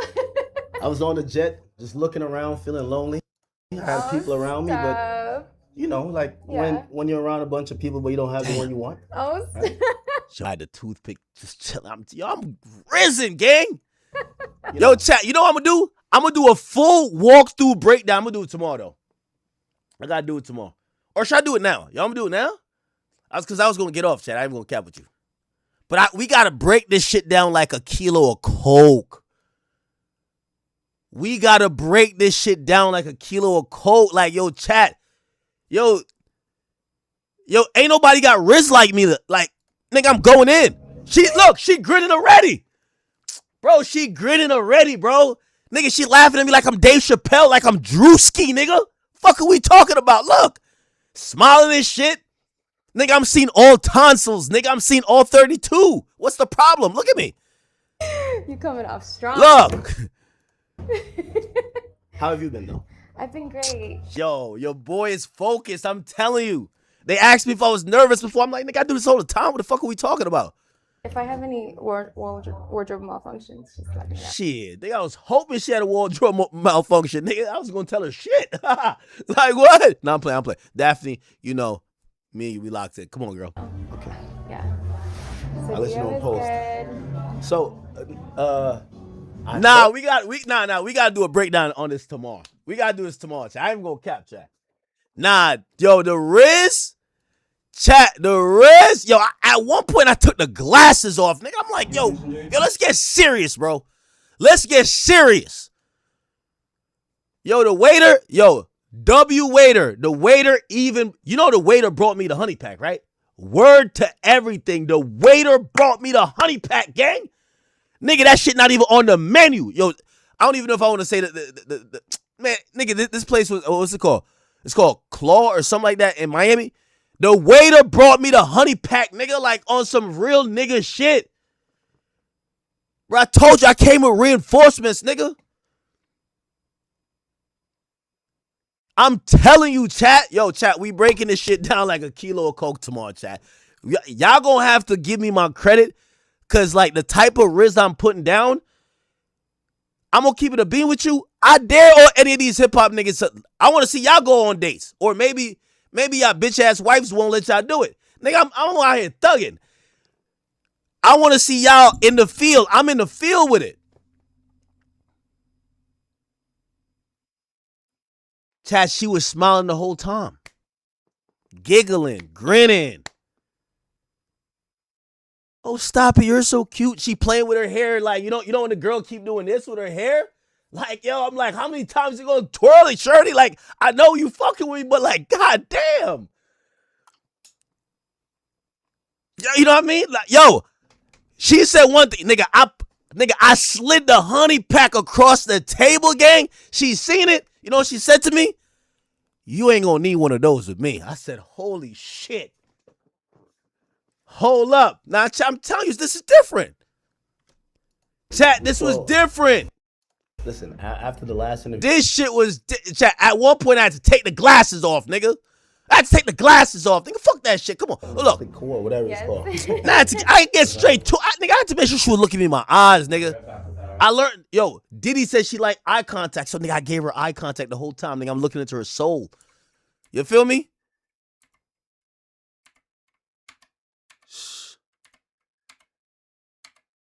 Nah, come on, chat. I was coming trimming here. Y'all know what it's like, chat. Y'all know what it's like. Look. I was just here to honestly get away from everything. I had like my last podcast thing, and then Hold on. I gotta get serious. I gotta get serious. Yo, chat, lock in. Yo, I had to lock in real quick, nigga. Hold on. I gotta get serious. It's time to lock in, folks. Boys, it's time to lock in. I locked in. Oh, y'all, G-Nack simping. Talking about her skin is perfect. Nah, it was kind of supple. I was trying to figure out her routine. She smelled pretty good. What's the problem? You say she was oiled up? Chat, you know what's so funny? She lucky we didn't get to dessert, nigga, because that baby oil was coming through, nigga, in a hot, nigga. I told the waiter, gang, I got you with a $500 tip if you bring the baby oil, right? You know how they said in the case, they said Diddy had the baby oil, right? In like a bucket of water. But like the water was like heated. Gang, wait till like it was dessert, nigga. It's gonna be bad time, and I'm telling you. I gotta lock in. I gotta lock in. Lock in, folks. Lock the fuck in. Now, of course, her skin was kind of supple. What's the problem? Nah, I'm telling you.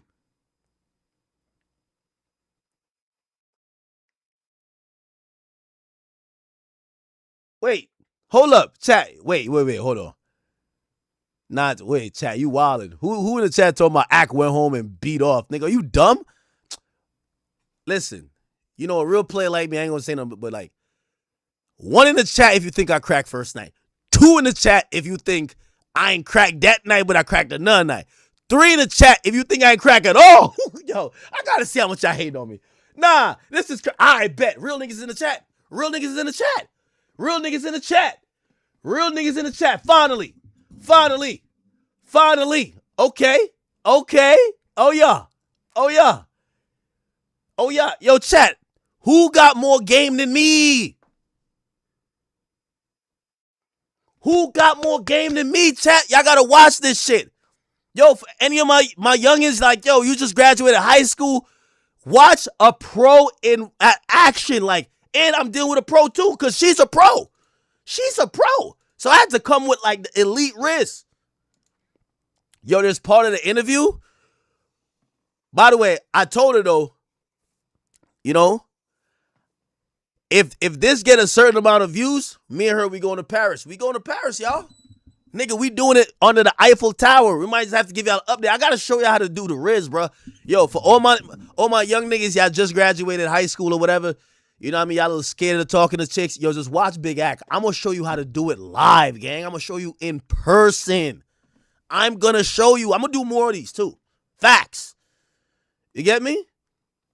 Just thank you to Daphne. Daphne, like, she's down with, showing part of our personal life. It's all good. Nah, Paris, yo, because I was saying to her, remember I had to reroute the jet. So I said, yo, wait, so when we go to Paris, I got to get you the jet? She said, nah, baby, you could fly me first class. And I was like, oh, okay, all right. I'm like, she's reasonable. I'm like, damn, I thought she was going to hit me with a Diddy shit, like, nigga, because I was already, bruh, the jet to Turks was like fucking, the jet to Turks one way was 40 bands. That shit was $83,000. I know, I signed for it. Okay, so the jet was 80,000. So I'm like, all right, if that's the Turks, Paris, nigga, I would have saw the bill for the jet to Paris, nigga, and I would have been like, nigga, I need to wee. That's how I'm out of there. Anyway, she said, nah, baby, I don't need the jet to no goddamn Paris. She said you could fly me first class. I'm like, woo, thank God. But then she says that she even prices out. She says, yeah, jet to Paris, that's like 200,000. I'm like, how she know the prices? So then she says, you know what? You could put that towards my shopping spree. I'm like, hey,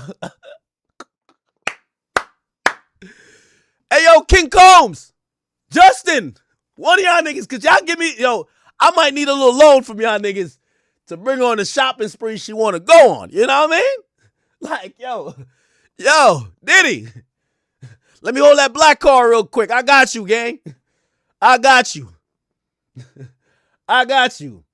She said, the private jet to Paris is $200K. She said, you don't got to spend that on that private jet.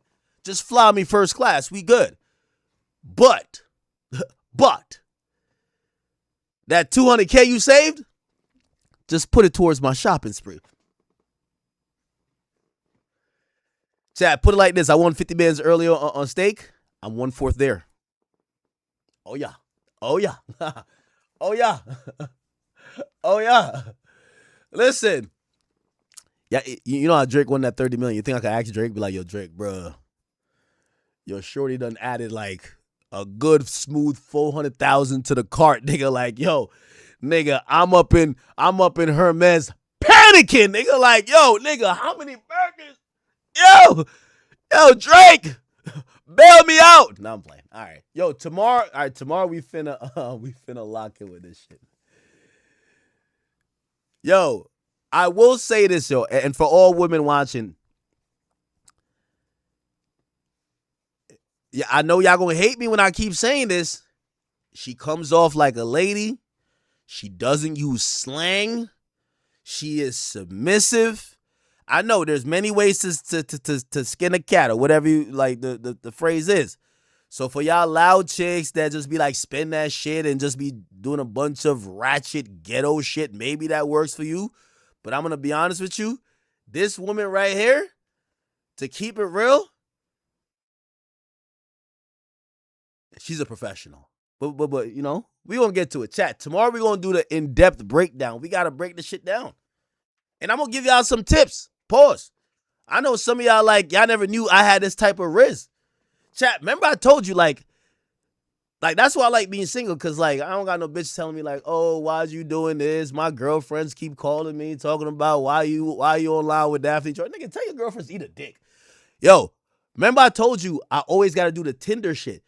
That's what I should do. Chat, me going on IRL dates, I can't do it now because Daphne gonna get jealous. But y'all like the IRL dates type of shit with Big Act, right? Come on, let's do it. So, if this get to, all right, I'm gonna tell you what number should I say.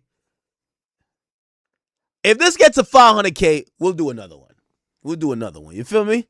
Yo, if this gets to 500K, the next video I'm doing with Daphne, nigga, it's a Netflix and chill video, nigga. We in bed with it. Straight up, nigga. Yo, I'm telling you, I'm on bad timing. Diddy, I got it till 2028. Bad timing. I'm telling you, for real. You gonna see me and her snuggled up, nigga. Matching pajamas. We got little jammies on. Yeah. Oh, yeah. You know what them joints were even got your toes? Oh, yeah. Yeah, you gonna see it, nigga. I'm telling you. It's all good. Somebody said Rez Aki was nervous. Nigga, I wasn't nervous. Nigga, I was having a good time. Chat. Listen, you don't get to this just off of bread. You gotta have game. You see the game I'm spitting a high level game, gang.